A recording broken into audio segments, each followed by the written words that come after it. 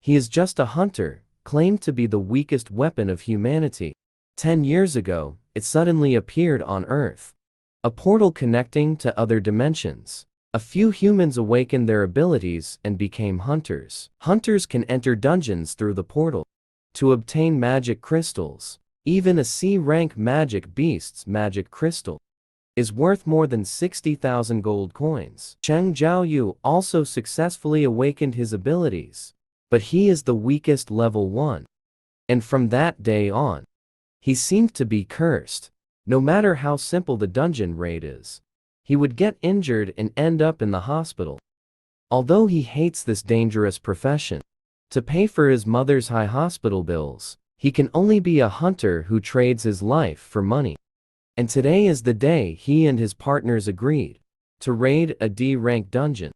After everyone gathered, they entered the dungeon. Sure enough, as soon as they entered the dungeon, Cheng Jiaoyu fell and broke his leg. His friend Xiaoxi immediately helped him heal and asked with concern why he didn't give up being a hunter. Cheng Jiaoyu could only awkwardly use boredom as an excuse to cover up his feelings. On the other side, after his teammates fought bravely, the magic beasts were quickly eliminated. Cheng Jiaoyu also received a level 1 magic crystal. Just as everyone was preparing to leave, they unexpectedly discovered a double dungeon.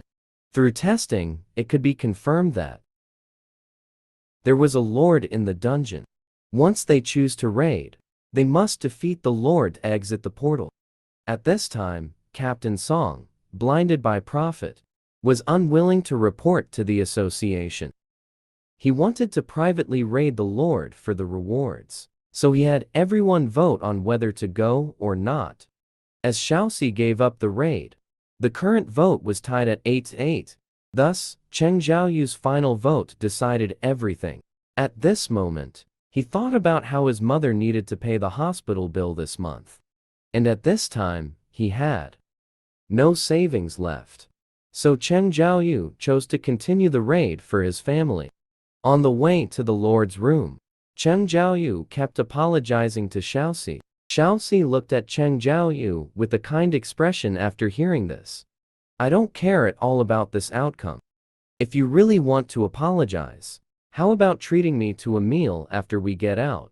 Cheng Jiaoyu blushed and agreed to this request. At the same time, the team also arrived at the door of the Lord's room. Captain Song was about to push the door to check.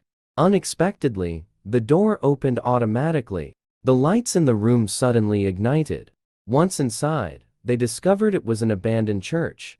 The stone statues around gave a chilling and terrifying feeling, especially the one in the center of the church, which looked particularly spine-chilling. Under everyone's investigation, no trace of the monster was found. At this time, a stone tablet inscribed with words caught everyone's attention. It wrote 3 rules. First, worship the gods. Second, praise the gods. Finally, prove your faith. Those who violate these rules will not be able to leave here alive. Just as Captain Song finished reading this sentence, a loud noise drew everyone's attention. The main door suddenly closed by itself. At this moment, a big guy couldn't take it anymore and wanted to leave. But just as he touched the door, a statue swung its axe at him. The D-rank hunter, the big guy, was instantly taken out. This sudden scene threw everyone into fear.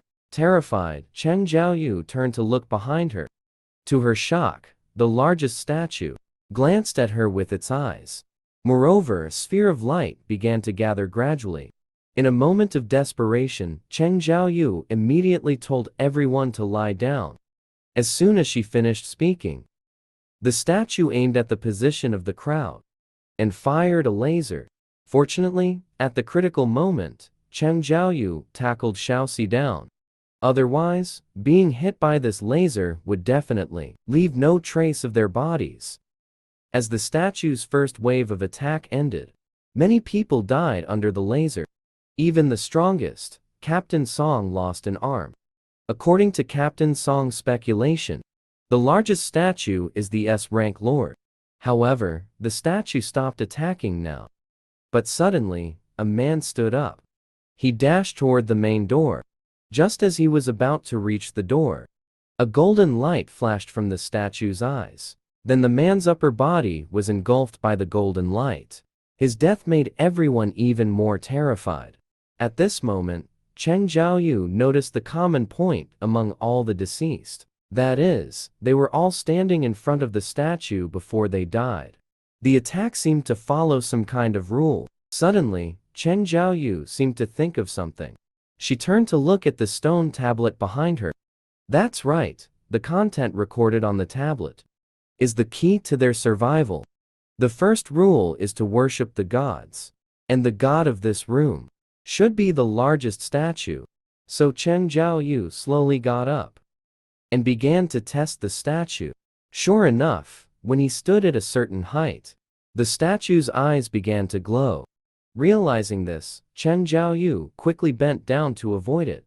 He could confirm that the statue only attacks those who stand at a certain height. Understanding the meaning of the first rule, Cheng Zhaoyu immediately instructed everyone to bow to the statue. After hearing this, everyone began to follow Cheng Zhaoyu's suggestion. And when the statue saw everyone bowing to it, it let out a chilling laugh. And all the attack stopped. Just when everyone thought they were saved, the statue began to tremble violently. It actually stood up in front of everyone. At the same time, it raised its foot to stomp on the crowd. Faced with the attack, everyone could only dodge. At this moment, Cheng Zhaoyu shouted to everyone, "The rule for this level should be to praise the god written on the tablet." Upon hearing the word praise, a confident zealot from the church stepped forward.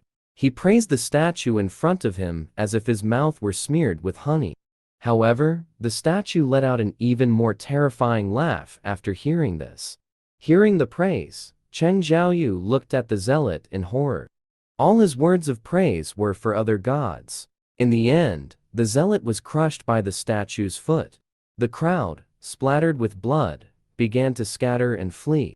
But the danger at this moment was not just from the largest statue. The statues around the temple would also launch attacks on the crowd. The fat man struck by the statue was instantly split in two. Cheng Zhaoyu kept thinking about how to praise the god. However, the beings in front of him were clearly demons. The fleeing crowd constantly had people struck by the armed statues. At that moment, Cheng Zhaoyu saw some statues holding musical instruments. It seemed that so far, the musical instrument statues had not yet attacked. So Cheng Zhaoyu urged everyone to seek refuge with the musical instrument statues. Sure enough, after Captain Song stood in front of the statue began to play music. Seeing this, Cheng Zhaoyu also pulled Xiaoxi and ran towards the statue. However, the statue in front of them did not start to play. Could it be that one statue can only protect one person? So Cheng Zhaoyu pushed Xiaoxi towards the statue and then went off to find other safe spots. Soon he identified a target. He dodged a sliding attack as the statue's foot landed. However, what he didn't expect was the statue in front of him was not holding a musical instrument, but a shield. Immediately, the statue raised the shield and smashed it towards Cheng Zhaoyu. Cheng Zhaoyu, caught in the attack, was severely injured, but the will to survive kept him crawling forward.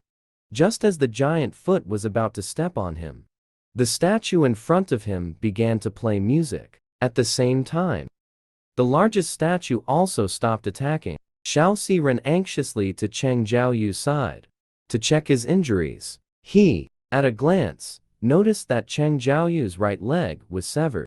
He hurriedly activated his powers to help Cheng Zhaoyu heal. But even with all his strength, he couldn't stop the bleeding. 17 people entered the room, but now only 6 remain. Among them, 2 were seriously injured. At this moment, the statue that had stopped attacking suddenly extended its arm, making a gesture of invitation. At the same time, an altar rose from the ground. Cheng Zhaoyu told everyone, "This should be the final challenge. That is to prove their faith." Hearing this, old Wang immediately summoned his sword, threatening Captain Song to go and make a sacrifice. After all, it was he who led everyone into the room. In the end, Captain Song also dragged his broken body to the front of the altar. However, the statue did not attack him, but a flame ignited behind him. It seems that the altar does not mean a sacrifice. So, Cheng Zhaoyu asked everyone to send him to the altar as well. It turned out that every time someone stepped up, a flame would ignite around the altar. After confirming safety, Cheng Zhaoyu let everyone enter the altar. Just as everyone stepped into the altar, the ground began to tremble violently.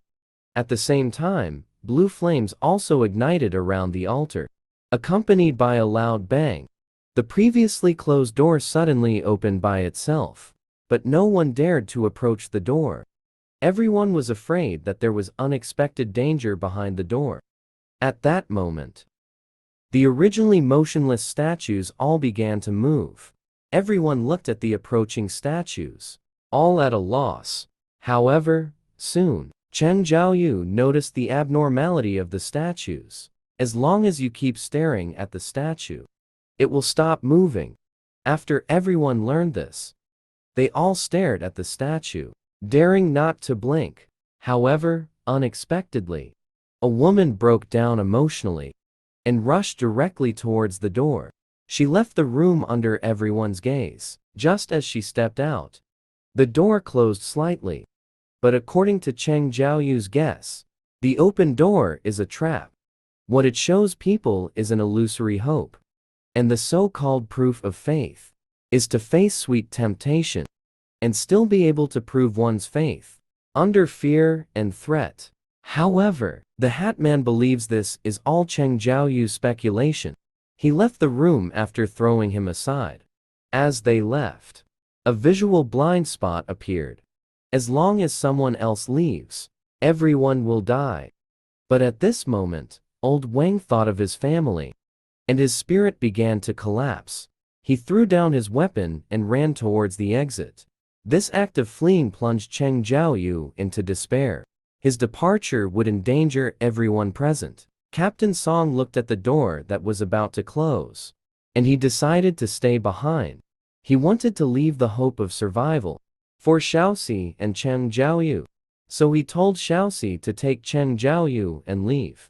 However, at this moment, Xiaoxi, having exhausted all her strength to help Cheng Zhaoyu heal, had already lost the strength to stand up. This meant Xiaoxi could not take Cheng Zhaoyu away. In the end, Cheng Zhaoyu made a decision. He decided to stay behind and let Captain Song take Xiaoxi away. After saying this, he began to fumble in his pocket, handing the Nike Level 1 magic crystal to Xiaoxi. I said I would treat you to a meal. You take this and go eat first. Once you get out of here, I will find you to get the rest of the money. But Xiaoxi would never leave Cheng Zhaoyu behind. Seeing this, Captain Song struck him unconscious. Then he carried Xiaoxi towards the main door.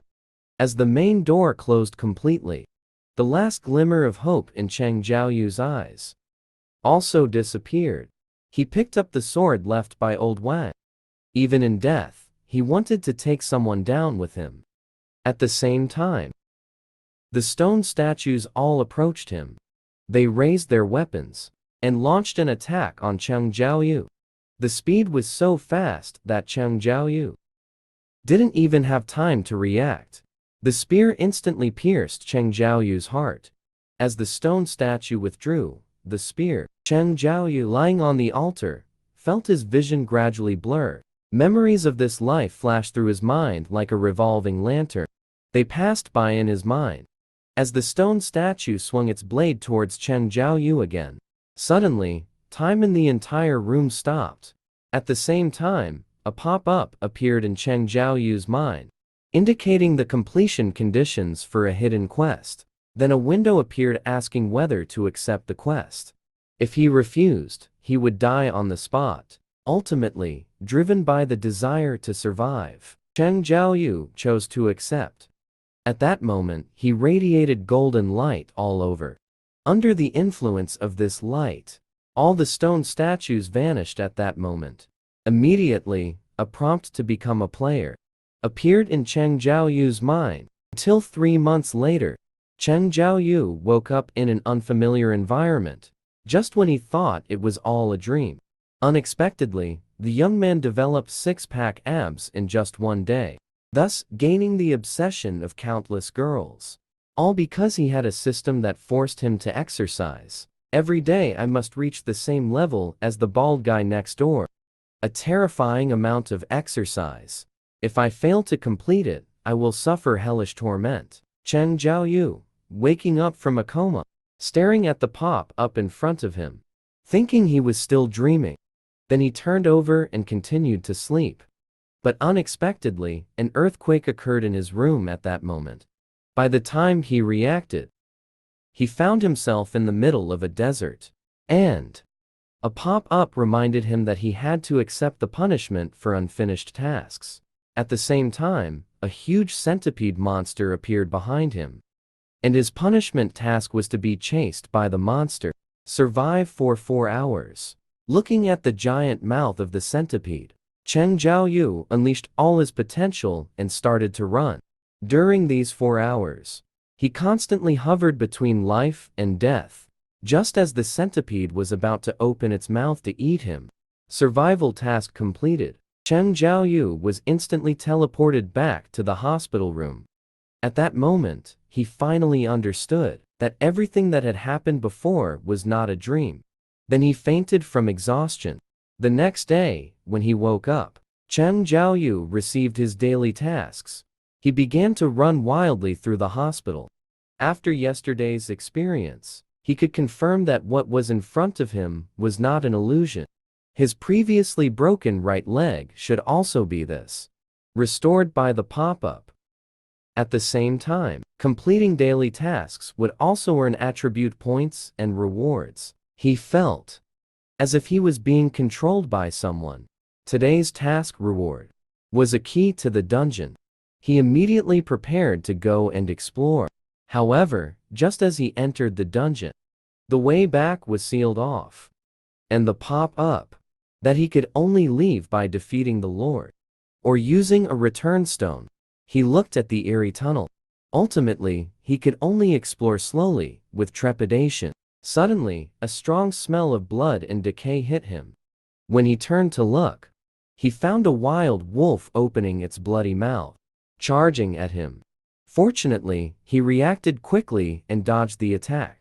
However, when Cheng Jiaoyu saw the appearance of the wild wolf, his legs couldn't help but tremble.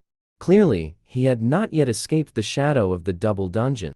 At that moment, the wild wolf launched an attack on him first. Cheng Jiaoyu narrowly dodged, but he noticed that his body had become very agile. Moreover, it felt like a power was awakening within him. So he used all his strength to charge at the wild wolf in front of him. Cheng Jiaoyu was instantly shocked by his own strength. As a level 1 hunter, he could actually send the wild wolf flying with a single punch. However, the wild wolf was not killed by this punch. Instead, it crazily launched an attack on Cheng Jiaoyu. But Cheng Jiaoyu, who was unarmed, simply could not inflict any fatal damage on the wild wolf. At this moment, he thought of the sword that old Wang had left behind in his backpack. He directly drew the sword and then swung it at the wild wolf's head. This strike directly split the wild wolf in half. With the death of the wild wolf, his level also increased. However, Cheng Jiaoyu had no time to rest. 2 wild wolves were attracted by the smell of blood. Cheng Jiaoyu immediately swung the sword to counter, but unexpectedly, the wild wolf bit down on the sword. Yet Cheng Jiaoyu felt his strength continuously increasing. With just a little effort, he killed the wild wolf. But after slaying 3 wild wolves, he still did not obtain the return stone. However, with the increase in his attributes, he also unlocked skills on his own. In order to get out, Cheng Jiaoyu continued deeper into the tunnel and kept slaying the wild wolves that blocked his path. until he had killed 1,000 of them. He received the title of Wolf Slayer. The sword in his hand was also about to break. Through continuous battles with the monsters, he could feel himself getting stronger. Finally, he reached the end of the tunnel. Suddenly, Cheng Zhaoyu felt a chilling aura blowing towards him. But in order to leave, he resolutely walked forward.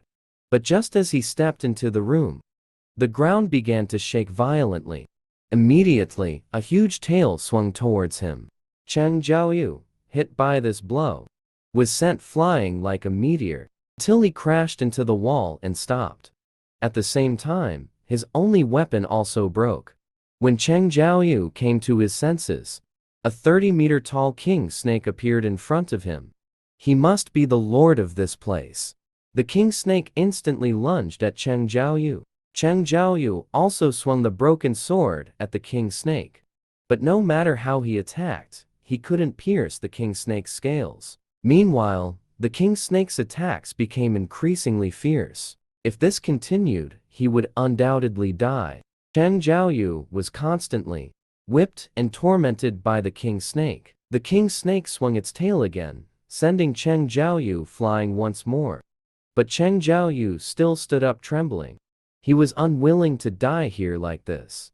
Then he charged at the king snake again. As Cheng Zhaoyu was continuously knocked away, he was constantly being tormented. The power within him finally broke free from its restraints. His power level soared directly to 48 points. Then Cheng Zhaoyu grabbed the king snake by its 9-inch mark. With sheer brute force, he crushed the king snake. With the fall of the king snake, it dropped 2 items: a paralysis short sword made from venomous fangs, and a vial of toxic liquid with side effects. Just then, the space suddenly began to tremble violently. The surrounding environment also transformed into the real world. Cheng Zhaoyu dragged his exhausted body towards the ground. But just as he exited the station, he felt a powerful, beastly aura. Sure enough, not far away, there was a Lord Beast, invading the real world from the underground city. At the same time, many hunters were engaged in fierce battles with the beasts. However, this makeshift team could not pose any threat to the beasts. At that moment, Cheng Zhaoyu saw in that team a familiar figure. It was the little stream that had been taken away by Captain Song. It seems that those who left earlier were not dead. But looking at the little stream, it seemed she had not yet come out of her fear. In order to help those people, he raised the broken sword in his hand, then concentrated all his strength into his wrist, and threw the broken sword at the earth-level lord. This strike directly broke through the beast's defenses. Then the beast's body began to. The hunter team, seeing the beast's abnormality, took the opportunity to unleash all their might, delivering a fatal blow to the beast. In the end, the beast died under the siege of the crowd. And the team leader immediately noticed the broken sword that had pierced the beast's defenses. He quickly picked up the broken sword and asked the armed team members, "Who threw this broken sword?" However, when he turned around, Cheng Zhaoyu had already left. In the days after returning to the hospital, Cheng Zhaoyu began to train frantically. Overnight, he transformed into a muscular man. Even his height and length increased by 30 centimeters, causing him to be afraid to use the bathroom in front of others. It seems that these are all side effects of adding attribute points to strength. If he continues to increase his strength, he might turn into a gorilla. But Cheng Zhaoyu still chose to allocate all attribute points to strength. After recovering, Cheng Zhaoyu just got home when he received a rent reminder call from the landlord. So he immediately went to find the assault team to make money. However, in the team before him, there isn't even a healer.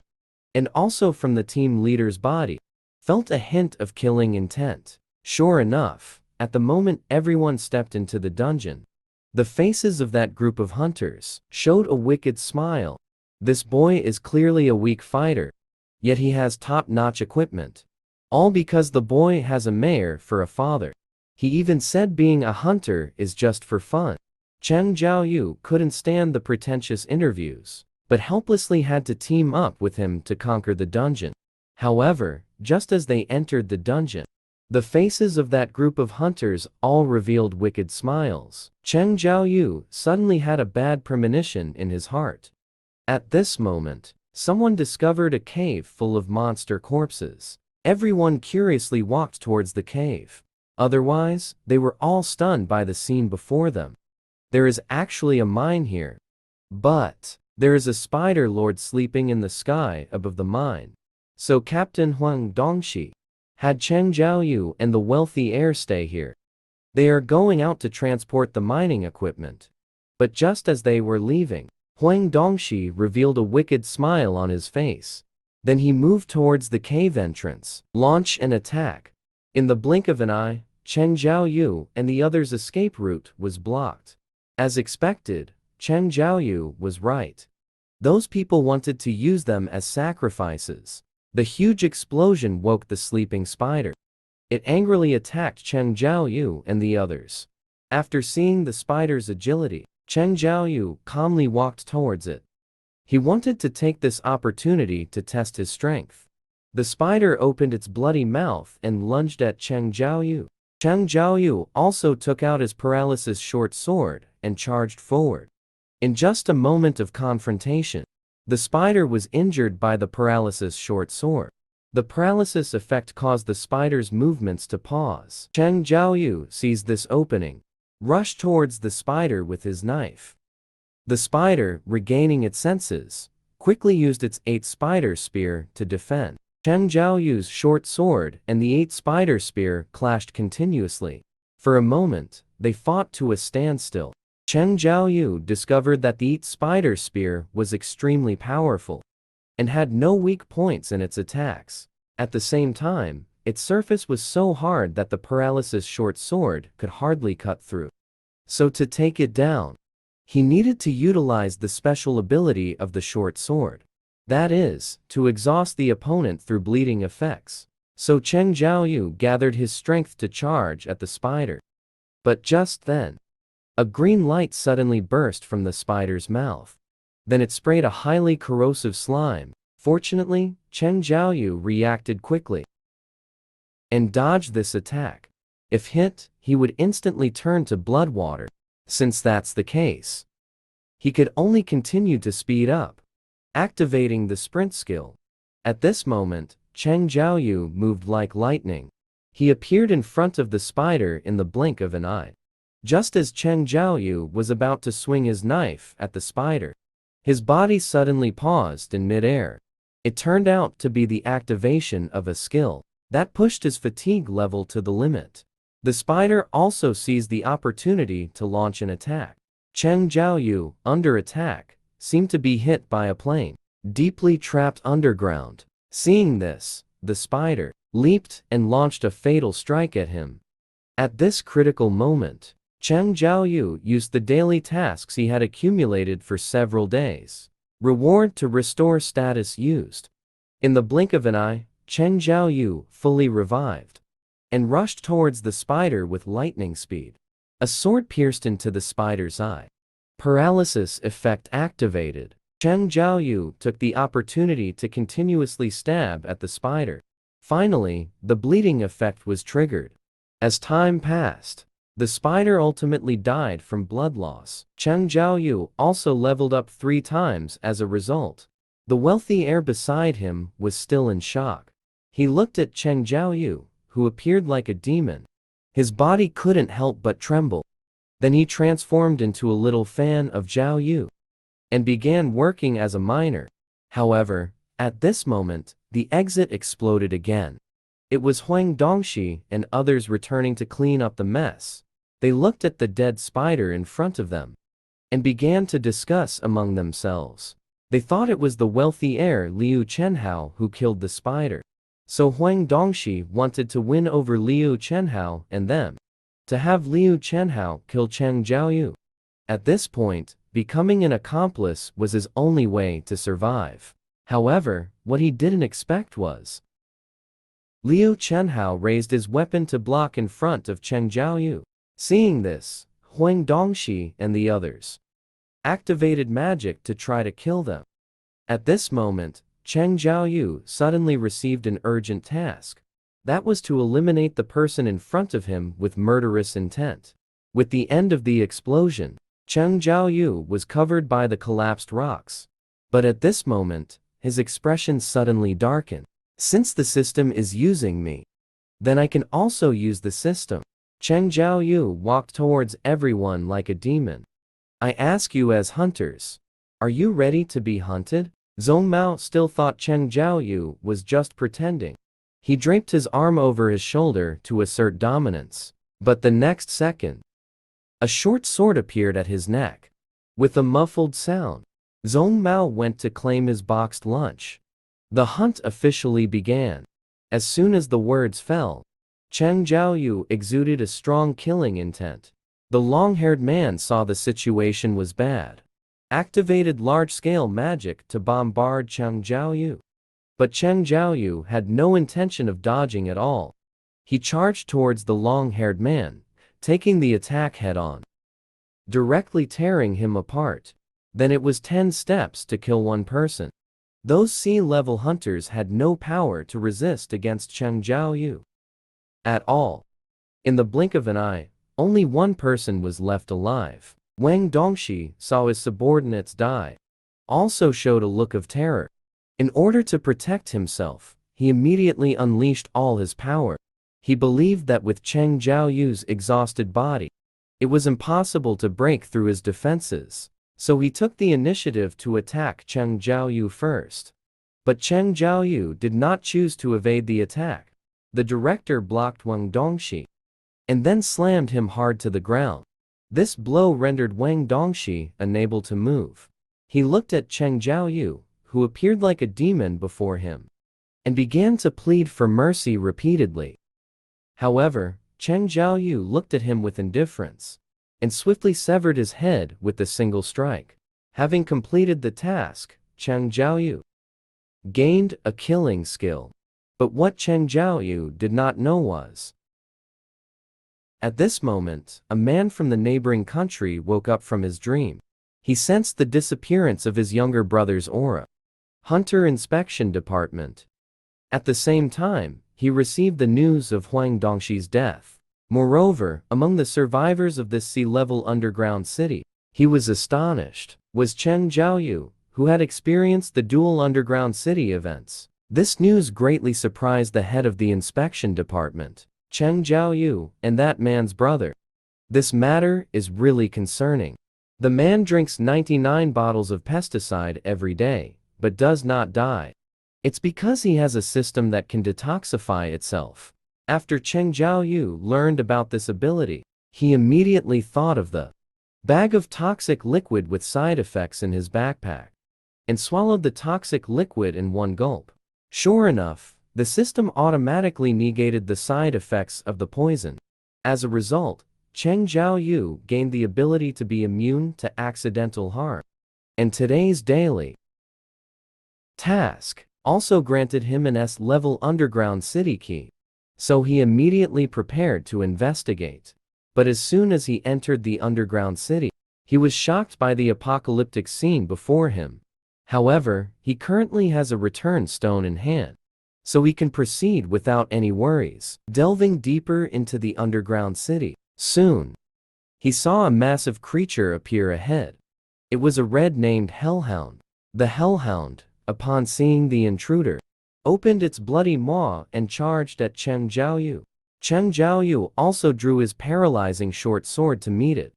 Unexpectedly, the previous title of Coyote also worked on the dog. The continuous attacks caused the Hellhound to emit howls of agony. It was utterly powerless against Cheng Jiaoyu's assault, so Cheng Jiaoyu used his killing intent skill, wanting to finish off the opponent. However, the resistance of hell creatures was too strong. The killing intent effect could neither harm them, nor would it cause the Hellhound to go into a frenzy. The Hellhound lunged wildly at Cheng Jiaoyu. Cheng Jiaoyu dodged while stabbing the paralyzing short sword into the Hellhound's eye. But to his surprise, the hellhound in a frenzy couldn't feel any pain at all. It immediately launched its second head to bite at Cheng Jiaoyu. Caught off guard, Cheng Jiaoyu's right arm was bitten. He was violently thrown 100 meters away. After being attacked, Cheng Jiaoyu's stamina plummeted. Fortunately, he barely saved his life thanks to his perseverance skill. Seeing the hellhound charge at him again, Cheng Jiaoyu quickly used a recovery effect. Fully revived, Cheng Jiaoyu narrowly blocked the hellhound's attack. Then he used all his strength to throw the hellhound away. Immediately after, he stabbed the hellhound's eye again with his short sword. Using his speed advantage, he fought the hellhound for 14 hours. Finally, exhausting it to death. Unexpectedly, a mere guard dog leveled him up by 4 levels. And he also obtained the key to the demon city. But Cheng Jiaoyu did not want to open the city gate, because with his current strength, entering the demon city would be a dead end. However, as soon as Cheng Jiaoyu returned to the real world, he received an urgent mission. In this mission, he encountered an acquaintance. It is indeed Captain Song, who experienced the dual underground city with me before. Not only that, the other team members are also survivors from that day. Shall see. Looked at Cheng Jiaoyu in disbelief. Tears of excitement streamed down. But before they could catch up, a mocking voice came over. They are the other participants in this underground city, and their identities are actually extremely vicious criminals. At the same time, the last to get off was a B-rank hunter. He was the purple-haired one from the inspection department responsible for guarding the prisoners. However, Cheng Jiaoyu looked at his back, but felt an ominous premonition. After entering the underground city, that group of criminals killed the monsters like madmen. Soon, the monster minions were completely slaughtered by them. However, as they continued deeper, they found 3 paths ahead. Cheng Jiaoyu instantly sensed the location of the Lord's room, so he decided to take the left passage with Captain Song. Hearing this choice, the purple-haired one gave Cheng Jiaoyu a charming smile. Although it was just for a moment, Cheng Jiaoyu noticed his little expression. In the end, everyone chose to split up. However, Cheng Jiaoyu had not walked far when a scream came from behind. So Cheng Jiaoyu and the others immediately turned back to check. But upon reaching their destination, they were all shocked by the scene before them. All the hunters had been taken down by the purple-haired one. Even old Wang, who had once teamed up with them, could not escape the purple-haired one's clutches. Cheng Jiaoyu stared at the murderous purple-haired one in front of him, asking him why he was doing this. But he did not answer. Instead, he directly launched an attack on Captain Song. In an instant, Captain Song was severely injured. Just as the purple-haired one raised his knife to finish off Captain Song, Cheng Jiaoyu rushed forward to block the blow. From Cheng Jiaoyu's gaze, the purple-haired one felt the threat of death, so he retreated repeatedly. But soon he started to laugh excitedly, because he was sure Cheng Jiaoyu was a second awakening. But the purple-haired one was not worried at all, because the combat experience of a hunter profession was also quite important, so he took the initiative to attack Cheng Jiaoyu. However, unexpectedly, the man was a pervert among perverts. As a hunter, he did not kill monsters, but instead killed people. Only because he hated those vicious criminals, so he often executed criminals in his own way. And each time he had to eliminate all eyewitnesses at the scene. Thus, he crazily charged at Cheng Jiaoyu. However, to his surprise, Cheng Jiaoyu easily took his attack, and Cheng Jiaoyu's gaze sent chills down his spine, so he had to use all his strength to strike at his opponent. Seeing this, Cheng Jiaoyu immediately swung his knife to counter. However, the purple-haired one's figure suddenly disappeared before him. Under the power, the purple-haired one moved like lightning. Soon, Cheng Jiaoyu could not keep up with his speed. Just as the purple-haired one was about to strike Cheng Jiaoyu, The nearby Shaoxi immediately activated her additional skills, speed spell and combustion spell, simultaneously stacked on Cheng Jiaoyu. At this point, the speed of both sides instantly reached a balance. The weapons of both sides kept clashing. The purple-haired sword could not determine the winner for a long time. He threw the short sword in his hand into the creek. Cheng Jiaoyu immediately blocked the attack with his body upon noticing. However, Cheng Jiaoyu, who took the attack head-on, was not injured. It turned out that the system had activated and issued a task on its own. Coming back to his senses, Cheng Jiaoyu immediately assumed an attacking posture. Then he charged at the purple-haired one. At the same time, he used the running skill. This explosive speed caught the purple-haired one off guard. Soon, the purple-haired one could not defend against Cheng Jiaoyu's attack. A cut appeared on his face.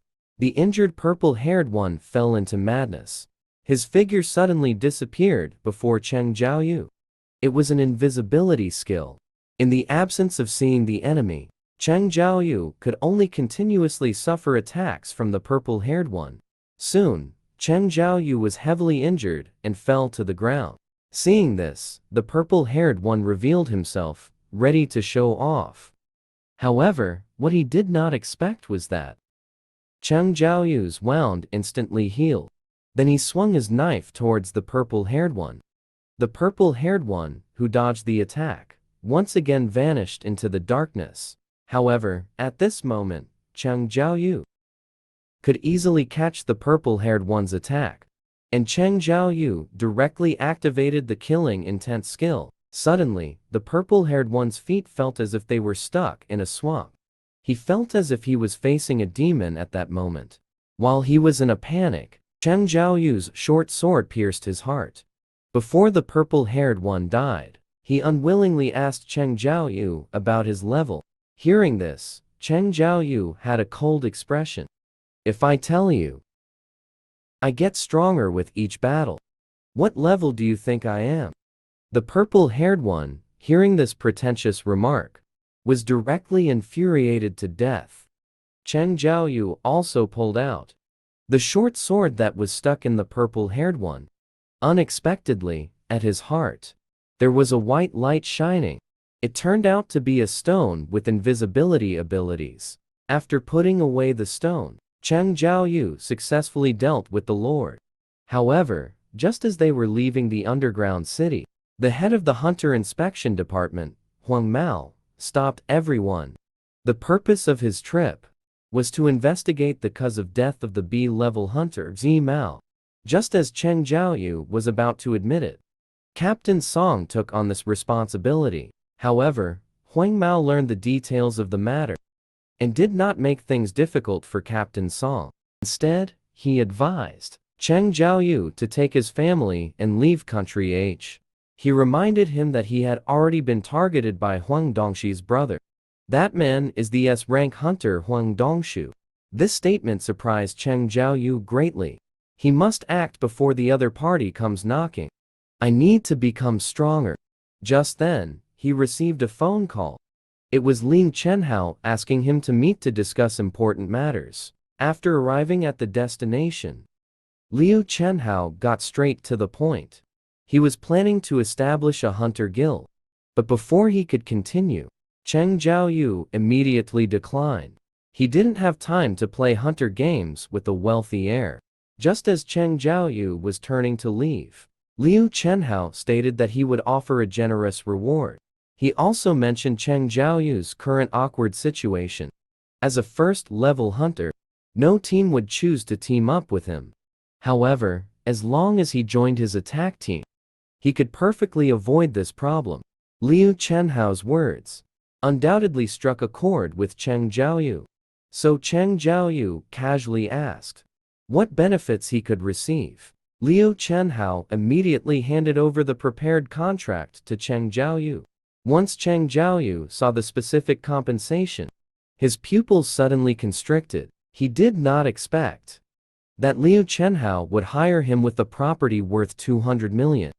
And all he needed to do was help him clear 19C rank dungeons. With such generous terms, There was absolutely no reason to refuse. However, Cheng Zhaoyu still made a request that this team was composed entirely of hidden talents, either sickly drunks or minors, only because Cheng Zhaoyu did not want to expose his own strength. So Liu Chenhao spent money to hire some extra actors. They opened the portal to conquer the dungeon. Only Cheng Zhaoyu and another person were needed. Just as the hidden talents were discussing their demise and where to collect the bounty, Liu Chenhao rushed out of the dungeon in a hurry. The actors looked at his disheveled appearance, thinking he had run away. But the next second, they showed expressions of terror. Because the portal had closed, that meant the boss had been defeated. Liu Chenhao excitedly looked at everyone, telling them to gather at the entrance of the next dungeon. Today's task is to defeat 3C rank dungeons.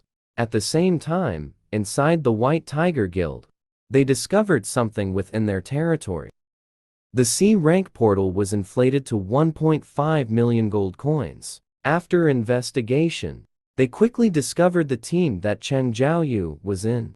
This news instantly caught the interest of the greasy-haired man. So he ordered everyone to investigate information about Cheng Zhaoyu and Liu Chenhao. After all, Cheng Zhaoyu has escaped from 3 disastrous incidents unscathed. So based on his speculation, Cheng Zhaoyu must be the legendary Second Awakener. Therefore, the greasy-haired man decided to personally investigate Cheng Zhaoyu. At this time, Cheng Zhaoyu was battling monsters in the dungeon. As he swung his weapon, the monsters in the C-rank dungeon could only serve as experience points for his level up. With the increase in level, the practical skills he gained became more and more numerous. But at this moment, an urgent mission caught Cheng Zhaoyu's attention. It was a job transfer mission issued by the system. Meanwhile, the greasy-haired man arrived at the entrance of the dungeon. They were attacking, but he was stunned by the scene before him. He saw that the members of the assault team were all slacking off. Through inquiries, he learned that only 2 people entered the dungeon each time. This news excited the greasy-haired man. He was sure that Cheng Zhaoyu was a rare super hunter. At this time, Cheng Zhaoyu and his companion also exited the dungeon. He told Liu Chenhao to cancel all the dungeons for tomorrow. As soon as he finished speaking, the greasy-haired man approached Cheng Zhaoyu. He invited Cheng Zhaoyu to the White Tiger Guild headquarters, then said that their White Tiger Guild would offer him double the price of Liu Chenhao, inviting him to join. However, Cheng Zhaoyu felt no waves in his heart after hearing this. How much is the White Tiger Guild building worth, that you would offer such conditions? This question surprised the greasy-haired man. The current market value should be around 300 million. So are you saying you want to give me this building? The conditions Liu Chenhao offered me were a building worth 200 million. If you offer double, it seems that even giving me the White Tiger Guild building wouldn't be enough. Hearing 200 million gold coins, the greasy-haired man was shocked. Such a large amount has already exceeded his authority. He needs to discuss it with the guild's higher-ups. However, Cheng Zhaoyu turned around and left directly after hearing this. And he suddenly fell into an invisible state. The greasy-haired man's face was instantly slashed. About my matter. You are investigating me behind my back, right? Faced with the threat of death, the greasy-haired man admitted to this matter. However, Cheng Zhaoyu appeared very calmly in front of the greasy-haired man. He stated that he did not want his matters to be known by more people. At the same time, Cheng Zhaoyu knew that currently the White Tiger Guild has no teleportation portal that can train new hunters, so he began to negotiate a deal with the greasy-haired man. He can sell them the 3C grade teleportation portals he has reserved, each for only 2 million gold coins. However, this price far exceeds what the greasy-haired man can afford. A C-grade teleportation portal can only be worth up to 1.2 million gold coins. But after saying this, Cheng Jiaoyu stated that the deal is on. The requirement is to transfer 3.6 million immediately. At the same time, he took out a bottle of red potion and poured it into the greasy-haired man's mouth. In the blink of an eye, the wounds on his face healed. This made the greasy-haired man feel even more that Cheng Jiaoyu's strength is unfathomable. The assassination system's invisibility ability, combined with the healing system's recovery skill, this has never happened in history. The type of profession. At this time, the departing Cheng Jiaoyu also received a call from Liu Chenhao. He has already received the gold coins from selling the teleportation portals. Meanwhile, the greasy-haired man who returned to the guild was nearly driven to death by anger, because there are plenty of C-grade teleportation portals in their area, and the prices are all below 60,000 gold coins. The greasy-haired man trembled with rage. Not only did he fail to dig up Cheng Jiaoyu, but he was also scammed out of over 3 million gold coins. At this moment, Cheng Jiaoyu was walking alone towards the job change dungeon. However, what he didn't know was that the moment he stepped into the job change dungeon, the real game was about to officially begin. He is the most loyal knight, guarding the empty throne for a full 3,000 years. Any creature that disturbs the throne will be killed by him. But now, Cheng Jiaoyu's first job change task is to defeat him. However, the killing intent radiating from Yejilite made Cheng Jiaoyu shiver with fear. Before Cheng Jiaoyu could react, Yejilite swung his great sword at Cheng Jiaoyu. Fortunately, Cheng Jiaoyu reacted quickly enough and dodged. If hit, he would definitely be torn apart. Taking advantage of the moment Yejilite sheathed his great sword, he lunged for his heart.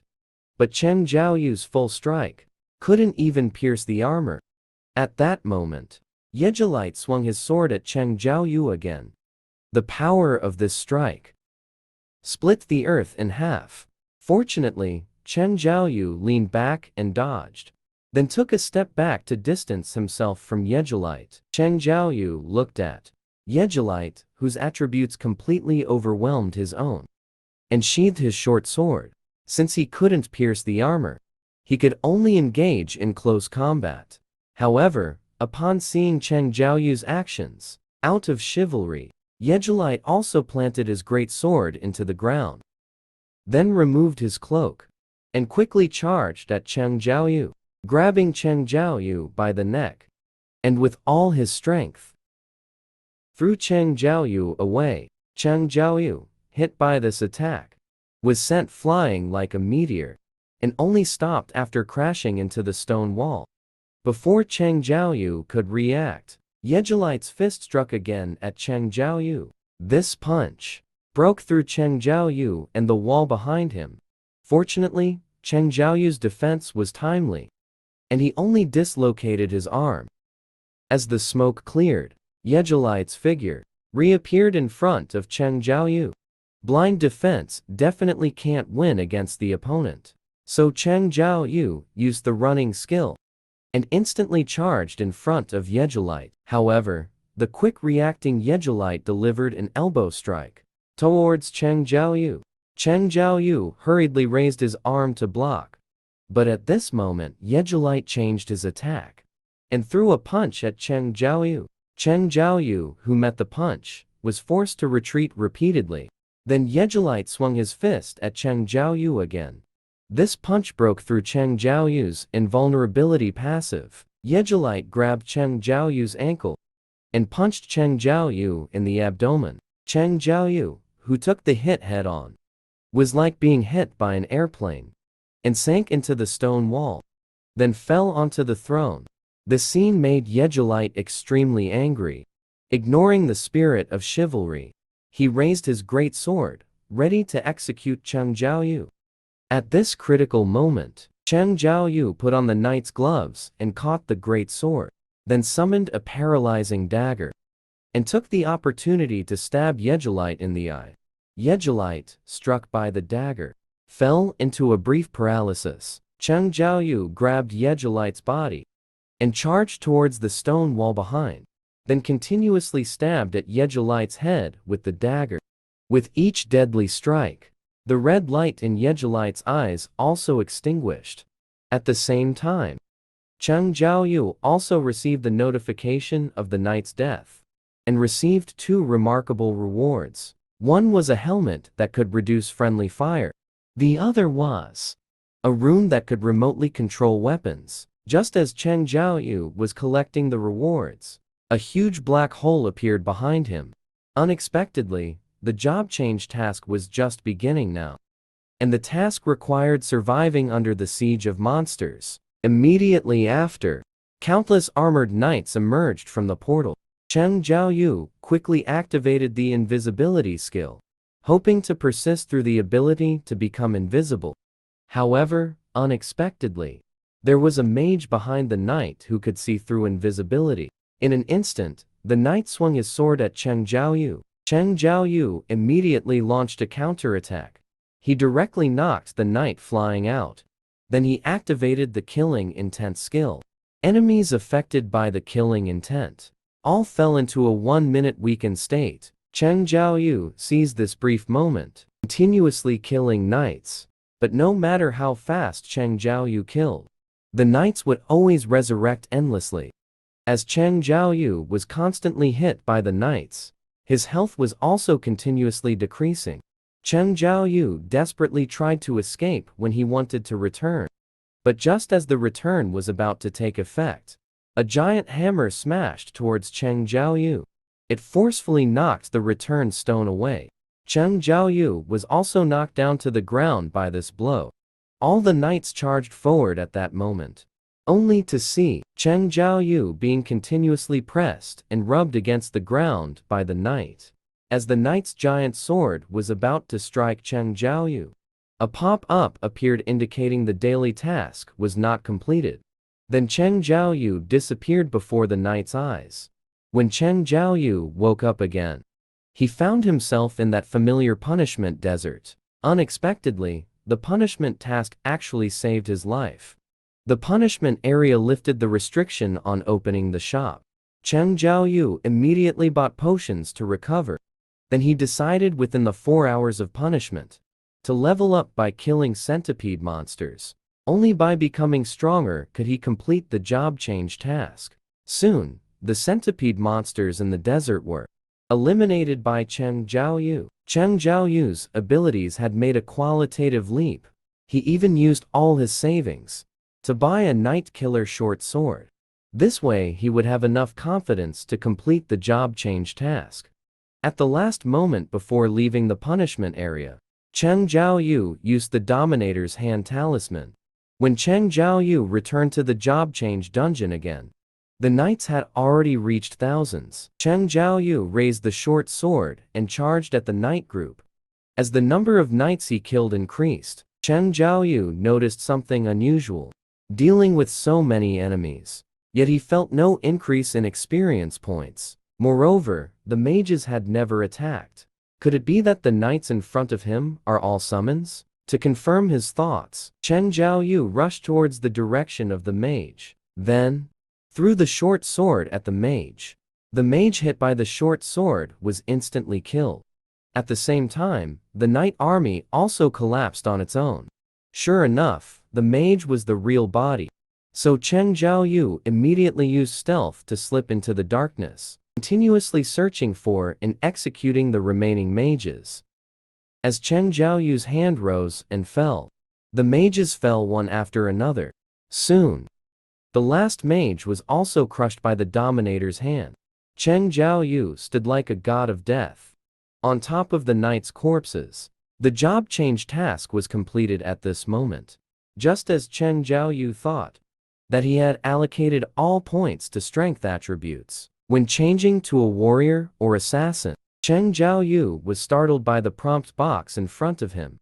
Players constantly hover between life and death, desiring power but not relying on teammates. So, this undead army that obeys you will help. Then your profession is the necromancer who can summon the undead legion. Cheng Jiaoyu could not accept this outcome, because he had never allocated points to intelligence attributes. So Cheng Jiaoyu wanted to refuse this profession. But the system again prompted that the necromancer is a hidden profession. This prompt left Cheng Jiaoyu in a dilemma. At the same time, he also noticed everything that had just happened in the job change dungeon seemed to be deliberately shown to him. If he could have a team of his own, and also have combat power himself, perhaps in the future he could conquer high-level dungeons alone. In the end, Cheng Jiaoyu chose to accept the necromancer profession. However, at this moment the system prompted again. Due to the points gained from the job change task exceeding the achievement limit, the player will change from necromancer to shadow lord.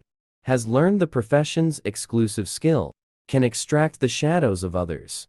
At the same time, please specify a command for the shadow extraction skill. Cheng Jiaoyu didn't even think about it, and decided it would be, stand up. As soon as these words were spoken, the shadows of the surrounding knights rushed out. Dozens of shadow warriors approached Cheng Jiaoyu. At his current level, he can save 20 shadow warriors. Cheng Jiaoyu looked at the powerful shadow warriors in front of him, suddenly remembered something. Can he extract the shadows of high-level knights? Just then, in front of Yejulite, a prompt to extract shadows appeared. Cheng Jiaoyu walked up to Yejulite and said, stand up, to his shadow. However, what Cheng Jiaoyu did not expect was the shadow extraction actually failed, and there were only 2 chances left to extract shadows. Indeed, the strong have their dignity. The second extraction still failed. Cheng Jiaoyu looked at the throne beside him. What's the use of guarding this empty throne? Why not guard me instead? Stand up. As soon as the words fell, Yejulite's shadow rushed out from within. Indeed, she still retained her strength from her lifetime. From today on, your name will be Yejulite. At the same time, my shadow army, please take care of me from now on. However, what Cheng Jiaoyu did not know was, at this time, S-rank hunter Huang Dongshu had already arrived in Country H. His purpose for coming this time was to kill Cheng Jiaoyu, to avenge his brother. Meanwhile, Cheng Jiaoyu went to test the strength of the shadow army. He went to a C-rank dungeon to try it out. However, just as he stepped into the dungeon, the entrance of the dungeon suddenly turned red.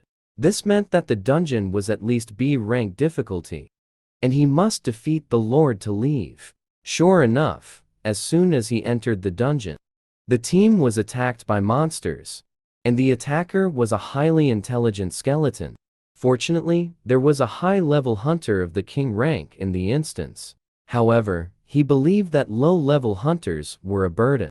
He took away all the hunters with combat power, and left the low-level hunters to fend for themselves. Meanwhile, the appearance of the red teleportation portal also attracted S-rank hunters Bai Love Hui and Huang Dongshu, and their purpose was the number of Cheng Jiaoyu's shadow army. Once again, it welcomed an increase.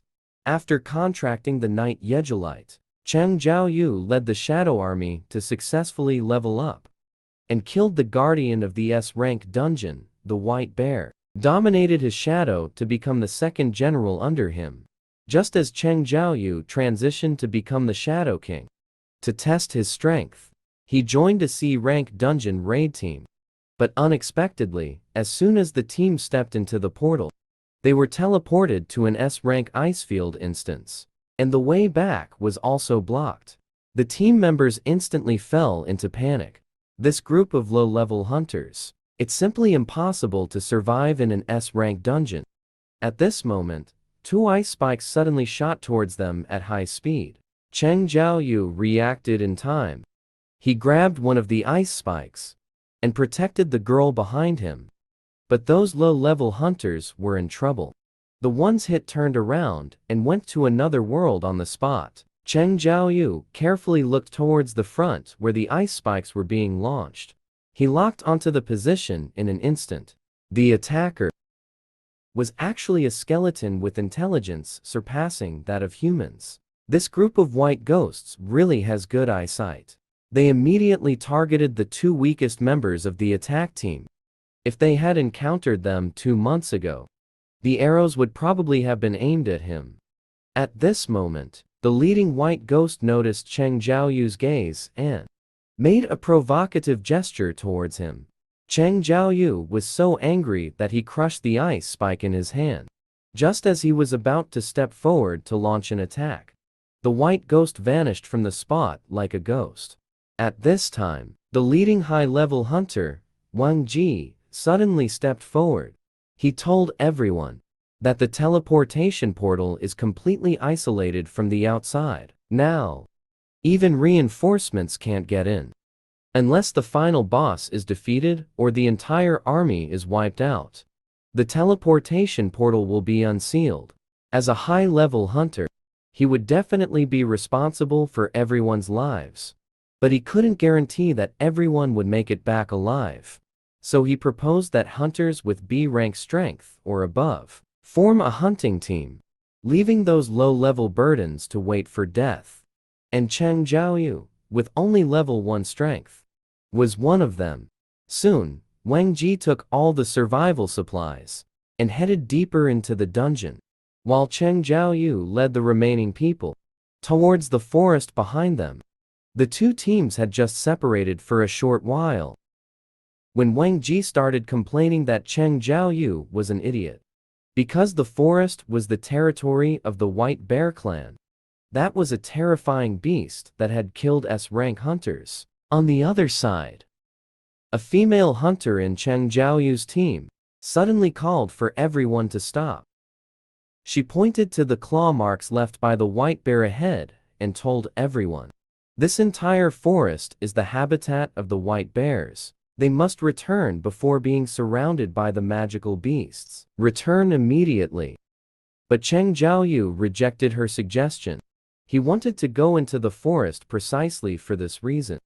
Because compared to the highly intelligent white ghosts, the simpler-minded white bears are easier to deal with. The large number of white bears here indicates that there are no magical beasts capable of killing white bears in the forest. So there's no need to worry about stronger magical beasts appearing.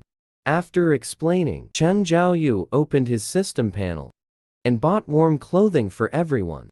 Unexpectedly, this action left the team members in shock. Because in their understanding, subspace magic can only summon 2 or 3 low-level items. But Cheng Zhaoyu was able to summon so many at once. He must be hiding his strength. Just as everyone was about to ask something, a sudden sound of footsteps came from deep in the woods, interrupting them. In the next second, a 10-meter-tall white bear charged out fiercely. The team members scattered and fled. At this moment, Cheng Zhaoyu stood in front of the white bear. This experience points right in front of him should not be wasted. In an instant, he switched his title to that of a beast. The monster damage bonus of the coyote hunter, facing the white bear's fierce attack. Cheng Zhaoyu dodged and jumped into the air. With just the power of his body, he punched the white bear on the head. Accompanied by a violent explosion, the white bear peacefully reincarnated in another world. This scene once again stunned all the team members.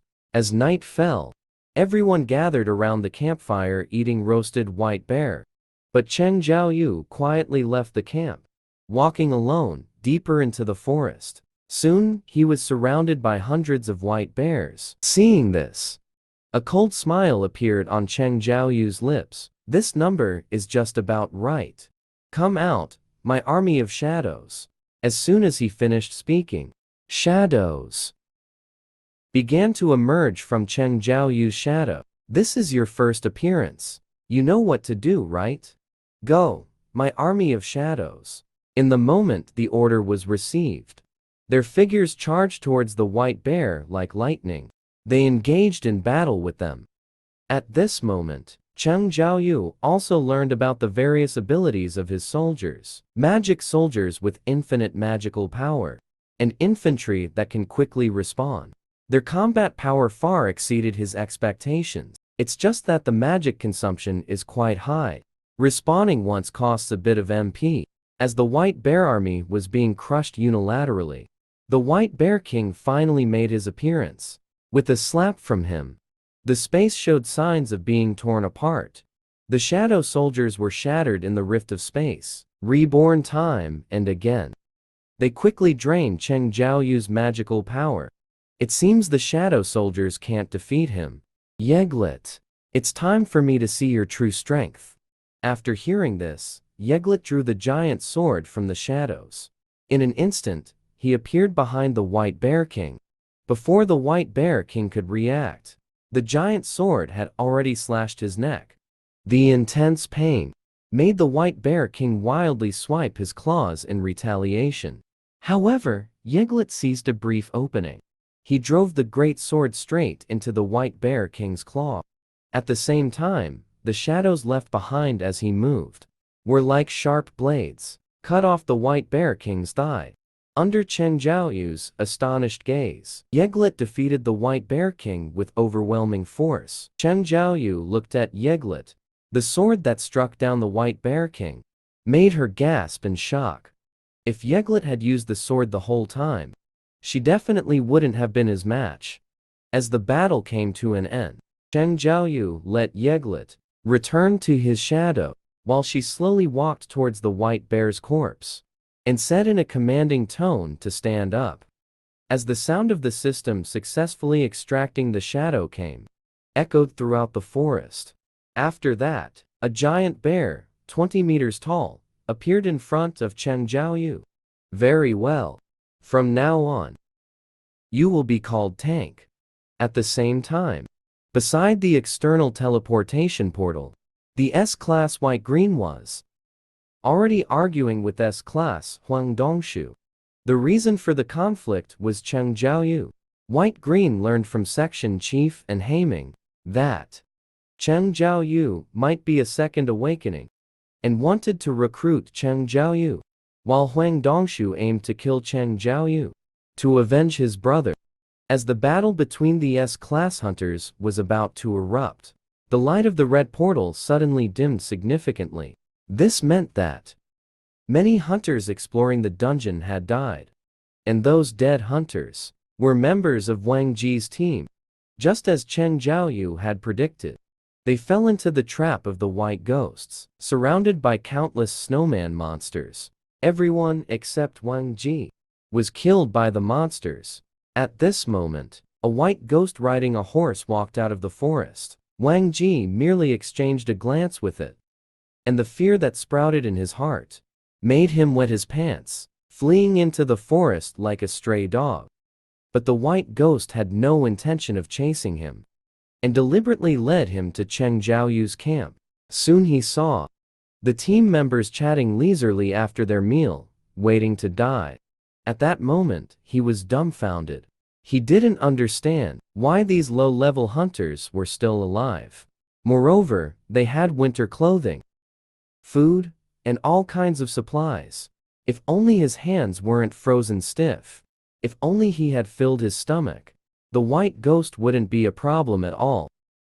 In an instant, he vented all his anger from failure onto these people, preparing to seize their supplies, then kill those he deemed selfish, low-level hunters. However, just as he was about to act, Cheng Jiaoyu's palm struck the back of Wang Ji's head. Wang Ji, hit by this blow, flew out like a meteor and passed out immediately. A person who put his companions in danger has no right to talk nonsense here and brings so much trouble. Upon hearing this, everyone suddenly reacted and looked towards the direction of the killing intent behind them. Only then did they realize the camp had already been surrounded by over 20 white ghosts. It turns out there really is talent among the trash. Cheng Jiaoyu sneered after hearing this. You aren't referring to us as trash, are you? The white ghost leader was stunned by this remark. How do you know our language? Cheng Jiaoyu was also stunned, not understanding why he could converse with them. Could it be because of the system? The White Ghost King seeing Cheng Zhaoyu's reaction, suddenly burst into a sinister laugh. What an interesting guy you are. You are clearly not human. Why do you stay with humans? What's the use of guarding this empty throne? You might as well guard me. Cheng Zhaoyu's shadow army was about to level up again. After contracting with Yeglet and the White Bear, Cheng Zhaoyu killed a level 1 hunter. The king level extracted his shadow, gaining the first warrior close to S level strength. Just as Cheng Zhaoyu was surrounded by the 100 Ghost tribe, the 100 Ghost King also revealed his intentions. He pointed to the subordinate beside him, and it was the one that had just entered the instance to provoke Cheng Zhaoyu. I want to introduce you to a friend.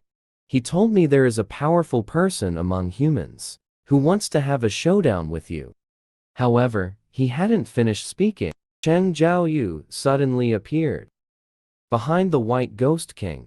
As blood splattered in the air, the White Ghost immediately knelt on the ground, dying on the spot.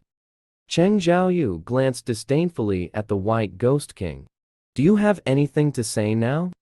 But the White Ghost King did not feel sorry for his subordinate's death. Instead, he let out a sinister laugh. What an interesting guy you are. At that moment, Cheng Zhaoyu was forced to retreat repeatedly by the terrifying pressure emanating from the White Ghost King. You are clearly not human. Why are you with humans? Cheng Zhaoyu was stunned in place upon hearing this, thinking the other party was talking nonsense. But the White Ghost King pointed to his own head and told Cheng Zhaoyu that a command kept echoing in his mind: to kill humans. But when facing Cheng Zhaoyu, he couldn't hear that command, so he ruled out the possibility of Cheng Zhaoyu being human. Therefore, he didn't want to be enemies with Cheng Zhaoyu. As long as he left those humans behind him, the two might even become friends. Cheng Zhaoyu was taken aback.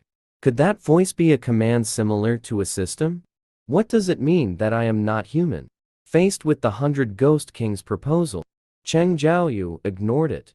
Instead, he prepared to extract some information about the system, asking them who they really were and why they wanted to kill humans. But just as the White Ghost King was about to answer, his figure seemed to freeze like a computer crashing, repeating the previous proposal over and over. Cheng Zhaoyu looked at everything in front of him and was momentarily stunned. What on earth is going on? Faced with the White Ghost King's relentless pressure, Cheng Zhaoyu firmly refused to hand over the humans behind him. The White Ghost King reacted after hearing this answer. His expression instantly darkened. So you plan to fight us? Do you think you can make up for the numerical disadvantage? Cheng Zhaoyu grinned after hearing this. Who do you think is at a disadvantage? As soon as he finished speaking, countless shadow soldiers suddenly emerged from Cheng Zhaoyu's shadow. The leading shadow, White Bear, made the jaws of the team drop in shock. But the White Ghost King remained unfazed upon seeing this. It's just a little trick. However, he hadn't finished speaking when countless shadow soldiers charged into the White Ghost camp and began to fight with them. Watching the chaotic battle in front of him, Cheng Zhaoyu understood that although his army had a numerical advantage, the magic wouldn't last long. Even if the soldiers could continuously respawn, if they were continuously slaughtered, they would still dwindle in number. Although the shadows, after leveling up, were enough to deal with the White Ghost soldiers, the White Ghost King was the real problem. That guy's level is very high. Even if I team up with Yeglet, it would be hard to win. In his thoughts, he glanced at the unconscious Wang Ji. If I can extract a stronger shadow, then I can change the situation. Soon, Cheng Zhaoyu came up with a perfect plan to defeat the White Ghost King. He gathered his power in his left leg and lunged towards the White Ghost King. At the same time, the sword at his feet was kicked next to Wang Ji. Then Cheng Zhaoyu made a jumping slash, aiming for the White Ghost King's head. The White Ghost King stepped back to dodge the attack and stepped on Cheng Zhaoyu's dagger. At that moment, Cheng Zhaoyu's dagger suddenly erupted with lightning The dagger in his other hand stabbed straight towards the White Ghost King's head. However, this move was still easily blocked, and the White Ghost King counterattacked, kicking Cheng Jiaoyu hard in the stomach, kicked him dozens of meters away. Just as the White Ghost King was about to press the attack, a brilliant sphere of light suddenly appeared in the sky and smashed towards the White Ghost King. This was a full-force strike, launched by countless magical soldiers through self-detonation. Cheng Jiaoyu watched the scene before him and grinned. Thanks to these magical soldiers buying time, it's time for the clown to make an appearance. Cheng Jiaoyu stared at the sea of fire created by the explosion. Stop being cryptic. I know you won't die so easily. Come out already. As soon as he finished speaking, a black figure slowly appeared in the sea of fire. The White Ghost King laughed maniacally. Your soldiers are not even worthy of scratching my itch. After saying that, he lunged towards Cheng Jiaoyu. But Cheng Jiaoyu faced the attack without any intention of dodging. At that moment, a girl watching the battle suddenly shouted anxiously at Cheng Jiaoyu, "Watch out behind you." It turned out that Wang Ji, after regaining consciousness, picked up the long sword that had been kicked next to him and launched a sneak attack on Cheng Jiaoyu. In an instant, Cheng Jiaoyu found himself in a situation of being attacked from both sides. Seeing this, the White Ghost King sneered at Cheng Jiaoyu. It seems that both that human and I have the same goal, to kill you. However, in the next second, the White Ghost King's pupils violently constricted. It seems that my predictions were correct. In an instant, Cheng Jiaoyu's shadow began to spread wildly in all directions. Hidden in the darkness, Yeglet pierced Wang Ji's heart with a single strike. Cheng Jiaoyu glanced at Wang Ji behind him as he stood up. In an instant, Wang Ji's corpse was devoured by the shadow. Shadow extraction successful. Please name the soldier. Cheng Jiaoyu looked at the warrior kneeling before him and nodded in satisfaction. After enhancement, its size has increased. Since you follow the king, from now on, you shall be called King Ain. And just as Cheng Jiaoyu was naming the shadow, Yeglet had already been defeated by the 100 Ghost King. Just as the dagger in the 100 Ghost King's hand was about to strike Cheng Jiaoyu, King Ain suddenly let out a roar. This is precisely the shout of his skill, provocation. It can taunt enemies, forcing them to attack him. Indeed, the White Ghost King, caught in a taunt state, gave up his attack. Cheng Jiaoyu turned and lunged at Ain, but Ain has tough skin and thick flesh. The White Ghost King's attack could not inflict fatal damage on him, but Ain's movements were slow and could not hit the White Ghost King. With movements this slow, you still think you can win against me? No way. Cheng Jiaoyu grinned upon hearing this. Oh, really? Then the three of us will attack together. As soon as the words fell, the dead Yeglet revived once again. Cheng Jiaoyu. The three began to gang up on the White Ghost King. While the White Ghost King kept dodging attacks, Cheng Jiaoyu seized his opening. The dagger pierced the White Ghost King's arm. Paralysis effect activated. Bleeding effect activated. Cheng Jiaoyu couldn't believe it. The White Ghost King could actually avoid a vital hit in this situation. Then the system displayed, due to the White Ghost King's high defense, abnormal effects automatically. On the other side of the battlefield, the White Bear had already led his subordinates to wipe out all of the White Ghost King's subordinates. Seeing this scene, the White Ghost King was furious and madly charged at Cheng Jiaoyu. He understood that as long as he took him down, the shadow soldiers would all disappear. Facing the attack, Cheng Jiaoyu drew his dagger and threw it at the White Ghost King. The White Ghost King easily dodged the attack, while not forgetting to taunt, "You fool! Are you really going to fight without a weapon?" Taking advantage of the White Ghost King's carelessness, Cheng Jiaoyu activated the hand of the controller. The original dagger suddenly changed direction, accelerating towards the White Ghost King. The White Ghost King was just about to dodge Aang suddenly emerged from the ground and tightly embraced the White Ghost King, while a fireball spell of magical ice also came crashing down. Aang was directly blown to ashes. But what was unexpected was, the White Ghost King only had his clothes burned off, did not suffer any substantial damage, immediately gathered energy to charge at Cheng Jiaoyu. But just at that moment, a knife wound suddenly appeared on the White Ghost King's abdomen. It turned out that Cheng Jiaoyu had teleported right in front of the White Ghost King using shadows. The paralysis effect was triggered again. Aang seized this opportunity, wielding the giant sword, and struck fiercely at the White Ghost King. As the explosion from this strike ended, a system prompt appeared in the dungeon. The master has been eliminated. But even so, Aang continued to smash down towards the ground. Cheng Jiaoyu quickly stopped him. Unexpectedly, even though he had turned into a shadow, he was still so foolish. After recalling the Shadow Army, he left. The portal to the dungeon opened. The crowd waiting outside saw hunters emerging from the portal one after another, and were so excited they almost cried, thinking that Wang Ji had really succeeded in defeating the dungeon. However, until the portal disappeared, Wang Ji's figure was still not seen.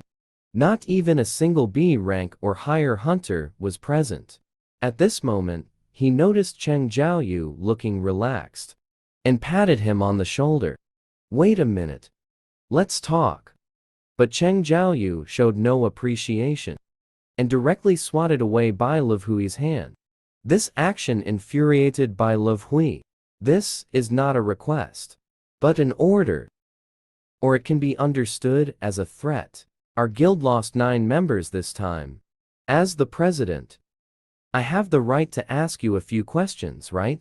Cheng Jiaoyu glanced at him disdainfully after hearing this. "So what? I saved the remaining 3 people. Since you are the president, shouldn't you thank me first?" These words left Bai Levui speechless, and he could only helplessly let Cheng Jiaoyu go. Then he looked at the side, at Director An. "I can sense that there is an unusual power within him that even makes me feel fear. So at all costs, we must make him join our guild." On the other side, Cheng Jiaoyu was driving in frustration. During the process of extracting the shadow of the Demon King, due to the huge gap in ability levels, he ultimately failed 3 times. He was playing with the short sword dropped by the Demon King in his hand. After thinking for a moment, it seems he needs to hurry up and get stronger. It's time to go to that place. Cheng Jiaoyu was hopelessly heading towards destruction. After failing to extract the shadow of the Demon King, he concluded that his strength was too weak. In order to quickly gain power, he actually opened the gate to hell. After the gate to hell opened, a task pop-up suddenly appeared in front of Cheng Jiaoyu. "Please eliminate 10,000 hell demons. Reward: choose 1 item from the shop. 20 attribute points and a hidden reward." After reading the task, Cheng Jiaoyu excitedly clenched his fists. The task rewards are quite generous. As long as the task is completed, he can obtain items worth over 10 billion in the shop. Therefore, Cheng Jiaoyu did not hesitate and pushed open the door to the trial ground. Immediately, he was stunned by the scene before him. He didn't expect this place to be a real-life dungeon. Its range even covered the entire H country. Just as Cheng Jiaoyu was in shock, countless demon guards appeared in front of him. Cheng Jiaoyu ruthlessly drew his short sword and charged towards the demon army. As the distance he traveled increased, the strength of the demons gradually grew stronger. At the same time, the experience gained from killing monsters also increased. Usually, leveling up requires clearing 9C level dungeons. But here, it only takes 4 hours to level up once. However, as the level increases, the experience required for leveling up will also increase, and the leveling speed will become slower and slower. When he last saw Bai Levui, he felt that his current level and strength had not yet reached the standard of an S-level hunter. Therefore, to get stronger, he must accelerate his leveling up. He immediately decided to enter the second level of the demon city, to challenge stronger demons. As the pass was crushed, the light of a magic circle instantly shot up into the sky.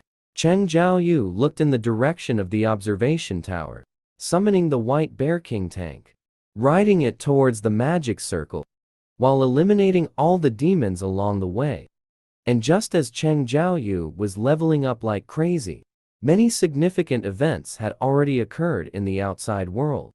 The Hunter Association was in complete chaos. First, in the east of the a lord of an 11-level dungeon appeared.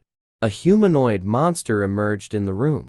The magical power emanating from it far exceeded the standards of the dungeon, easily knocked out all the high-level hunters attempting to conquer the dungeon.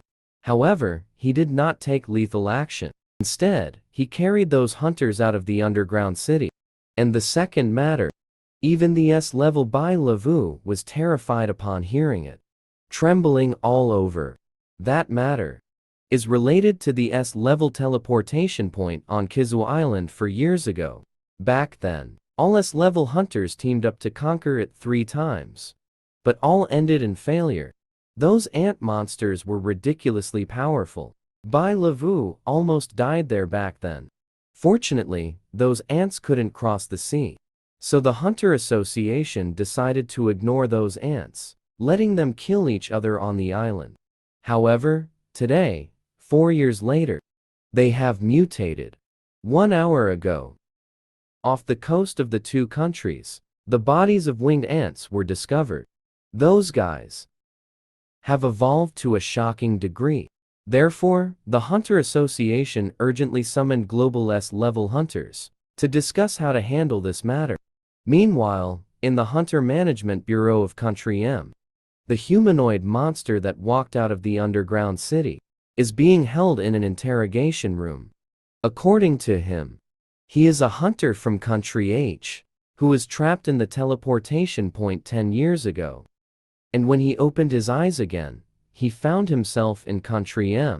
This unheard of event, the interrogators do not believe him at all.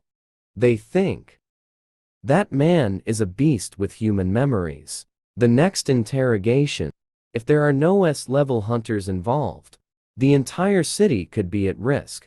And the S-level hunter who speaks the language of Country H is only one. That is, Huang Dongshu, the main hunter of the Scavenger Guild. At this moment, he is on his way to the interrogation room. He has been looking very gloomy all the way, because the news he received is that Cheng Jiaoyu died in the red teleportation point. I thought I would feel regret for not being able to avenge my brother myself, but after he got involved in the interrogation work, a sinister smile suddenly appeared on his face. Because during the conversation with the man, he learned the man's name is Cheng Rihan. Coincidentally, he is Cheng Jiaoyu's father. Huang Dongshu immediately thought, this is the second chance for revenge that heaven has given him. Directly announced to the outside world that the man is a beast disguised as a human, and reveal that he knows Cheng Jiaoyu, to provoke Cheng Rihan, and even tell him that Cheng Jiaoyu has been killed by him. Cheng Rihan was stunned for a moment upon hearing this news. Then an explosion occurred in the interrogation room. The fire engulfed the entire building. At this moment, the director of the Hunter Bureau, who was escaping the building in a panic, stared blankly at the ruins before him. Did not expect that Hunter Huang Dongshu couldn't even block a punch from that man, and just fainted. This must be reported before things get worse. And at this time, Cheng Jiaoyu, who is unaware of her father's appearance, is moving at an astonishing speed, charging towards the Demon City high-rise. He quickly led the Shadow Legion to sweep through the 50th floor. Here he encountered the first Lord-level demon, the Fire God, who commands an army. That guy looks very dangerous. So Cheng Jiaoyu decided to take the field personally.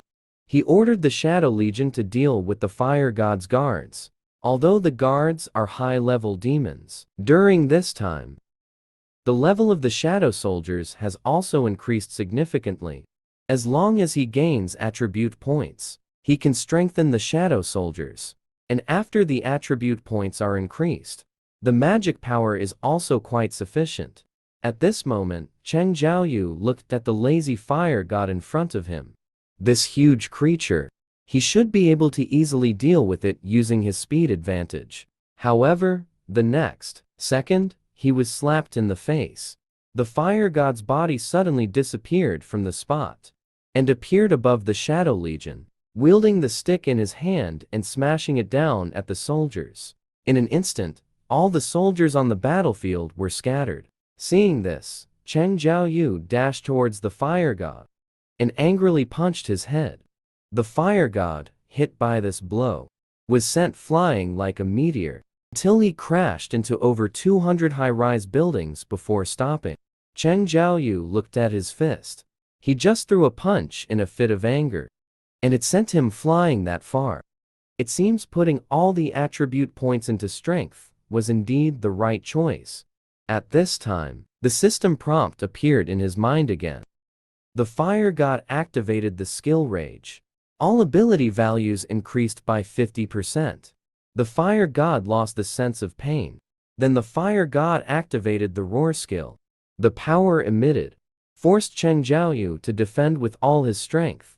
And the fire god seized the moment Cheng Zhaoyu was briefly immobile, charged towards Cheng Zhaoyu at full speed. Cheng Zhaoyu couldn't dodge this blow at all.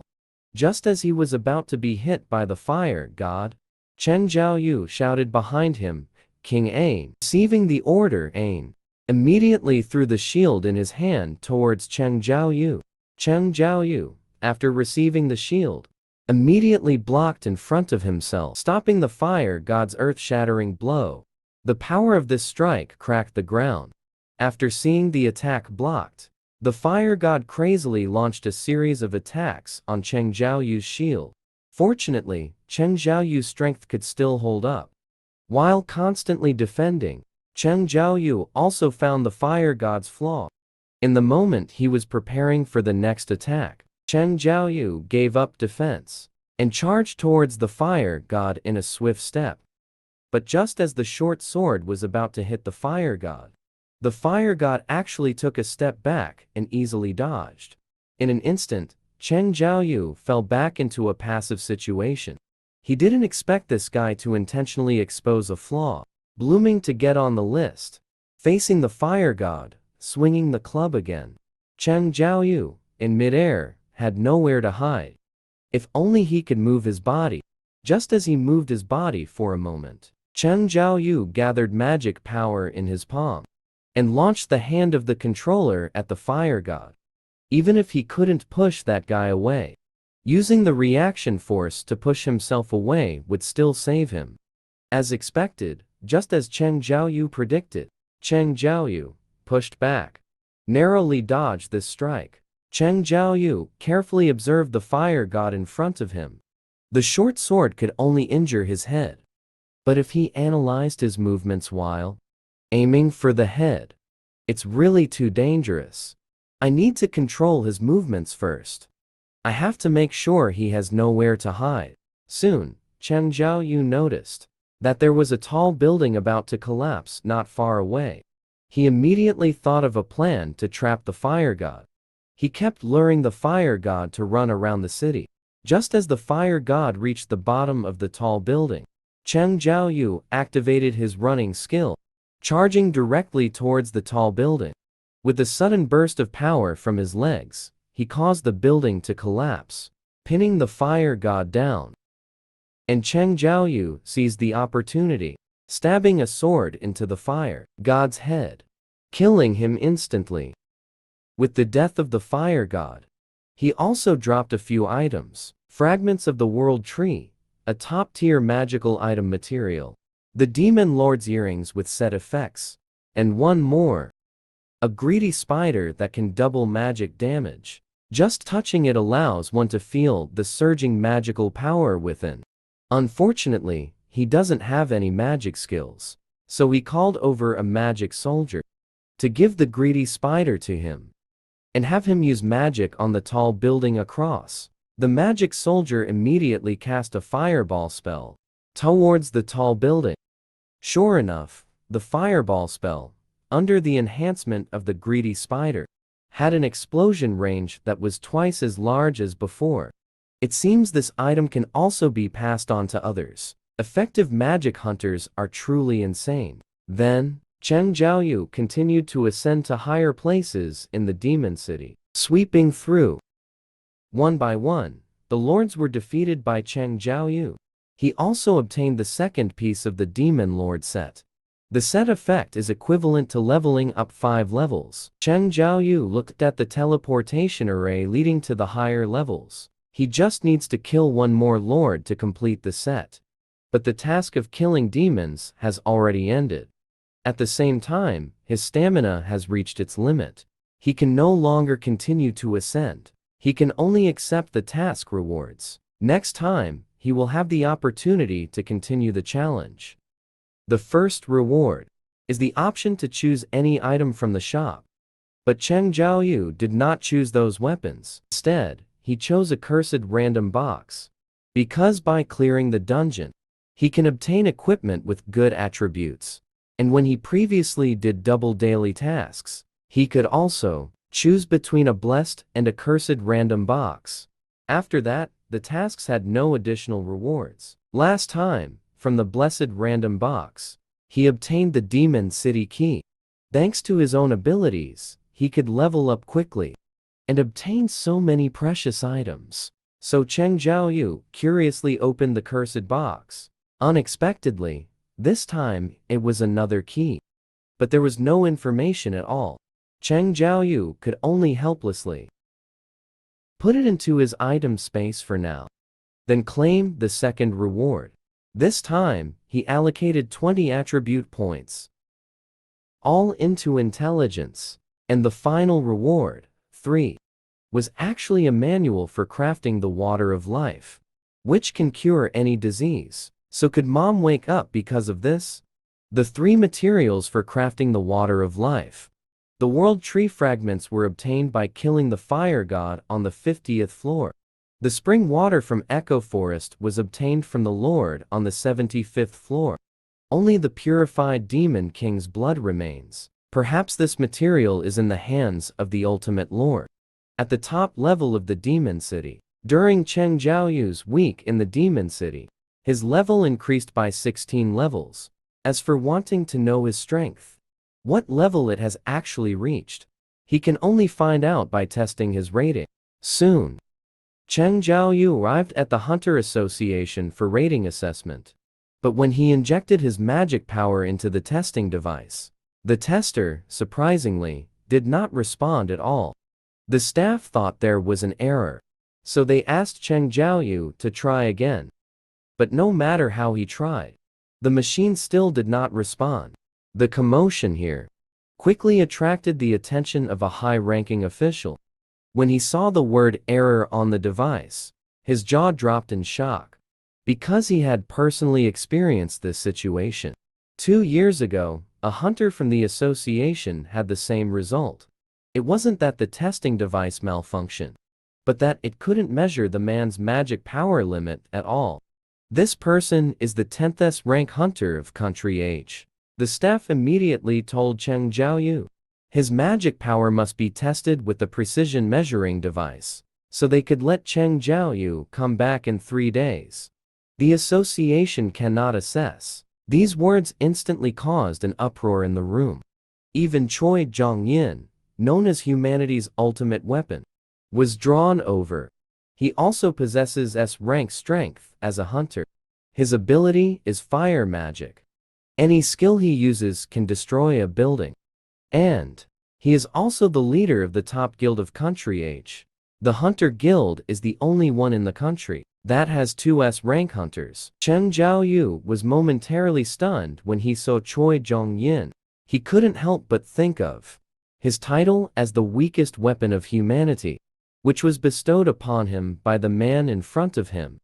At this moment, Choi Jong-yin was already standing in front of Cheng Jiaoyu. carefully examining Cheng Jiaoyu. Such overwhelming magic power seems unnecessary to measure. He realized he was the 10th top hunter. I am Choi Jong-yin, the chairman of the Hunter Guild. I would like to invite you to join our Hunter Guild.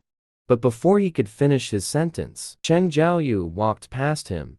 Sorry, I don't have time. In the 3 days until the second test, there are too many things to do. He needs to hurry to the Demon City to make potions. However, Choi Jong-yin, who was rejected, did not feel embarrassed. After all, there is still plenty of time ahead. There will be many opportunities in the future. He left without a word. It seems he is an excellent assassination-type hunter. Choi Jong-yin would never have thought that the assassin in his eyes actually prefers to fight in groups. Just then, Bai Lev-hui suddenly rushed over at high speed. Haikong Ying smiled and greeted him. Why is Boss Bai here? It's so far from the White Tiger building to the Hunter Association. Look at you, panting like that. You must have transformed while running here. Could it be that the mysterious supporter in the previous training accident of the White Tiger Guild was Hunter Cheng Jiaoyu? Just a kind reminder, given his attitude just now. It won't be so easy for him to join your guild. The moment Lucas heard this, he understood that he was a step too late. This is troublesome. And it just so happens that this old sly fox discovered it. At this moment, Cheng Jiaoyu was in the hospital taking care of his mother, who suffers from insomnia. Just as he was leaving the ward, he suddenly found Section Chief Wu waiting for him at the door. Was it you who killed the monsters in the dual underground city that day? Thanks to you, I realized how poor my judgment was. It turns out, Section Chief Wu came to invite Cheng Jiaoyu to join the Supervision Department. The Supervision Department is an organization that restrains and punishes hunters. But Cheng Jiaoyu did not want to get involved with the Supervision Department. Just as he was about to leave, Section Chief Wu called out to him, saying he wanted to take Cheng Jiaoyu to meet someone. And that person was the president of the Hunter Association, Gao Jianlin. He is also an S-rank awakener. He laid it all out for Cheng Jiaoyu, saying that the reason for arranging a second evaluation was to meet Cheng Jiaoyu ahead of time. He wanted to invite him to join the Hunter Association, to gain the authority to manage other Hunter Associations. Cheng Jiaoyu, curious, asked why he was chosen. Gao Jianlin began to explain the current situation to Cheng Jiaoyu.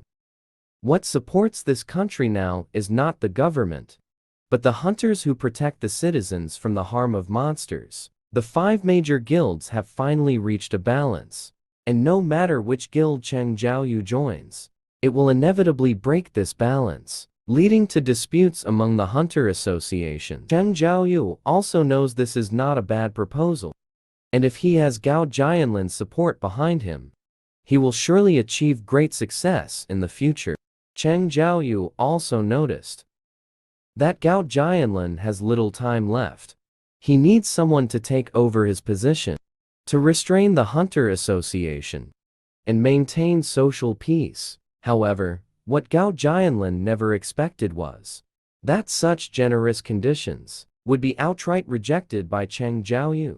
Cheng Jiaoyu did not tell Gao Jianlin that he could continuously level up, only explaining that he wanted to fight monsters. The underground city is where he belongs, and once he joins the association, he won't be able to participate in high-level dungeon raids. Gao Jianlin was taken aback by the statement, and he could sense from Cheng Jiaoyu's eyes that his words were sincere. This reignited the vitality in his heart, which had been calm for many years, making it beat again. He couldn't help but sigh. If only he could be 20 years younger. He would also want to fight alongside such a young person. After rejecting Gao Jianlin, Cheng Jiaoyu left the place. And before leaving, he told Section Chief Wu that he has a good eye for people. However, it wasn't me who killed the monsters in the dual underground city. This statement shocked Section Chief Wu. So who was the one who raided the dungeon? At this moment, in a hospital in the Dark Nation, the deputy director of the management bureau approached the fully fractured Huang Dongshu, asking him if Cheng Raihan is really a monster. Then he took out a video and placed it in front of Huang Dongshu. They had never seen a monster that helps humans. However, Huang Dongshu still insisted that Cheng Raihan is a monster in disguise, and retorted to the deputy director, "Have you ever heard of a human appearing from any teleportation portal?" The deputy director couldn't refute it either. After all, there is no evidence. He told Huang Dongshu that the man disappeared after crippling him. This statement instantly reminded Huang Dongshu of that humiliating memory. That man possessed the power to easily crush him.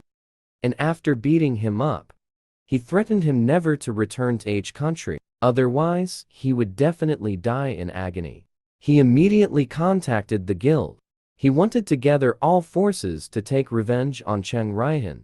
On the other side, Cheng Zhaoyu, who had just returned home, in order to quickly climb to the top of the demon city, he decided to buy some fire-resistant protective gear. But he currently has no money, so he wanted to sell the greedy spider for cash.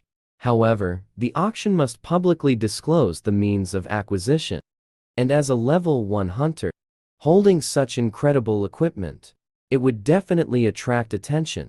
Now his S-level qualification certificate still needs some time to obtain. At least he needs to have records of strategies and teleportation portals to avoid raising too much suspicion. So he joined in a level dungeon raid team under the identity of a logistics miner. And it was here that he first encountered an S-level hunter. The car forcefully pulled the man in front of him, carefully sniffed the scent on him. The subtle fragrance made him unconsciously intoxicated. He didn't understand. Clearly, it was the first time he met this man. Why did he feel an inexplicable flutter in his heart? The lightly flirted Cheng Zhaoyu was instantly stunned in place, thinking he had encountered a female rogue. To protect his innocence, he hurriedly fled from here. Unbeknownst to him, this woman was his destined other half. It turned out that not long ago, Cheng Zhaoyu participated in a dungeon raid team to gain qualification to enter the auction house.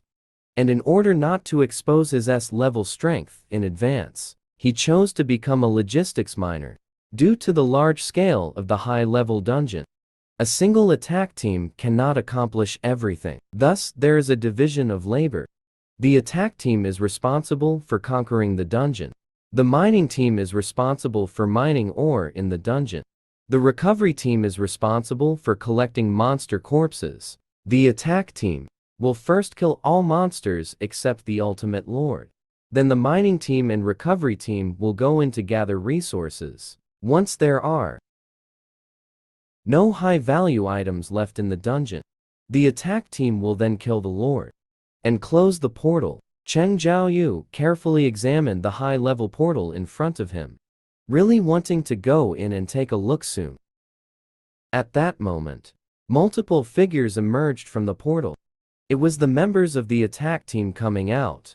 They are the strongest hunter guild leader from country H, who had a brief encounter with Cheng Zhaoyu, an S-level hunter, Kui Zhongyu, in order to avoid being recognized by him. Cheng Zhaoyu hurriedly pulled down his miner's hat. At this time, a sudden gasp came from the crowd. Unexpectedly, the second in command of the Hunter Guild also came. It was the S-level hunter, Che Hui. Cheng Zhaoyu noticed the magical power radiating from her was even stronger than Kui Zhongyan, and could even match the president of the Hunter Association in terms of strength. At this moment, Che Hui sensed something unusual and glanced in the direction where Cheng Zhaoyu was. What's going on? Just now, Lily felt a powerful aura. Why did it suddenly disappear? Perfectly? Could it be my illusion? Then, he unconsciously covered his mouth and nose with a cloth and started coughing continuously. Cheng Zhaoyu couldn't help but exclaim, I didn't expect this woman's perception to be so strong. As the attack team left, Cheng Jiaoyu also followed the public vote into the dungeon. The moment he stepped into the dungeon, a brutal aura of magical power rushed towards him. That was the fluctuation emitted by the dungeon lord. Cheng Jiaoyu could clearly feel it. This lord is much stronger than the fire god in the demon city. Although Kuo Zhangyan and Che Hui, who want to conquer him, are both very powerful, to successfully kill the lord here, perfect teamwork is definitely required. After casually exploring the area, he joined the work of mining ore. His efficiency in mining ore immediately stunned everyone on site. They exclaimed that Cheng Jiaoyu is a natural miner. Not long after, the foreman came to call Cheng Jiaoyu out for lunch. And Cheng Jiaoyu took advantage of the time when there was no one in the dungeon and walked alone towards the depths of the dungeon. Soon, a sleeping beast lord appeared right in front of him. With his current strength, he should have no problem killing the lord. He immediately summoned a short sword, wanting to take out the lord directly. But just then, a light and agile female voice came from behind him. "What are you doing here?" The person was indeed Che Hui. Cheng Jiaoyu immediately stopped what he was doing and discreetly put away his weapon, explaining that he ended up here because he got lost. Hearing this explanation, Che Hui did not suspect further and urged him to quickly leave the Ultimate Lord's area. In case the Lord comes out, everyone in the dungeon would be killed. Cheng Jiaoyu immediately complied. He brushed past Che Hui, but unexpectedly, at that moment, Che Hui suddenly looked dazed. Then she immediately called out to stop Cheng Jiaoyu. She walked up to him and carefully sniffed his scent. Then she exclaimed, without regard for her image, "You don't have that smell on you at all." Next, she grabbed Cheng Jiaoyu's ID badge, questioning the authenticity of his hunter identity. Only after seeing the hunter certificate did she let go of Cheng Jiaoyu. She awkwardly allowed him to leave. Che Hui stared blankly at Cheng Jiaoyu's back. Could it be because his level is too low that he doesn't have a bad smell? However, he quickly denied this answer because he sensed it on Cheng Jiaoyu. "I can still smell a pleasant scent." Soon, Cheng Jiaoyu returned to the mining team. He also learned from his co-workers that Che Hui was afraid the Ultimate Lord might suddenly appear. So every time during breaks, he would patrol the underground city. Moreover, Che Hui has a special constitution. He can smell the scent on hunters. As long as he stays near a hunter, he will have difficulty breathing. So he always covers his nose with a handkerchief. Only then did Cheng Jiaoyu understand why. He suddenly asked him if he was a hunter. "He didn't smell the hunter's scent on me. At that time, the King of 100 Ghosts didn't hear the sound of me being killed either. What kind of existence am I really?" With the end of today's minor task, Cheng Jiaoyu has roughly understood the process of conquering high-level underground cities. There's no need to be a miner anymore. After all, it's too easy to be exposed under Che Hui's watch. At this moment, the foreman suddenly asked Cheng Jiaoyu if the other exploration team from the Hunter Division has time to come tomorrow. After learning that the other side didn't have an S-level hunter, Cheng Jiaoyu readily agreed. Meanwhile, Che Hui had just returned home and made a phone call to the guild.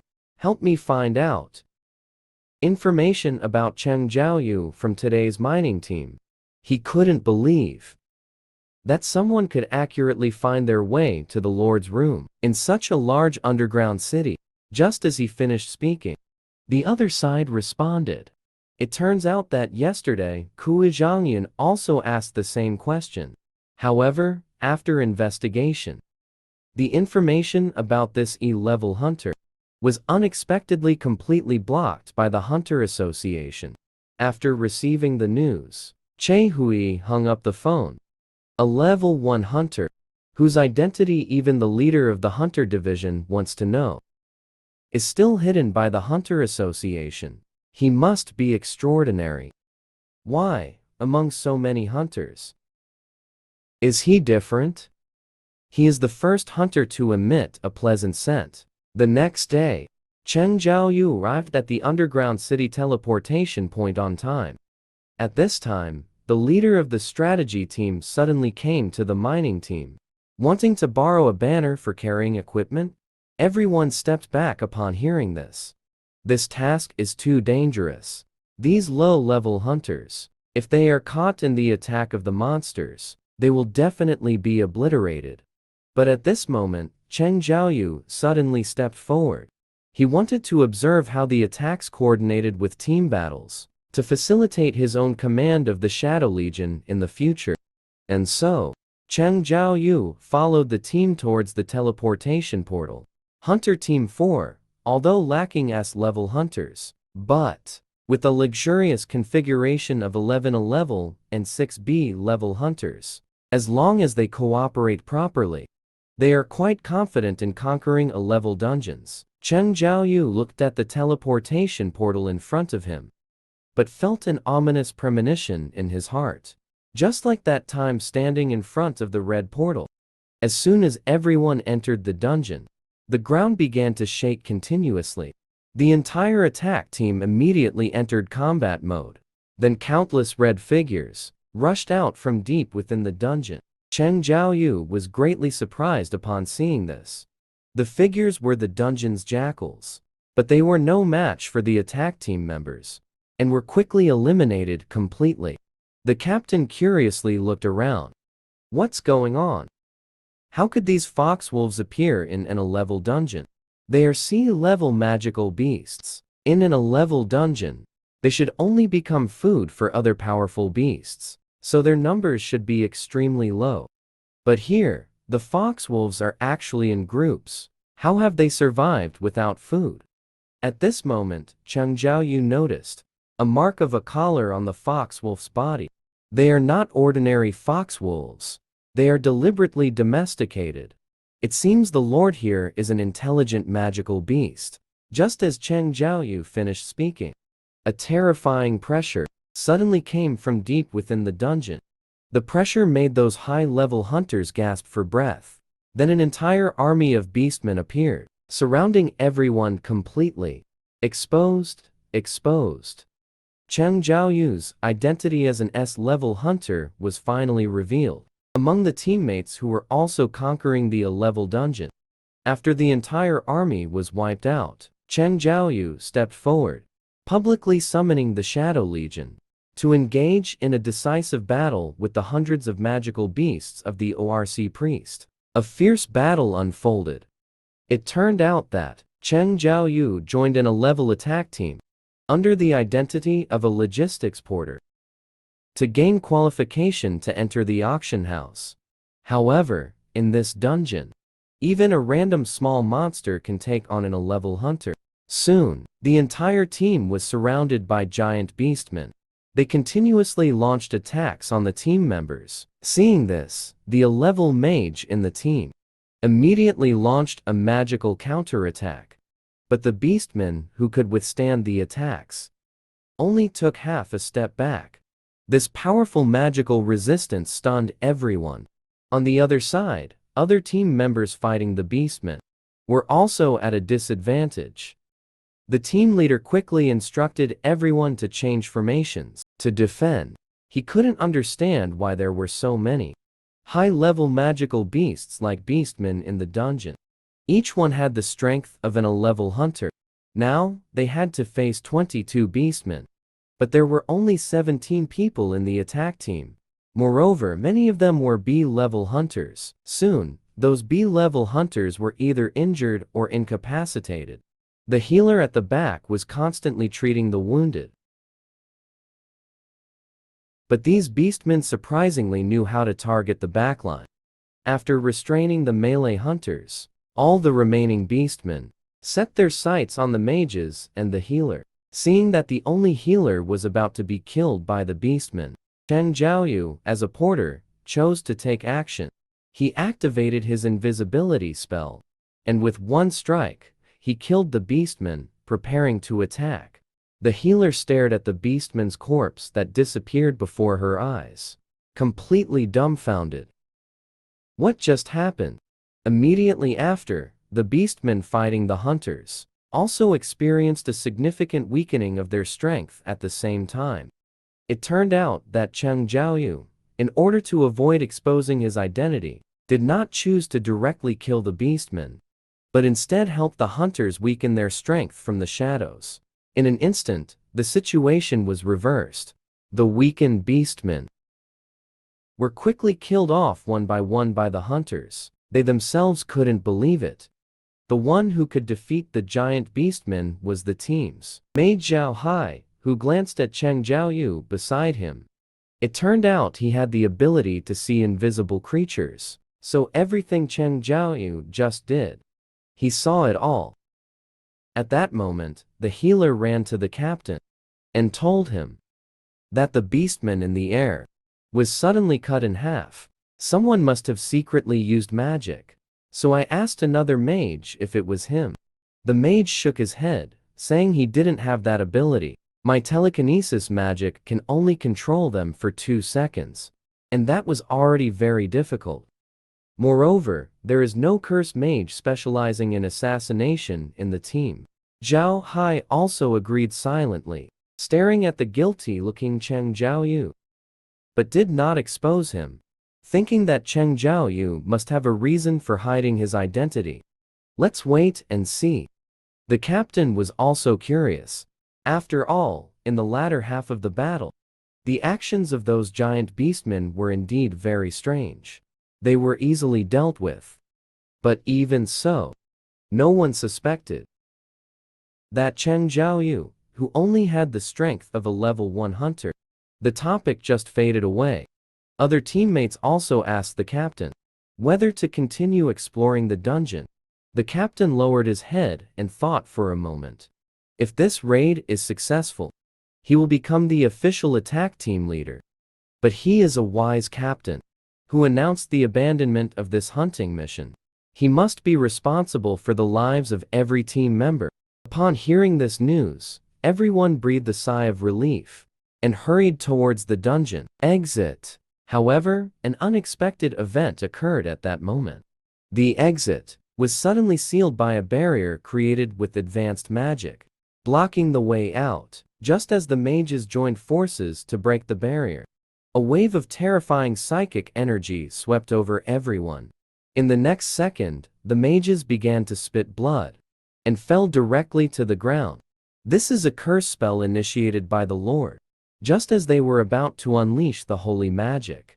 To dispel it, a series of footsteps came from behind everyone. They turned around, and an army of over 50 monsters appeared before them. In an instant, the entire team fell into deep despair. At that moment, the leading ORC suddenly approached the hunter captain. The ORC actually spoke.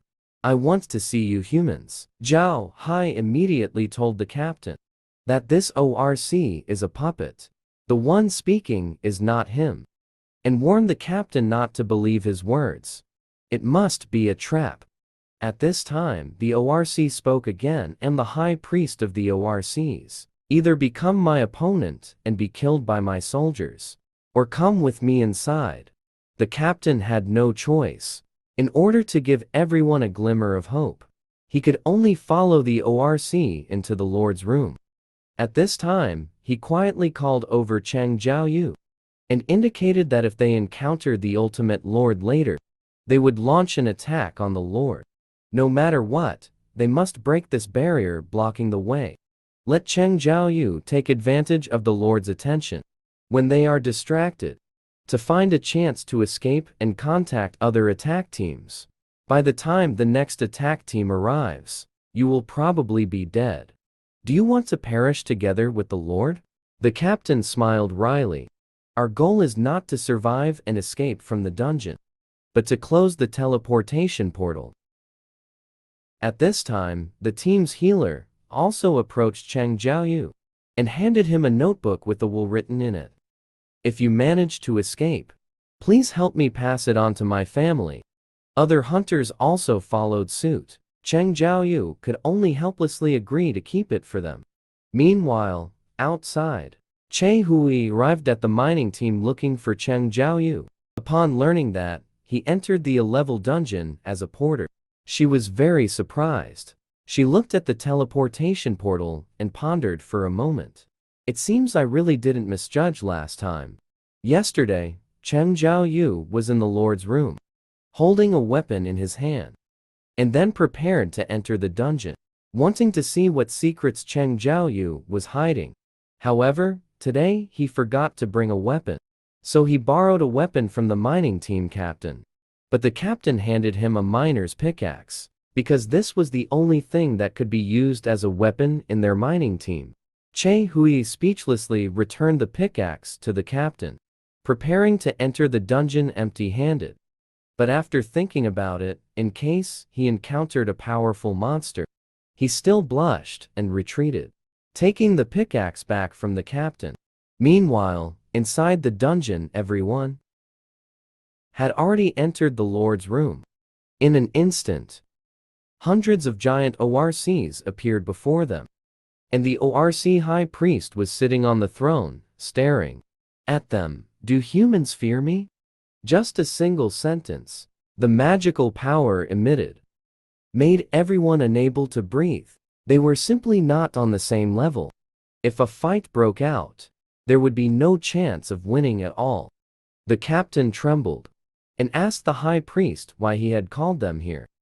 If he wanted to kill them, it would be enough for the soldiers to take action. Of course, it was for entertainment. For the remaining time, I will take you down one by one. For the soldiers' entertainment. After saying this, his gaze turned to Cheng Jiaoyu. But there was a strange guy mixed in with your group. After receiving this answer, the captain had a face full of fear, not expecting that in the eyes of the other party, he was merely a toy for them to trample on. Angrily, he issued an attack order to his team. However, what he never expected was that all his teammates had lost their fighting ability due to fear. But even so, he still used all his strength to slash at the ORC High Priest. Unbeknownst to him, the High Priest merely blew a breath at him and easily blocked his attack, then pointed at him. Reverse gravity magic. In the next second, the captain was overwhelmed by the increased gravity and was pressed hard to the ground. Seeing this, the high priest pointed at him again with gravity acceleration. Next, the captain's body was rapidly crashing into the walls around the hall. He kept colliding non-stop. Just as he was about to be killed from the falls, the high priest's pupils suddenly constricted. It turned out that Cheng Jiaoyu had intervened to save the captain. Cheng Jiaoyu stared intently at the captain, who was barely alive on the ground. This is the underground city of the Hunter Division. I shouldn't have intervened here. But I have a question for you. Can I take care of the magical beasts here? The captain looked at Cheng Jiaoyu with sorrow. I will leave it to you from here. Meanwhile, the high priest also sent out his warrior subordinates, launching an attack on Cheng Jiaoyu. But Cheng Jiaoyu simply gestured at him. A clenched action. The body of the ORC war general was frozen in midair. As Cheng Jiaoyu suddenly exerted force, the ORC shot backward like a cannonball, rushing rapidly towards the back, and crashed hard into the ceiling. The scene instantly captured the high priest's interest. He immediately ordered all his subordinates to attack Cheng Jiaoyu. And when Cheng Jiaoyu saw this scene, he smiled confidently. This is the first time I've encountered such a powerful enemy. Come forth, my shadow army. The number of Cheng Jiaoyu's shadow army once again welcomed an increase. After his second awakening to become an S-rank hunter, he single-handedly killed the ORC priest with S-rank strength, extracted his shadow, gained the first soldier of the general level, also received his subordinates, obtained a shadow army composed of over 100 A-rank ORCs, made up of, in the raid team that Cheng Jiaoyu participated in. After the entire army was wiped out, in order to save everyone's lives, Cheng Jiaoyu had no choice but to reveal his strength, summon the Shadow Army, and engage in a decisive battle with the ORC priest's beast army. However, the ORC priest showed a look of disdain upon seeing the shadow soldiers. He sneered, "Are you going to fight me with these ragtag soldiers?" But Cheng Jiaoyu smiled confidently. Underestimating them is quite dangerous. As soon as he finished speaking, an extreme dark energy began to spread from Cheng Jiaoyu's body in all directions. The aura enveloped half of the palace. This is a new professional skill that Cheng Jiaoyu learned after reaching level 70, King's Domain. As long as the soldiers are covered by shadows, all their attributes will be increased by 50%. The members of the team were stunned upon seeing the shadow soldiers. They were all amazed, because the strongest summoner profession announced in the world could only summon 2 summoned beasts at most. They couldn't believe that a human could possess such terrifying magical power. And the ORC priest, to test Cheng Jiaoyu's strength, sent a team of ORCs to charge at Cheng Jiaoyu's army. King Ain, upon seeing this, immediately used the skill provocation trap. However, due to the ORC's high attributes, the provocation was completely ineffective. In his embarrassment and anger, King Ain could only swing his axe and charge at the ORC team, using brute force to engage them in close combat. On the other side of the battlefield, Yeglet moved like an elegant knight, maneuvering through the ORC team. Cheng Jiaoyu also drew his short sword, constantly slashing the ORCs in front of him. The knights in the team saw this scene and exclaimed at Cheng Jiaoyu's close combat prowess, which was on par with Vice President Che Hui. They couldn't understand why such a powerful hunter would want to do logistics work. At this moment, Cheng Jiaoyu was carefully observing the situation on the battlefield. The number of his shadow soldiers was only 1/4 that of the ORCs. And due to their low defense, each shadow soldier had to be reborn 3 or 4 times to subdue one ORC. Now, it was necessary to reduce the number of enemy soldiers. But just then, a violent explosion suddenly occurred behind Cheng Jiaoyu. In an instant, all the shadow soldiers were annihilated, starting a new round of rebirth. It turned out that the high priest was at the back, using a large-scale fire magic to probe the shadow soldiers. Each rebirth would drain Cheng Jiaoyu's magic power. As long as they accelerated the annihilation of the shadow soldiers, Cheng Jiaoyu, drained of magic power, would become a lamb ready for slaughter. At the same time, Cheng Jiaoyu also saw the flaw in the ORC priest. From beginning to end, the 3 ORC warriors beside him had never strayed far. So Cheng Jiaoyu was certain they were the guards protecting the ORC priest. After all, as a mage, the ORC priest's own defense must be very low. Therefore, he drew his short sword and charged at the priest, preparing to kill him at close range. But unexpectedly, a giant shield suddenly appeared in the air, blocking Cheng Jiaoyu's attack forcefully. At the same time, the ORC priest continued to mock him uselessly. "Wasting time here will make your number of soldiers decrease." Immediately, Cheng Jiaoyu was knocked away by the shield. However, Cheng Jiaoyu discovered the source of the shield's magic power was the 3 warriors beside the ORC priest. With his current strength, he still can't break the ORC priest's shield. In the current situation of being outnumbered, he can engage in close combat with hundreds of giant ORCs. At the same time, the ORC priest once again directed his attack at the shadow soldiers, released a large-scale magic. In an instant, the soldiers were completely wiped out. However, this time Cheng Jiaoyu did not let them be reborn. Instead, he took out a bottle of magic potion.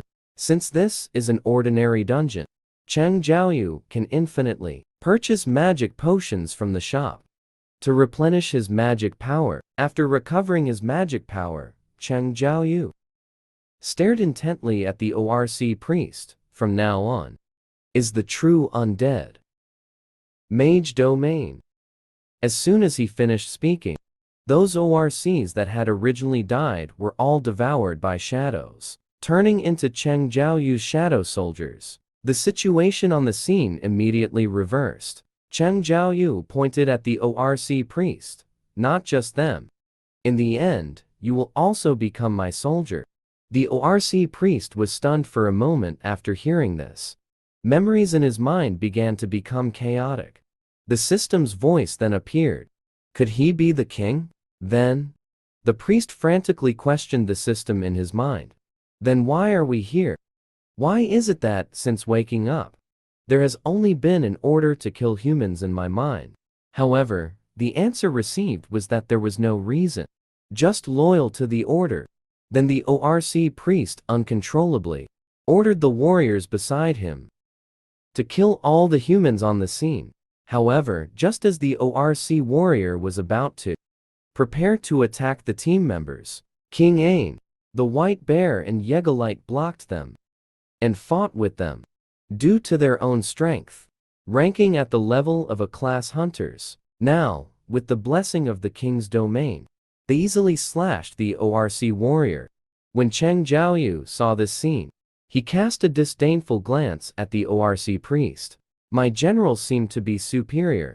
The attack team members saw the priest at a disadvantage, also joined the battle to fight against Cheng Jiaoyu together. At this time, the ORC priest, under the control of the system, the spirit has reached the brink of collapse, releasing a curse spell that covered the entire area. The attack team members lost their combat ability again.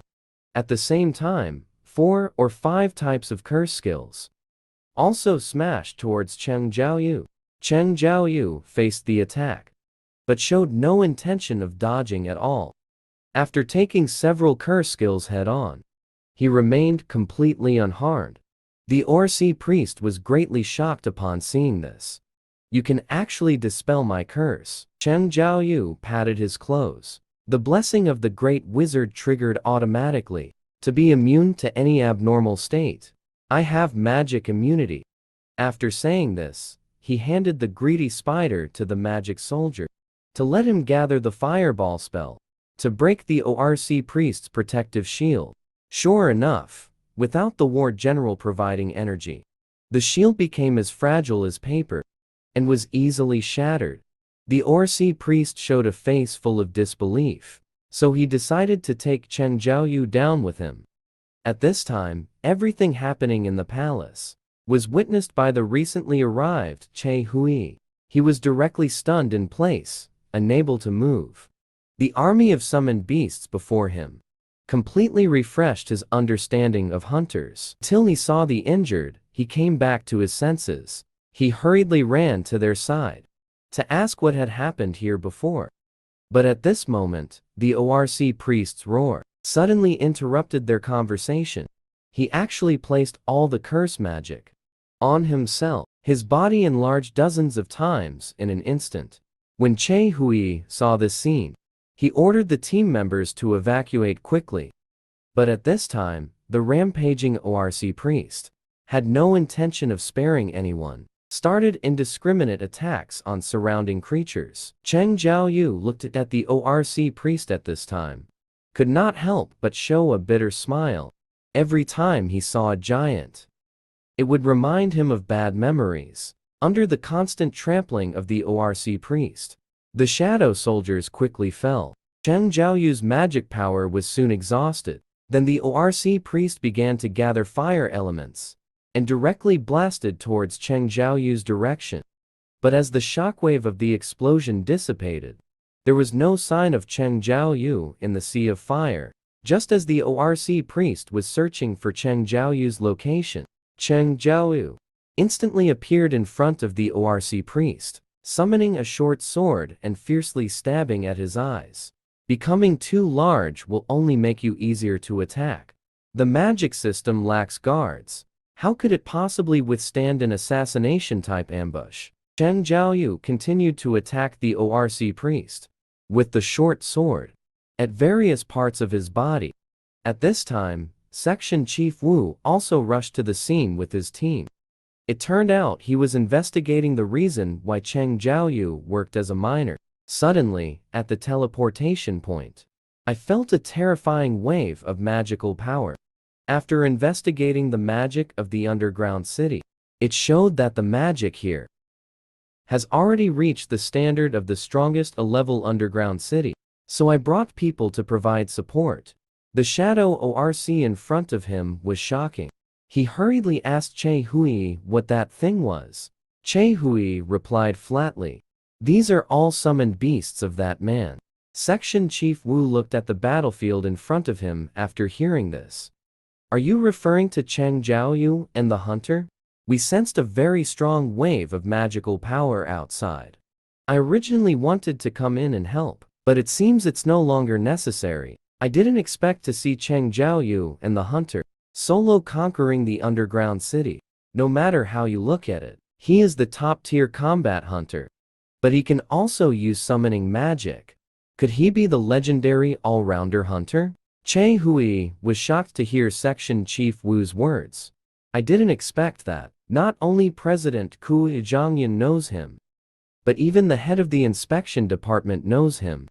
So he immediately asked Section Chief Wu, "What kind of person is Cheng Jiaoyu?"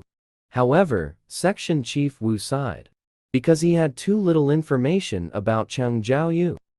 At the same time, the ORC priest, who was constantly attacked by Cheng Jiaoyu, had completely lost the ability to resist. Cheng Jiaoyu stared intently at him lying on the ground.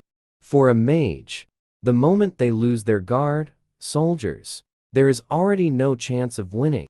After saying this, the three warriors who had previously guarded the ORC priest turned into shadow soldiers and appeared behind Cheng Jiaoyu. Under Cheng Jiaoyu's command, they all raised their great swords and stabbed at the ORC priest. In the next second, the information that the dungeon lord was eliminated appeared in Cheng Jiaoyu's mind. The loot also fell along with it. But this is Hunter C's underground city, so it wouldn't be good for him to take the rewards. So he decided to give up the items and walked towards the lord's corpse. As he stood up, countless shadows wrapped around the ORC priest's corpse. Then, under the shocked gazes of everyone, the ORC priest was resurrected in front of everyone and became much quieter after turning into a shadow. Originally, his soldiers only had ordinary, elite, and knight levels, but after the ORC priest joined, there was unexpectedly an additional warrior level. No wonder he is the lord of an A-level dungeon. Your previous name was too hard to remember, so I'll just give you a random name. Since your teeth are quite sharp, I'll call you Sharp Tooth. Gained the combat power of the giant ORC. This time, the dungeon's rewards are quite abundant. Then, right in front of everyone, he extracted the shadows of over 100 giant ORCs. Till Section Chief Wu called out to him. Cheng Jiaoyu finally realized that there were others in this dungeon. Oh no, I was so focused on fighting monsters that I didn't even notice that Section Chief Wu and Che Hui had come here. Just as Cheng Jiaoyu was thinking about how to escape, Section Chief Wu walked up to Cheng Jiaoyu, stating that Cheng Jiaoyu's identity is from the inspection department, a top secret that must never be leaked, and told everyone not to disclose anything they saw today. Don't leak it out. The attack team leader is now leading his team to Cheng Jiaoyu's side to thank him for saving his life. After Cheng Jiaoyu returned the farewell letter to everyone, he left with a few people from the inspection department. Che Hui was about to stop Cheng Jiaoyu to ask something, but was interrupted by Zhao Hai beside her, the vice president. Why are you holding a script? That's so strange. Che Hui immediately blushed upon hearing this. Does he think I'm strange too? This statement left Zhao Hai puzzled. Vice President, who are you referring to? Che Hui immediately realized she had said something wrong and lowered her head, blushing. Cheng Zhaoyu's identity as an S-rank hunter has finally been officially announced. The news was just released, and major guilds are scrambling to invite Cheng Zhaoyu to join. To compete for Cheng Zhaoyu, the S-rank hunter, Kui Zhongying and Bai Level-eob almost got into a public fight, but Cheng Zhaoyu rejected them all. He decided to create a guild of his own. It turns out that after conquering the A-rank dungeon, Cheng Zhaoyu immediately went to see Liu Chenhao, and Liu Chenhao's purpose for finding Cheng Zhaoyu this time was to invite him to join his process guild, and to mention that the backing of the process guild is the largest consortium in H country. But Cheng Zhaoyu rejected this proposal because the president of the Hunter Association, Gao Jianqi, had told him before that with his S-rank status, no matter which side he joined, it would break the rare balance between the guilds, causing social unrest. So he decided to create a guild that belongs solely to him. After all, he alone is comparable to an army. Meanwhile, in the Hunters Guild, Kui Zhongying was shocked to learn that Cheng Zhaoyu was doing odd jobs in his team, and appeared very surprised. The team leader also explained to him, if Cheng Zhaoyu hadn't intervened this time, the entire team would have died in the dungeon. Bai Zhongying never expected that. After the White Tiger Guild, their hunter division also benefited from Cheng Zhaoyu. He can summon a large number of summoned beasts, and his agility is like that of an assassination-type hunter. He can even resurrect dead magical beasts for his own use. This unbelievable ability has exceeded his understanding. So he asked the team leader, who is stronger, Cheng Zhaoyu or himself? The team leader hesitated for a moment and explained, the so-called team battle requires each member to work together, divided into 3 categories: attack, defense, and support. None of the 3 can be missing to successfully conquer the dungeon. But Cheng Zhaoyu doesn't need that. He can easily crush the dungeon by himself. Kui Zhongying was shocked to hear this evaluation. He showed a face full of astonishment. Although he is called the ultimate weapon of humanity, he cannot fend off the siege of magical beasts alone. He must rely on the support of his team members. At that moment, he made up his mind to recruit a talent like Cheng Zhaoyu to join his guild. Soon, it was the day of Cheng Zhaoyu's second assessment. Bai Level-eob and Kui Zhongying arrived early at the Hunter Association. However, upon arriving, they found the place packed. When the reporters saw the two, they immediately surrounded them. They asked if they were here to compete for Li Wencheng. It turned out that Li Wencheng is a popular internet celebrity, and today just happens to be his hunter rating day. He had already received a rating 2 years ago, and now he was even pre-selected by the Enver Guild. They specifically held a press conference today. At this moment, Bai Level-eob and Kui Zhongying, who were being pestered, immediately stated they were not here for Li Wencheng, but for other important matters. Only after hearing this explanation did the reporters leave in disappointment. While waiting for Cheng Zhaoyu, Bai Level-eob glanced at Kui Zhongying and said, I heard about it. Yesterday, your hunter division almost had a big incident. Faced with Bai Level-eob's sarcasm, Kui Zhongying did not deny it.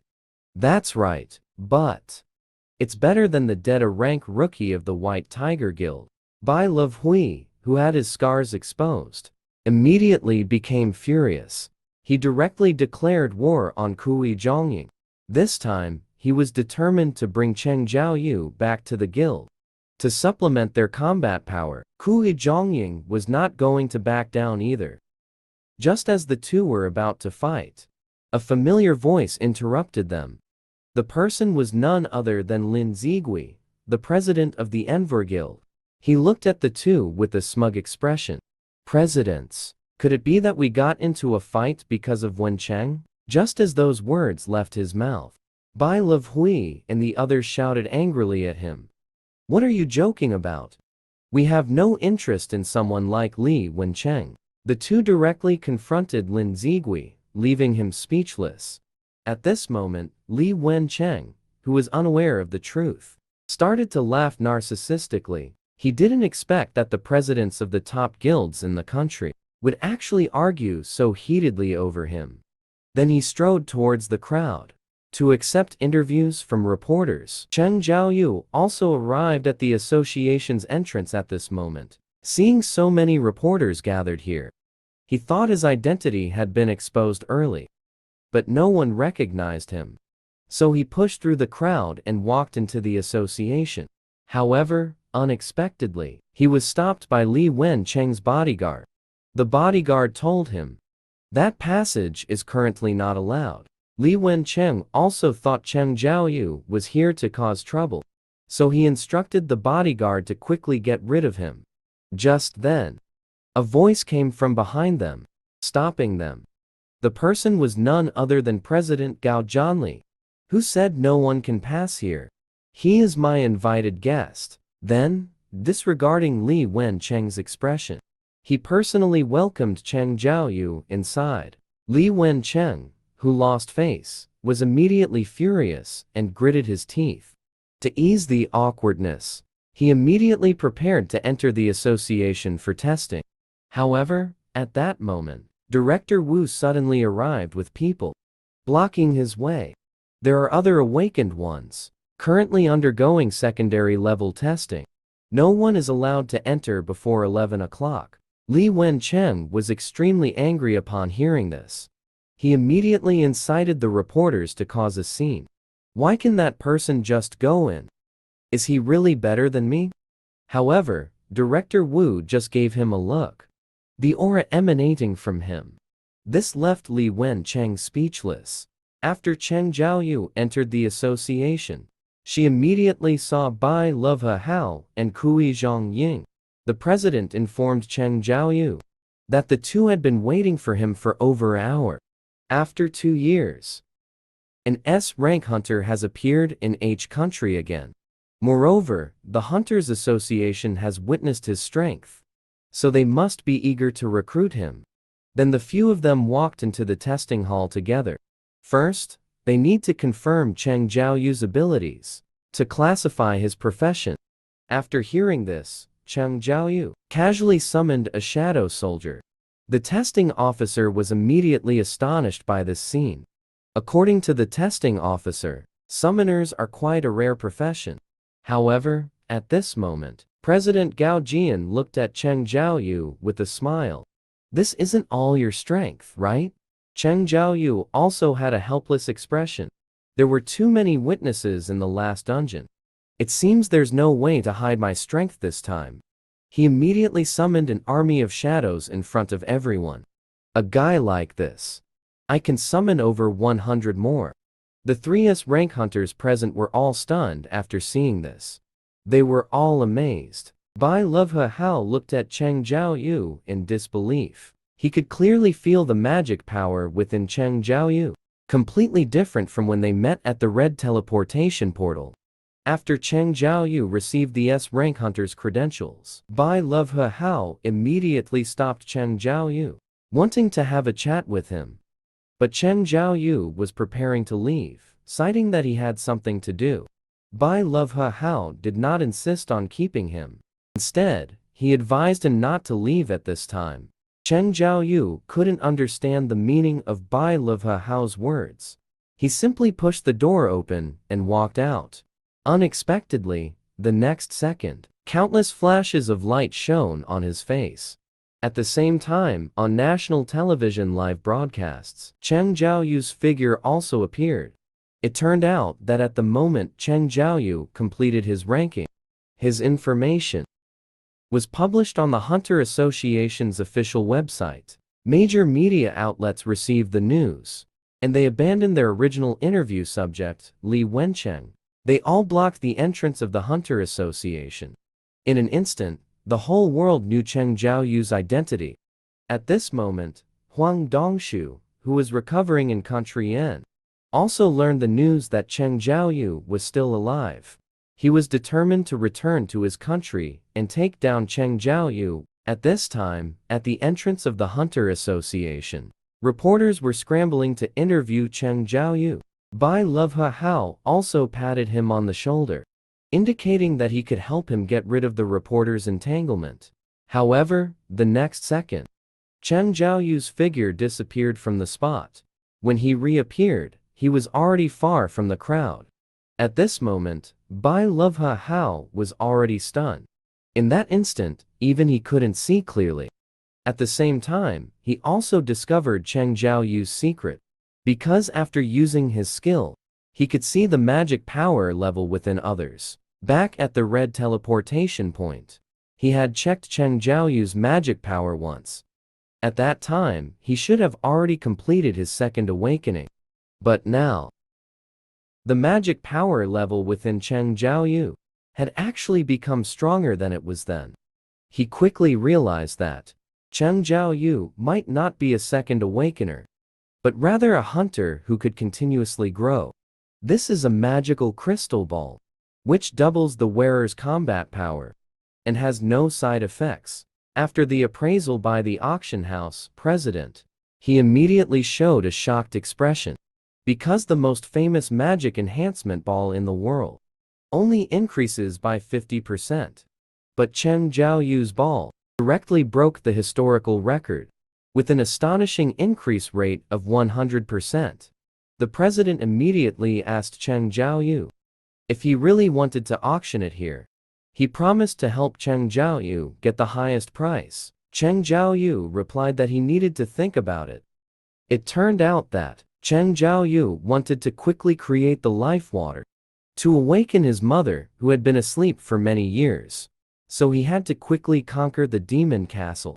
Therefore, he needed to buy some equipment that could resist fire damage. But he had no money on hand. The best way right now was to sell the greedy spider. After hearing Cheng Jiaoyu's needs, the president immediately took him to the warehouse. The entire wall was filled with fire attribute defense items. The president asked Cheng Jiaoyu if he had found anything he liked. Cheng Jiaoyu was curious about the display case. Such thin glass, can it protect these high-level equipment? It seems there are no other security devices installed here. The president listened and immediately explained that this glass has been reinforced with magic. Even if an A-level hunter attacks with full force, it would be impossible to break it. You can try it if you want. He promised that as long as Cheng Jiaoyu could break the glass, he would give him the equipment inside. Upon hearing such good news, Cheng Jiaoyu immediately became excited. Suddenly, all his magic power was unleashed, wanting to smash the protective glass with one punch, achieving a zero-cost purchase. The president saw this scene and immediately stopped Cheng Jiaoyu. Wait, I was just saying that casually. If you really break it, the elites from the Hunters Association will come right away. It turns out, the auction house signed a protection agreement with the Hunters Association. To ease the awkwardness, Cheng Jiaoyu immediately turned around, walking towards the weapon area beside him, indicating he wanted to choose a suitable weapon. But just as Cheng Jiaoyu left, the president noticed a crack appeared on the protective glass. Suddenly, cold sweat broke out. He glanced at Cheng Jiaoyu's back. He didn't even touch it. Who exactly is he?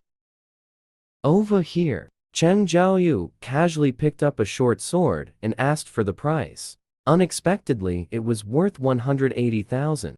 Cheng Jiaoyu felt a wave of emotion after hearing this. This attribute is not as good as the one I bought from the system store before, Night Slayer, and it can actually sell for that much. Then, he handed his Night Slayer to the staff. I didn't expect that just by touching it, the other party would say. This short sword should sell for at least 600,000. Cheng Jiaoyu was taken aback. The items in the store only sell for 2.8 million points. In reality, it is worth 600,000. Then he remembered. It was previously exploited from Liu Chenhao. Some equipment. If I sell all of it, it should be enough to buy defensive items. It seems I don't need to sell the greedy spider. After purchasing the equipment, Cheng Jiaoyu returned home. Unexpectedly, the downstairs was already crowded with reporters. His sister's normal life was also disrupted by them. Cheng Jiaoyu realized that someone might approach his sister while he is not around.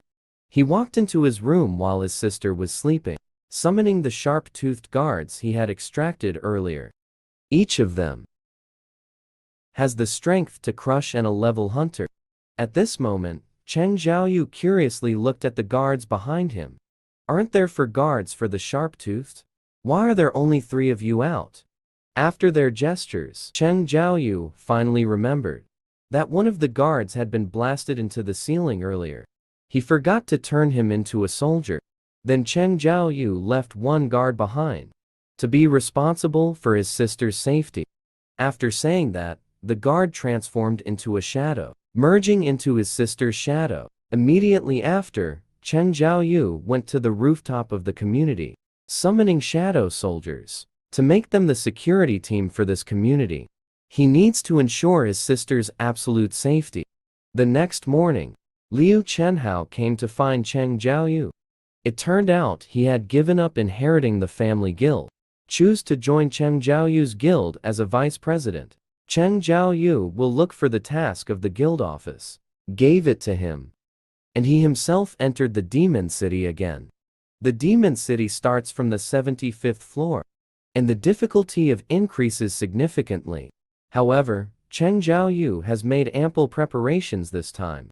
The wind robe that can block heat waves, and the nameless ring with water attribute magic. With everything in place, he is absolutely confident that he can reach the top floor. At this moment, Cheng Jiaoyu also received the second task from the demon city. Eliminate the demon king on the top floor. The reward is a rune stone, 30 attribute points, and a random reward. Breaking the rune stone can grant the shadow exchange skill, allowing him to have the ability to swap positions with shadows at any time. Cheng Jiaoyu was directly teleported to the 76th floor.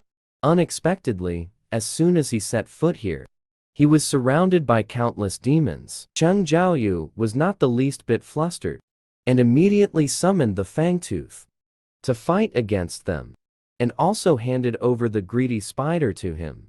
He wanted to see how strong the Fangtooth's double combat power was.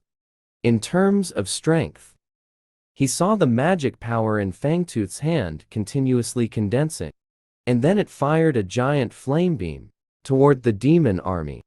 In an instant, more than half of the city was engulfed in flames. Then Cheng Jiaoyu's experience points kept increasing. After seeing Fangtooth's combat power, Cheng Jiaoyu felt very satisfied. The efficiency of clearing monsters was simply too strong. Just a few fire spells later, his level rose from level 75 to level 81. Thus, wherever Cheng Jiaoyu's shadow army passed, everything was flattened. However, soon Cheng Jiaoyu discovered that the entire army acting together was really inefficient. So he decided to split the soldiers into groups, to let them kill whatever they encountered, and notify him when the floor permit appeared. Currently, the top priority was to reach the top floor as quickly as possible. The team then disbanded. After a while, Cheng Jiaoyu's experience rapidly increased, and he just needed to stay in place, constantly taking potions to replenish his magic power. In just 3 days, he climbed to the 80th floor. During this time, not only did his level increase, but all the soldiers' levels also saw a significant rise. However, in the following 2 days, Cheng Jiaoyu was stuck at the 80th floor. He didn't know why. The floor access permit had not appeared. Could there be even stronger guys hiding in the shadows? Just then, Cheng Jiaoyu suddenly sensed that the magic power within him was rapidly disappearing. It was the shadows that were continuously being destroyed. He looked towards the shadows. The direction of disappearance was the team of King Ain. Unexpectedly, among the high-level demons, there are actually guys who can defeat King Ain. There's no way out now. He could only recall the shadows of King Ain's team first. All at once. But not long after. The ORC team and Yeglet, Ritter's team also suffered consecutive defeats. Soon, Chen Zhaoyu noticed something amiss. Because on the path of the Yeglet team, the Fang team was stationed. But those demons bypassed the Fang team and instead attacked the ORC team. Could it be that these guys can't defeat Fang? So they deliberately chose to attack the weaker ones? That would mean the opponent can see through their weaknesses. Intelligent demons. Since they deliberately attacked the ORC team, then their next target is the White Bear team. So Chen Zhaoyu set up an ambush for them here in advance. Sure enough, not long after, a team appeared not far away, led by demon nobles. The White Bear faced them. There was no room for counterattack at all. They were quickly eliminated. Seeing this, Chen Zhaoyu appeared in front of the Demon Knight. The Demon Knight charged at Chen Zhaoyu with his spear raised. In the face of the attack, Chen Zhaoyu sidestepped and dodged.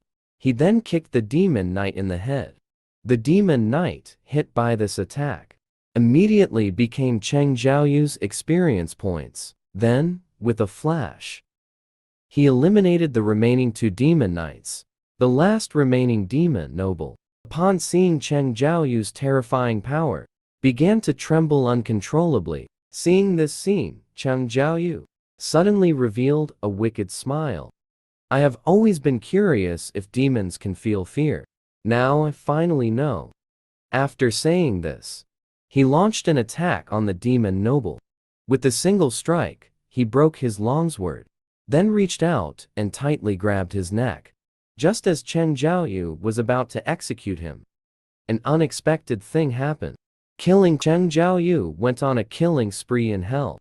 In just 3 days, he led the Shadow Legion from level 75 to level 80, and his level also rose to 81. However, as the levels of the increased, demons actually appeared, with S-class hunter strength among the demon nobles.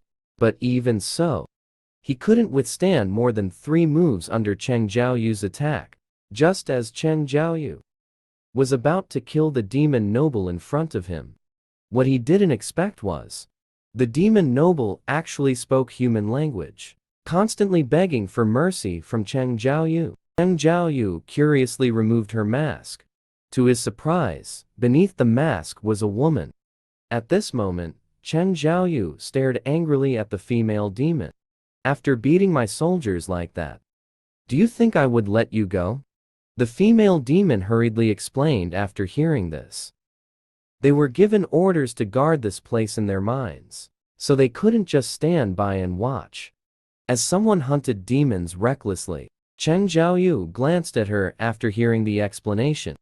But I have killed everyone else, leaving only you. That's not good. But the female demon insisted. A knight's responsibility is to protect her safety. As long as she is fine, the knights would be happy even if they died. Chen Zhaoyu turned away speechless after hearing this. No wonder she is a selfish demon. But it is indeed hard to strike someone who looks human. However, just then, the female demon standing behind Chen Zhaoyu suddenly, quietly took out a dagger and directly lunged at Chen Zhaoyu. But this strike was blocked by the shadow shield beside Chen Zhaoyu. It turned out that the sharp fang sensed the female demon's abnormality and automatically released the protective shield. Chen Zhaoyu, who was ambushed, stared fiercely at the female demon. What do you want to do? Seeing this, the female demon hurriedly bowed and apologized to Chen Zhaoyu, stating that as long as he was given a way out, he would pay any price. Chen Zhaoyu immediately ordered the sharp fang to use anti-gravity on the female demon, and then asked where his floor access permit was located. The female demon immediately confessed that the floor access permit was protected by their family, and moreover, he also knows where the access permit for the upper floors is. As long as he can ensure his and his family's safety, he will tell Chen Zhaoyu. This condition is indeed tempting. But the problem is, can I still trust you? After saying that, he slowly walked up to the female demon, unleashing his killing intent skill. He stared at her fiercely. He questioned again, can I trust you? The terrifying killing intent emitted by Cheng Jiaoyu almost scared the female demon into fainting. She hurriedly stated that what she said was true. Upon hearing this response, Cheng Jiaoyu decided to trust him one more time. He promised that as long as he got the access permit, he would let him go. But who exactly are you? The female demon quickly introduced herself. She is Li Shi, the eldest daughter of the Radil family. But Cheng Jiaoyu replied that he wasn't asking that. Then he straightforwardly asked Aishi. In his head, can he also hear the voice telling him to kill humans? Li Shi was taken aback for a moment and told Cheng Jiaoyu, although he couldn't hear that kind of voice, he could hear others. That is to protect the place he is in. At this moment, Cheng Jiaoyu understood. The meaning of a demon's existence is different from that of a monster. Their purpose is simply to protect their parents. So he continued to ask Li Shi, when did they start hearing this voice? Li Shi told Cheng Jiaoyu, it was after they woke up here. Cheng Jiaoyu was suddenly shocked to hear this. Waking up here. Which means, did they live in another place before? Perhaps. This is a clue that could lead to the system's essence. Then he continued to press for answers. Where did they live before they woke up? And what were they doing? Li Shi told Cheng Jiaoyu. They were preparing for war in the demon realm. And their opponent was very powerful, stronger than all the demons. Combined, they are even more powerful. But, just as Li Shi was about to reveal the identity of that enemy, the words that came out of his mouth suddenly changed to, content exceeds permitted range. Conversation interrupted. Then he collapsed and fainted. When he initially asked the King of 100 Demons questions, the system also forcibly interrupted the conversation. In other words, the identity of that powerful enemy is closely related to the system. It wasn't until 2.5 hours later that Li Shi finally woke up. Cheng Jiaoyu looked at him, then pointed to the demon corpse beside them. It seems that the relationship between you demons isn't that great either. This group of guys wanted to attack you while you were unconscious. Li Shi learned that while he was asleep, Cheng Jiaoyu had been protecting him all along. He quickly expressed his gratitude to Cheng Jiaoyu, telling Cheng Jiaoyu that non-intelligent demons would attack all living beings. Then he took Cheng Jiaoyu back to the family and brought him to meet the family head. However, when the family head saw Cheng Jiaoyu, a look of terror immediately appeared on his face. Because he could see the army in Cheng Jiaoyu's shadow, he immediately ordered the demon knights under him to surround Cheng Jiaoyu. However, Cheng Jiaoyu calmly told the family head, as long as he gets the access permit, he will leave quietly. The family head still looked tense after hearing this. He knew Cheng Jiaoyu was the man who killed the fire god, and his strength compared to the fire god could only be said to be evenly matched. So facing Cheng Jiaoyu, it would be certain death. Thus, he asked Cheng Jiaoyu if it was true. There was only this request. Cheng Jiaoyu then remembered he still needed to borrow Li Shi's help. To find the upper-level access permit, he would need his assistance. In the end, after the family had received Cheng Jiaoyu's promise to protect his daughter's safety, he gave the access permit to Cheng Jiaoyu. Cheng Jiaoyu didn't want to waste a moment, and immediately took Li Shi to the 81st floor. At this time, Li Shi took a bottle of wine out of her backpack and handed it to Cheng Jiaoyu. This is the wine that the head of the Kaleshu family likes. Bringing this will be beneficial for the negotiation. After hearing this, Cheng Jiaoyu asked Li Shi in return if their relationship with the Kaleshu family was very good. Li Shi immediately denied it, stating that among the nobles of the demon realm, Friction often occurs due to rankings. However, it can be resolved through negotiation. After hearing this answer, Cheng Zhaoyu smiled broadly. That's great. You wait here. I will finish the negotiation with them soon.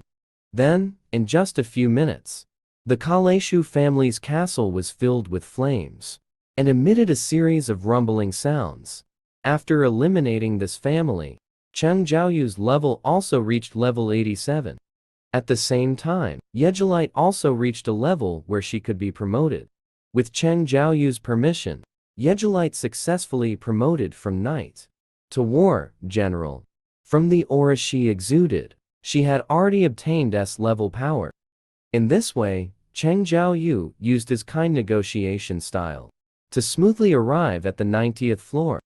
At this moment, Li Shi also told Cheng Zhaoyu, starting from the 90th floor, it's the high-ranking nobles who are in charge. They are much stronger than the upper nobles. If we negotiate well with them, maybe it will be like our own family. Handing over the access permit to him, Cheng Zhaoyu sighed helplessly after hearing this. If I am weaker than you, would you still be willing to talk to me? Didn't you say that the demon families often fight endlessly for rankings? This time, I will make sure your rattle family comes in first. Li Shi asked Cheng Zhaoyu in confusion. Why would they let their family go alone? Cheng Zhaoyu grinned and said, because I have a crush on you. Li Shi's face instantly turned red upon hearing this, thinking that Cheng Zhaoyu was interested in her. At this moment, Cheng Zhaoyu was filled with self-doubt. Could it be that I really look like I fit in with those silly guys? Just as Li Shi said, the monsters after the 90th floor are indeed different. The levels and numbers are much stronger than those in the lower floors. Even if Cheng Zhaoyu has leveled up, his magic power is fluctuating greatly. This indicates that the shadow soldiers are continuously being destroyed and reborn. Cheng Zhaoyu had to personally engage in battle with the demons. This time, he took a full 15 days to barely reach the 100th floor of the demon tower. Unexpectedly, as soon as he stepped in here, a giant dragon quickly flew towards him. It landed right in front of him. Cheng Zhaoyu looked up and was shocked to see a figure standing on the dragon's back. The terrifying killing intent it emitted made Cheng Zhaoyu feel a hint of fear in his heart. Clearly, he is the Lord Demon, Balang. Cheng Zhaoyu's shadow army has once again increased in number.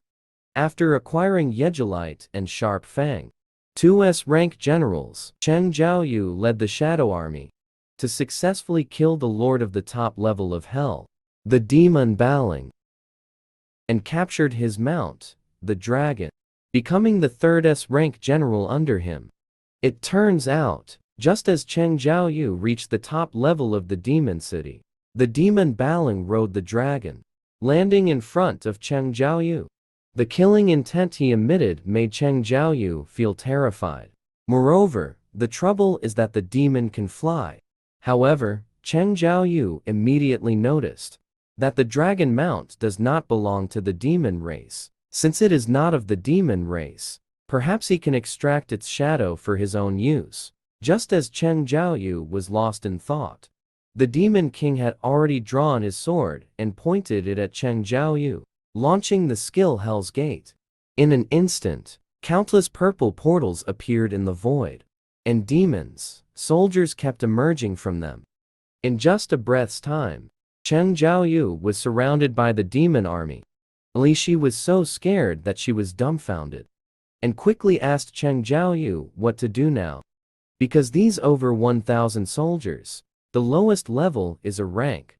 In the blink of an eye, the demon soldiers charged towards Cheng Zhaoyu. However, Cheng Zhaoyu showed no signs of panic.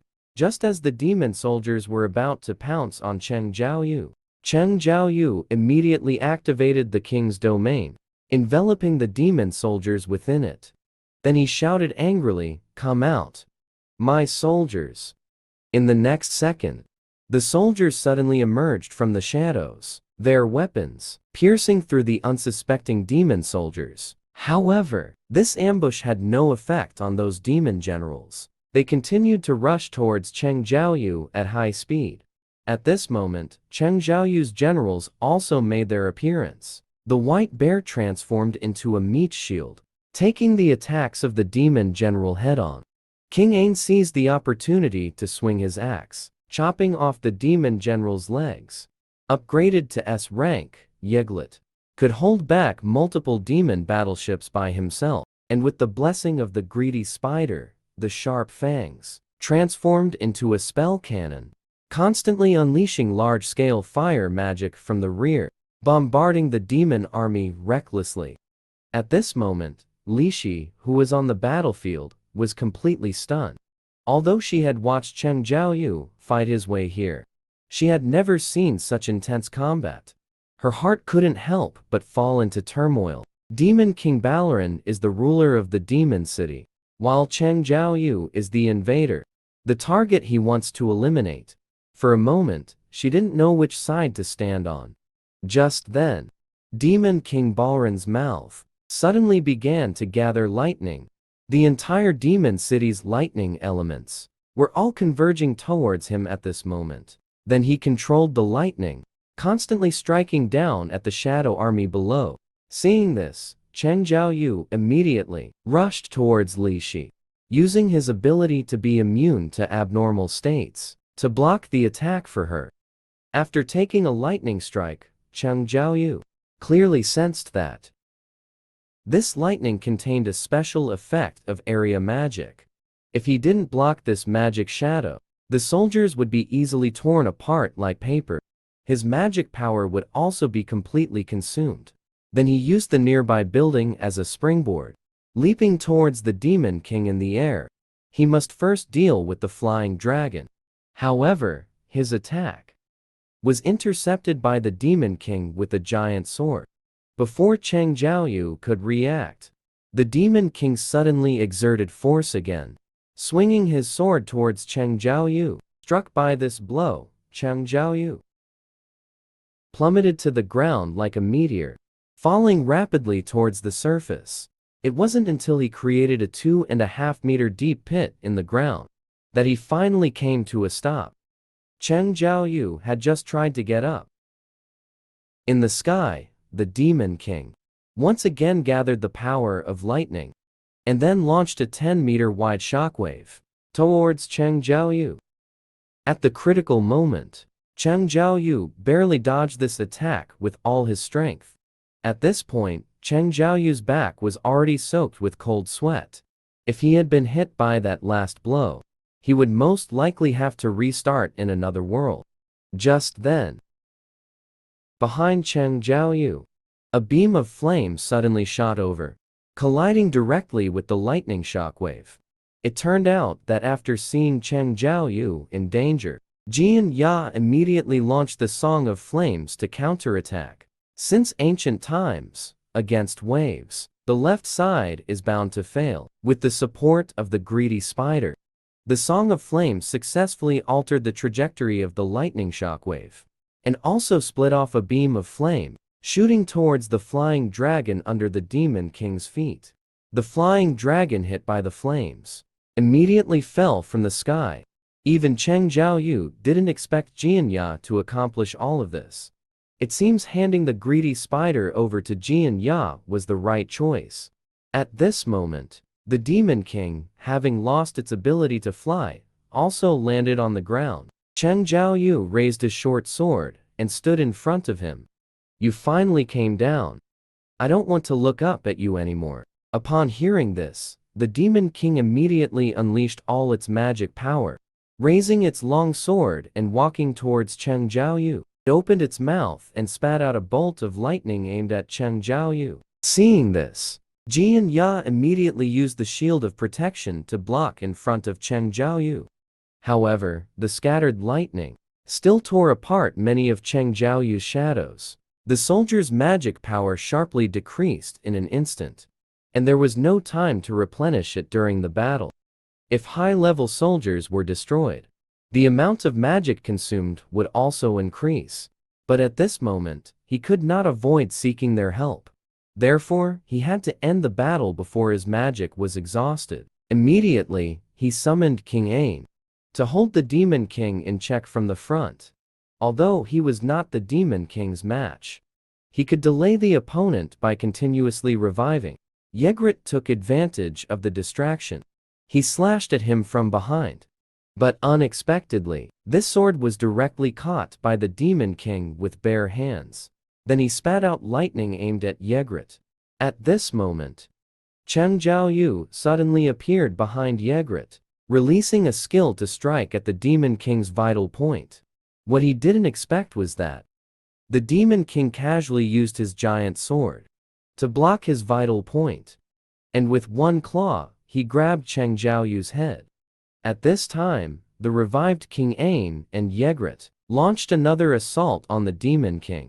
At the moment when attacks from 3 directions fell simultaneously, the Demon King, unable to dodge, was pierced in the wrist. Cheng Jiaoyu also took the opportunity to stab the Demon King with his short sword, grabbing his own arm. The pained Demon King could only let go of Cheng Jiaoyu. However, he was completely enraged by Cheng Jiaoyu. Suddenly, violent force of lightning erupted from within him. Around him, a lightning domain was formed. Cheng Jiaoyu could only instinctively block, but he was still pushed back dozens of meters by the erupting energy. At this moment, the Demon King reached out to grab 2 bolts of lightning, transforming them into 2 strange short swords. Seeing this, Cheng Jiaoyu also prepared to engage. He charged fiercely at the Demon King.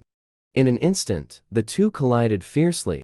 Cheng Jiaoyu continuously released skills aimed at vital points, but the Demon King was able to perfectly block them all. Just as the two were clashing blades, the Demon King opened his mouth again, shooting a bolt of lightning at Cheng Jiaoyu. At such a close distance, Cheng Jiaoyu couldn't dodge at all. The short sword in his hand was directly knocked away. Seeing this, the Demon King revealed a wicked smile. Then he swung the short sword in his hand at Cheng Jiaoyu. Unable to evade, Cheng Jiaoyu could only tightly grip the Demon King's wrist. But this also restricted his own movements. Sure enough, the next second, the Demon King, with infinite magic power, opened his mouth again to gather lightning. Just as he was about to launch it, he was suddenly interrupted by an attack from the side. It turns out, it was Li Shi who threw Cheng Jiaoyu's short sword back. The Demon King angrily turned to Li Shi. Cheng Jiaoyu seized this brief opportunity, using all of his power to activate the hand of the ruler. The rapidly flying short sword instantly severed the Demon King's arm. By the time the Demon King reacted, Cheng Jiaoyu's full-powered uppercut had already struck his head. With this blow, the Demon King was directly decapitated. At that moment, Cheng Jiaoyu received the notification that the Demon King had been eliminated. The mission was also completed at this moment. Exhausted, Cheng Jiaoyu instantly collapsed to the ground. Seeing this, Li Shi ran over anxiously to support the fallen Cheng Jiaoyu. Cheng Jiaoyu smiled at him and said, "I'll go tell you. Your family is now ranked first." After defeating the Demon King, Cheng Jiaoyu's level also reached level 97, and he received many rare rewards. The Demon King set was also fully collected at this moment. However, compared to the set items, the purified Demon King's blood was the main focus. Cheng Jiaoyu immediately began the production of the divine water. The materials in his hand only allowed him to make 6 bottles. After completing it, the Demon King's blood decreased, and the fragments of the world tree also shrank, while the spring water of the echoing forest was completely used up. He looked at the divine water in his hand, and immediately wanted to return to the hospital to confirm the effect. But just then, Ain dragged over the corpse of the dragon. Cheng Jiaoyu then remembered the existence of the dragon, and then extracted its shadow, becoming his third subordinate, a soldier with S-level strength. Named it Dragon Kaiser. At this time, the mission rewards were also automatically distributed. Gain top-level Rune Stone Shadow Exchange for 30 attribute points, and a Demon Hunter title. However, this title did not meet the conditions for use. Cheng Jiaoyu immediately crushed the Rune Stone, gained the Shadow Exchange skill. This skill allows swapping positions with shadow soldiers at any location. Cooldown time is 3 hours. It can be said to be on par with teleportation. After completing all tasks, Cheng Jiaoyu bid farewell to Li Shi, then used the Shadow Exchange skill, and left the Demon City. In the next second, in front of Li Shi, a confused shadow appeared. Cheng Jiaoyu then appeared in his own neighborhood. He immediately summoned Dragon Kaiser and flew towards his mother's hospital. At this time, Cheng Jiaoyu was unaware that during his month-long conquest of the Demon City, the hunter associations around the world were in an uproar, because the ant monsters that once terrified them had now flown across the sea and landed. Their coming, Cheng Jiaoyu finally successfully cleared the S-level Demon City dungeon and created the divine water of life with the Lord's blood, awakening his mother, who had been asleep for years. Seeing his mother wake up, Cheng Jiaoyu could no longer suppress his longing and immediately burst into tears. That night, he was like a half-grown child, holding his mother's hand, silent, yet more expressive than 1,000 words. The next morning, he couldn't wait to bring his sister Zhaoya to the hospital. When Zhaoya saw their mother awake, she was instantly overwhelmed with joy and cried, rushing over to tightly hug their mother. Seeing this warm scene before him, Cheng Jiaoyu instantly felt that his efforts were not in vain. All the hardships he had endured over the years seemed to be compensated in that moment. However, after being a hunter for so long and experiencing so much, he suddenly felt a twinge of unease. Just then, Cheng Jiaoyu's phone suddenly vibrated. He discovered that last night, a picture of him riding the dragon on the way had been taken by someone and made the headlines. At the same time, the president of the Hunter Association, Gao Jianxi, also called Cheng Jiaoyu, inviting him to the Hunter Association to discuss an important matter. Therefore, after hanging up the phone, Cheng Jiaoyu immediately went to the association. It was then that he learned from the president that the ant monsters on Kizu Island had actually evolved to the point where they could fly across the sea. Even the most ordinary ant soldiers possess a class strength. After landing, they directly destroyed half a city, till multiple high-level hunters were dispatched to work together, only to kill him. To prevent such a tragedy from happening again, the Sword Association of Country H and Country R formed an alliance, preparing to go to Kizu Island to eliminate all those ants. He called Cheng Jiaoyu today to invite him to join this mission. But just as Cheng Jiaoyu was about to respond, he suddenly froze for a moment. It turned out that he sensed a powerful magical fluctuation. After hearing this response, President Gao smiled with satisfaction. Your perception is indeed very strong. You can sense it from such a distance. He then told Cheng Jiaoyu that as class hunters were warming up in the gymnasium, because there are less than 4 days left until the trip to Kizu Island. This time, in addition to the second dragon team, 10 S-class hunters from both countries have also come. After hearing the name of the second dragon team, Cheng Jiaoyu was suddenly shocked. They are the top experts of the two countries. Then, President Gao took Cheng Jiaoyu to the gymnasium. Sure enough, as soon as they entered, they found that Bai Lovhe Hao was practicing with a big man. When Kua Zhongying saw Cheng Jiaoyu, he walked over to greet him. He introduced to Cheng Jiaoyu that the big man was Ma Dongguksu, the captain of the Mingcheng Guild, and neither of them was using their full strength, because the hunters from the two countries were watching from the side. No one wanted to reveal their strength in front of outsiders. The leader was indeed the second dragon team.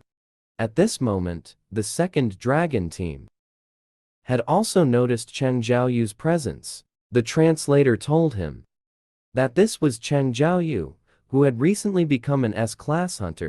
The second dragon team carefully examined Cheng Zhaoyu. He could clearly feel the powerful aura within Cheng Zhaoyu, which belonged to the assassination type. It seems he is a very excellent assassination type hunter. The assistant hurriedly explained after hearing this that according to official announcements, Cheng Zhaoyu is a magic type hunter. The second dragon team looked incredulous, because the penetrating professional skill he awakened had never been wrong before. Their voices of dispute quickly attracted Che Hui's attention. Curiously, she turned to look. It turned out that Cheng Zhaoyu had arrived. No wonder. He could feel the air here becoming fresher. At this moment, the second dragon team suddenly walked to the center of the gym. To increase mutual trust, he proposed that all S-class hunters could have a duel. The president immediately agreed after hearing this. After all, only by fully understanding the strength of teammates can they cooperate better. To conquer the S-class teleportation point to Kizu Island. However, to eliminate the difficulty of determining a winner, the magic type and support series hunters, they decided to adopt a multi-person battle format. As long as they grab the opponent's wrist, touch their back, or knock them down, it counts. After the victory, the second dragon team directly recognized this rule.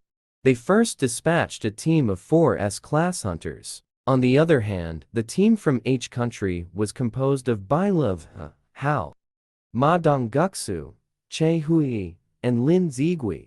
After Cheng Zhaoyu observed all of this, the second dragon team surprisingly did not participate. It seems he just wanted to see the strength of the H country hunters. As the gunshot signaling the start of the battle rang out, Ma Dongqiu's body instantly grew larger. The scar-faced man from the second country became excited upon seeing this. What he likes most is the clash of strength. The two collided like this, competing with pure strength. At this time, the yellow-haired man from the second country also found his opponent. He launched a surprise attack. His figure shot towards Lin Zigui like lightning. Lin Zigui immediately saw the yellow-haired man is a speed-type profession. Close combat is very unfavorable for him. So he took a step back to create distance from the yellow-haired man. At the same time, he continuously gathered magical power into a sword. He shot it towards the yellow-haired man. Meanwhile, Bai Love Hao also transformed. He chose that girl as his opponent. But at this moment, the one-eyed figure moved like a ghost, suddenly appeared behind him. Just as he launched the backstab, Bai Love Hao's speed suddenly increased dramatically. He directly teleported to 10 meters away. He looked on in confusion, clearly sensed the killing intent from the one-eyed figure just now. But why is he hesitating? At this moment, Bai Love Hao's assessment of the one-eyed figure is either a guy with exceptional judgment or a coward. But looking at the one-eyed figure's current state, plus what the second country's hunter inadvertently said earlier, in their team, some hunters dislike fighting with monsters. That statement suddenly understood that Long Tu wanted to use them to test this person, to see if he was ready to deal with the ants. Bai Love realizing he was being used, immediately became extremely angry. The one-eyed figure, upon seeing Bai Love Hao's fierce gaze, was instantly scared and broke out in a cold sweat. And just at that moment, Bai Love Hao charged towards the one-eyed figure in a swift step. While launching his attack, he kept mocking him, calling him a complete coward. However, in the next second, behind Bai Love Hao, a huge explosion suddenly erupted. He turned to look. It turned out that Ma Dongguksu lost the strength competition and was directly punched into the floor. At the same time, Lin Zigui was also grabbed by the wrist by the blonde guy and was defeated. For a moment, Bai Love Hao's opponents increased from 1 person to 3. Because they think it's easier to deal with Bai Love Hao together than with Che Hui to solve Bai Love Hao. Sure enough, at this moment, Che Hui was in a duel with the girls from the 2 countries. He was completely overpowering his opponent. Che Hui's nickname is Dancer because his skills in taking down monsters are as agile as dancing. Under his fierce assault, the girl quickly couldn't hold on.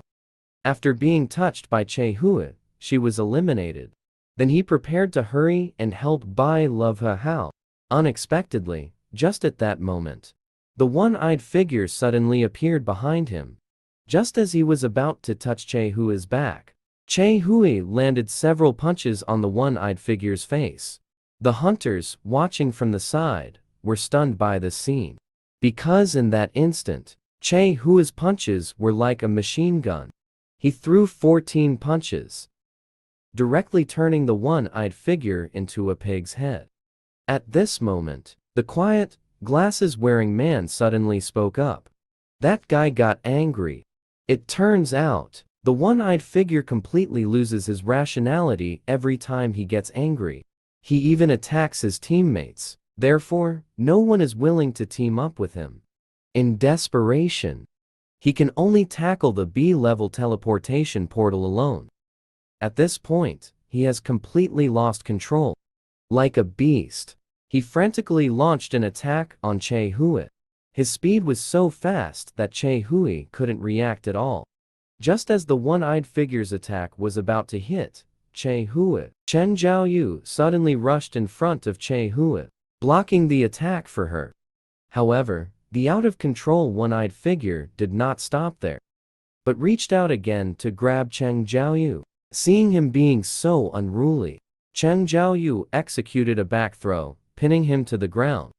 After witnessing this, Hao Tang Long Tui's pupils suddenly constricted. He almost couldn't catch the speed of that strike. At this moment, Chen Zhaoyu suddenly looked at a hunter behind Che Hui.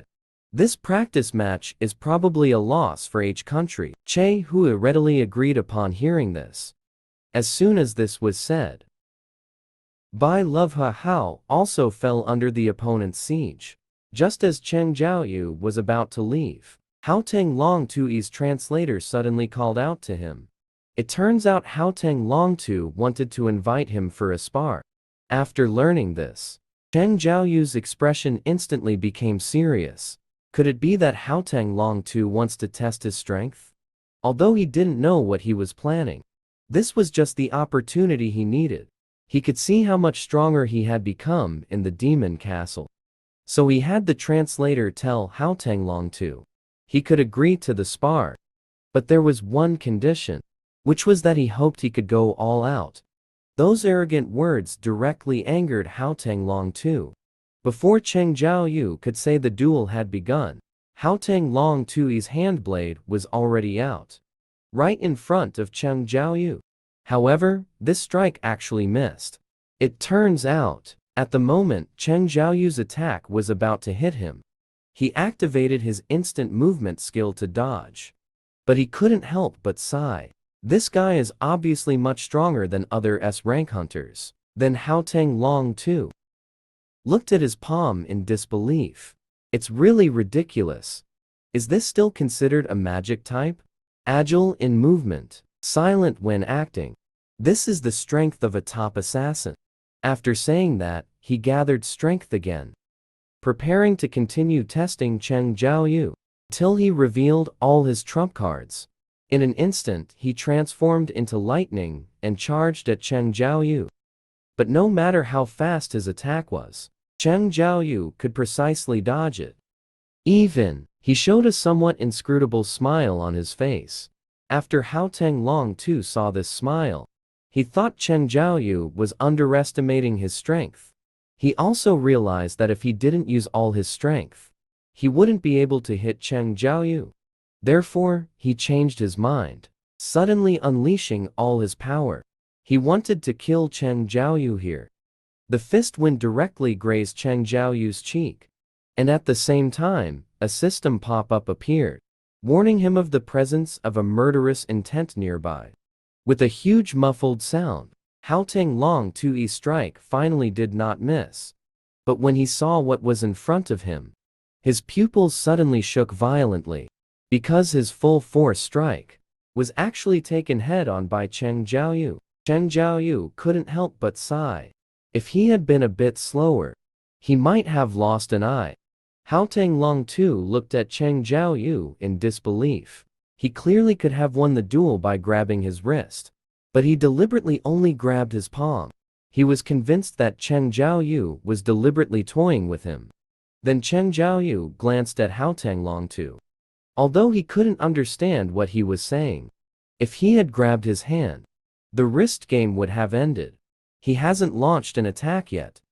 In an instant, the two of them unleashed all the magic power within them, attacking each other with their strongest strength. Seeing this scene, Che Hui and Bai Love Hui were suddenly shocked. They hurriedly rushed forward to control Cheng Jiaoyu. Hao Teng Long too was also blocked by the hunters from our country. Because the momentum generated by their strike, it seemed that the collision would definitely cause an explosion in the gym. It could lead to casualties. Che Hui told Cheng Jiaoyu that person would still lead the Air Country team into battle in a few days. If he got hurt due to negligence, no one could take on that responsibility. Bai Love Hui immediately had the translator tell Hao Teng Long too. Everyone is too excited. The sparring match ends here. Then he apologizes to Cheng Jiaoyu with a face full of regret. Cheng Jiaoyu calmly replies that it's fine. If at that time they continued to fight Hao Teng Long too, the system might issue an emergency mission again. At that time, one of them would definitely die. Ma Dongguxu quickly changed the subject to ease the awkwardness. He hurriedly brought up the topic. The Asian ranked second, Hao Teng, faced off, and surprisingly, only had a small injury on his face. That's really impressive.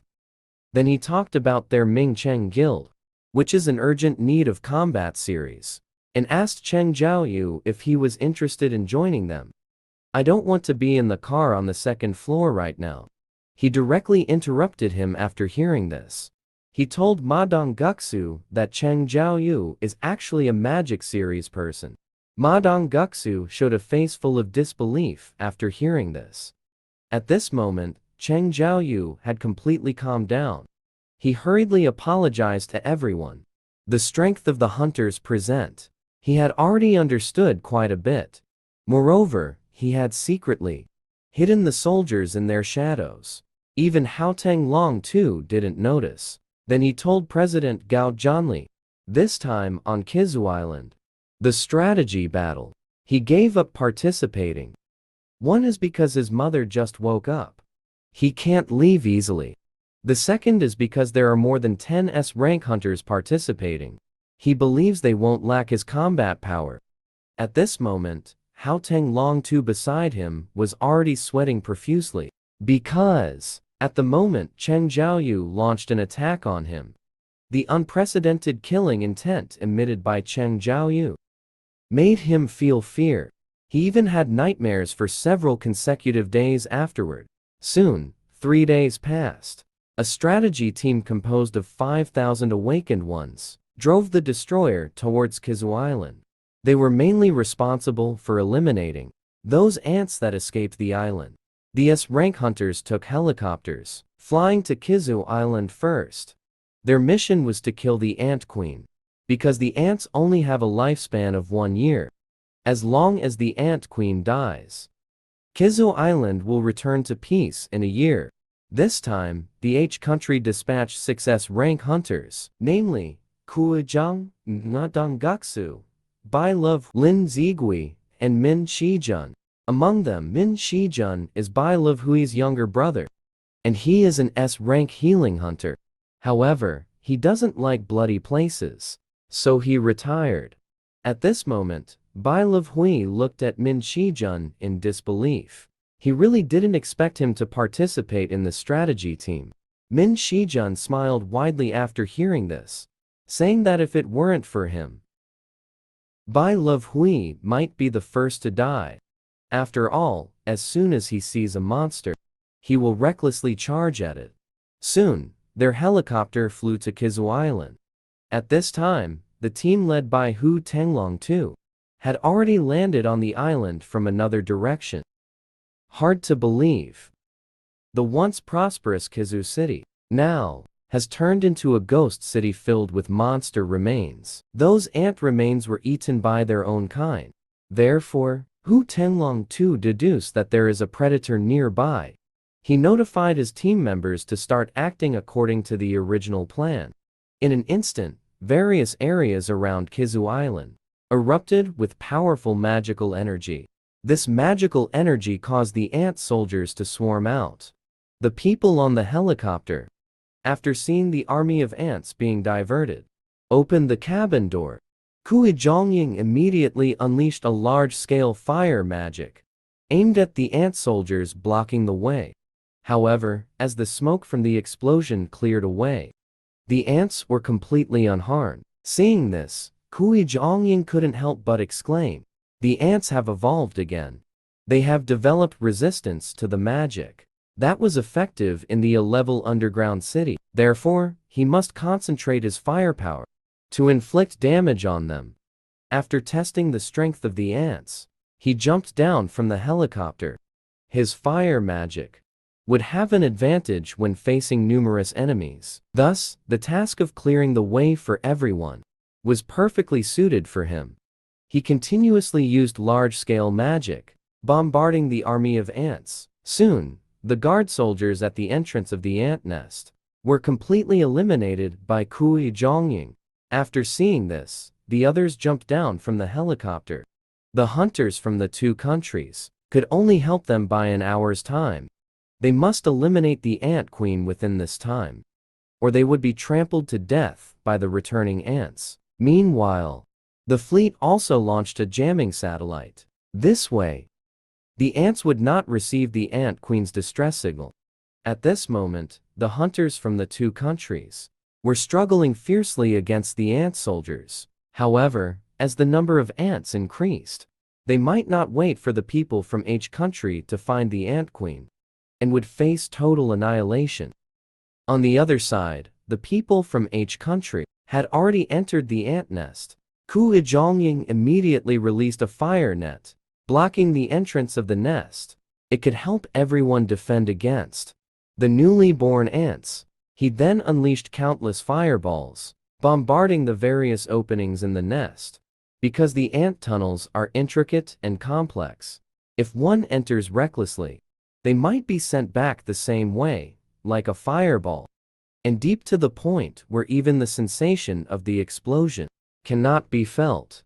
Is the true entrance. Kui Zhongying quickly locked onto the entrance, leading everyone deeper into the ant nest. Little did they know, at this moment, the ant queen had already discovered the invasion of her nest, and beside her, there was a giant ant egg emitting a white light, about to hatch. That was the strongest soldier nurtured by the ant queen, who could lead her people out of the island, and it would become a nightmare in the eyes of all who landed on the island. It's over. The strategy of the S-rank hunters on Kiki Island was completely wiped out. Che Hui was sent flying hundreds of meters by a punch. Her internal organs shattered and on the brink of death. Even the second ranked in Asia, the Hu Tenglong too, was also killed in one move by the monster. What on earth is going on? Just a moment ago, after successfully finding the ant queen's nest, they smoothly made their way to the ant hatching room. However, the ant queen was not found in the hatching room.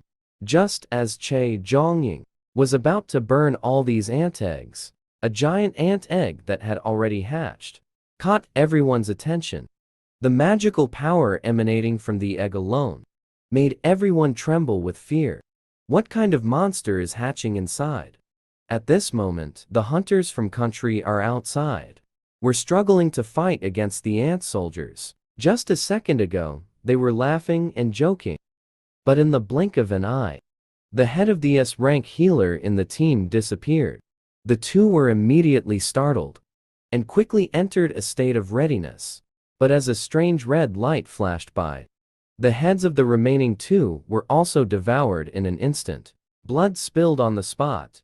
At this time, the hunters from Country H in the ant nest were also attacked by the ant guards. These are the Ant Queen's royal guards, each one comparable to an S-rank hunter.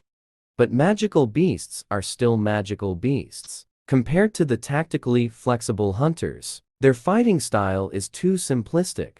With the hunters' division of labor and cooperation, these guards are not worth mentioning. They were quickly slain on the spot. However, their numbers are quite large. If it weren't for the S-rank hunter Min Shijun constantly helping them restore their magic power, they would probably have died long ago under the wheel battle. With everyone's combined efforts, the ant guards were pushed back step by step, and the scene of them fighting against the ant guards, all were taken down by the nearby A-rank hunter and broadcasted to the whole world. In an instant, the viewership reached 80%. Under the witness of global audiences, soon only the last two guards remained. As long as they were dealt with, they could kill the rest, becoming the fifth country to successfully conquer an S-rank teleportation point. Just like that, the hunter teams quickly reached the Ant Queen's side, and the unguarded Ant Queen was utterly defenseless. Her body was continuously torn apart by the hunters. But at that moment, a sudden red light flashed in the Ant Queen's eyes. And then she continuously spat out liquid towards everyone. The bodies of Bai Guihao and Ma Dongguksu, who were splashed, were quickly healed by Min Shijun, who immediately used healing magic, pulling the two back from the brink of death. At this time, the Ant Queen also noticed the healer's presence and turned to attack Min Shijun. Seeing this, Ma Dongguksu immediately raised his shield and charged forward to block the attack for Min Shijun. Ku Zhongying then took advantage of the moment the Ant Queen was restrained and immediately unleashed fire magic, shooting it towards the Ant Queen.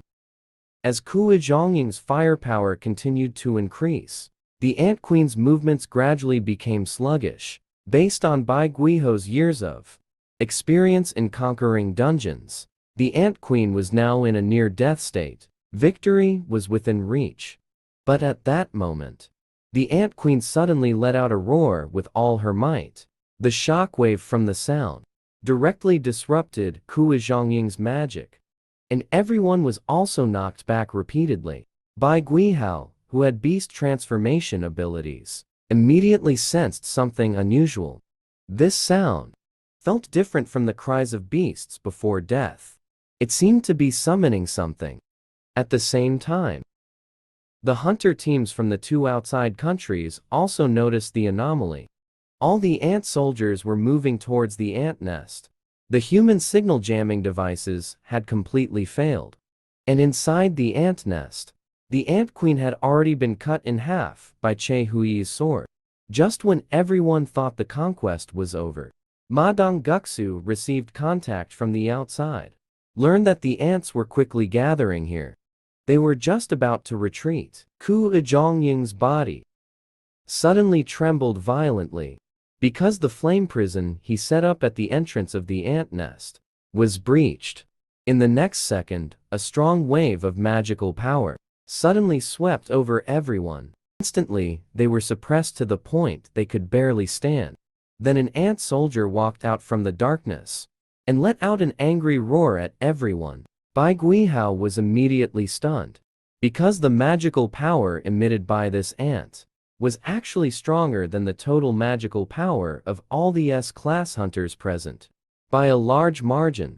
As the ant approached step by step, Che Hui was directly suppressed to kneel on the ground. This terrifying sense of oppression was unbelievable.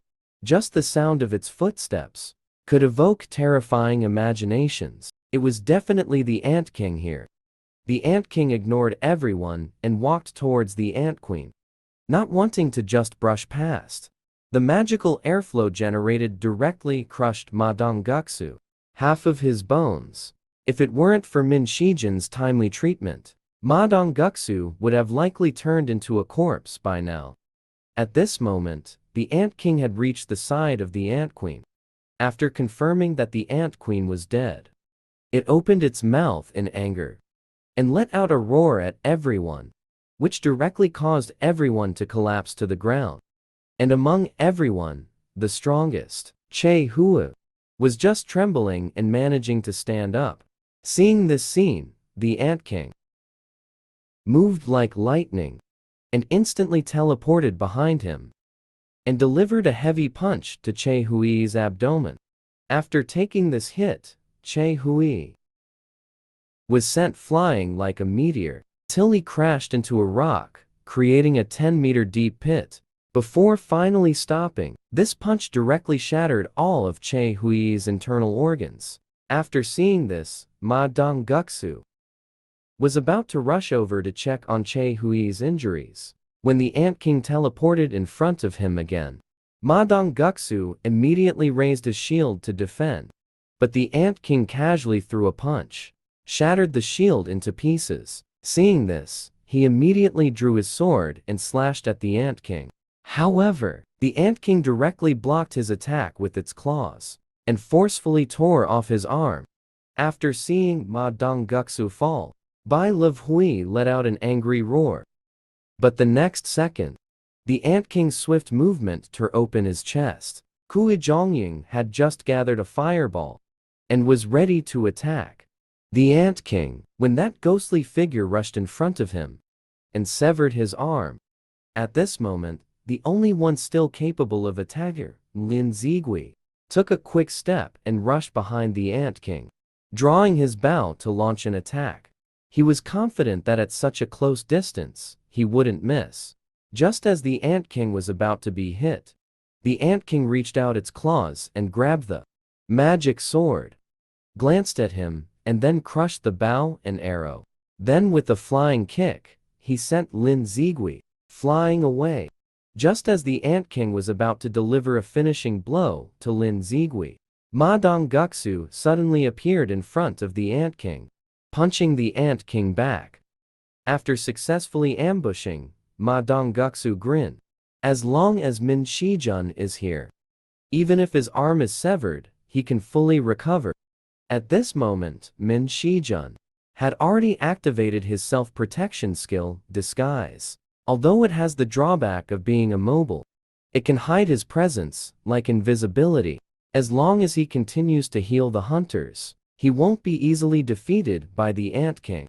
Thus, Ma Dongguksu was treated like a punching bag by the Ant King, pressed down and rubbed against the ground. But with the support of Min Shijin's S-level healing spell, he never swallowed his last breath. At this moment, the Ant King sensed something unusual. It glanced at the hidden Min Shijun beside him. Min Shijun was suddenly startled, not expecting to be discovered. The next second, he felt a sharp pain in his chest. Looking down, he found that his chest had already been pierced by the Ant King's claws. Bai Hui saw this scene and let out a painful wail. Min Shijun used the last bit of his strength to urge Bai Hui to take everyone and run quickly. But before he could finish his words, the Ant King swallowed his head in one bite. The crowd's pupils suddenly shook violently at this sight. Ignoring the pain from his wounds, Bai Hui angrily lunged at the Ant King. However, he was tightly gripped by the Ant King by the neck. Just as the Ant King was about to crush Bai Hui, an unexpected scene occurred.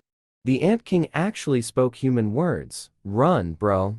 Only then did everyone understand that the Ant King had consumed not just life, but also the power and wisdom of the target. At this moment, the Ant King angrily spoke to Bai Hui. "You are too weak. Our queen was killed by you. Even if we kill you, small fries, it still won't be enough. Who is the king?" Bai Hui couldn't answer for a moment, because at this time, their team had already been completely wiped out. Just then, the Ant King's body suddenly froze for a moment. Then it turned to look in the direction outside. There are powerful beings out there. After saying that, he threw Bai Level to the ground. He charged straight towards the outside. At this moment, Bai Level had a face full of fear. Could it be going to find the rear dragon too? But soon, he trembled and stood up. Now is not the time to think about this. He must hurry before the Ant King returns. Hurry and take everyone away from here. But when he saw the scene before him, he was completely despairing. Because all the ant soldiers had returned. The external rear dragon too had also discovered the bodies of his teammates. He quickly called the guild to inform the vice president that there was a problem with the interference signal. The ants are all gathering towards the ant queen, and he had clashed with the team from H country. The survival rate without Cheng Jiaoyu is 0. The vice president was very pleased to hear this news, although it did not help them to successfully conquer the S-level teleportation portal, allowing the rear dragon to ease national power and challenges to succeed. But the ultimate goal, the complete annihilation of H country's S-level hunters, has been achieved. He immediately ordered their full retreat. Just then, a shadow rushed towards them like lightning. In that instant, the rear dragon sensed something was wrong. He blocked the attack with his longsword. But another hunter beside him was not so lucky and died on the spot. Seeing this, Rear Dragon 2 ordered the remaining yellow-haired ones to join up with the others, while he stayed behind to cover everyone. At this moment, the Ant King fixed his eagle-like eyes intently on Rear Dragon 2. "Are you there, King?" Upon hearing this, Rear Dragon 2 instantly revealed a hint of a sinister smile as he raised his longsword at the Ant King. "That's right, I am the king." After receiving the affirmative answer, the Ant King immediately unleashed all the magic power within his body. Rear Dragon 2 felt this surge of magic power. A hint of fear instantly appeared on his face. He had felt this sensation once a few days ago. It was during his battle with Cheng Jiaoyu. With the sound of a longsword shattering, Rear Dragon 2 had already separated from his men. That's all. The people inside the cave, under the siege of the ant army, also fell into despair. They were about to be killed by the ants.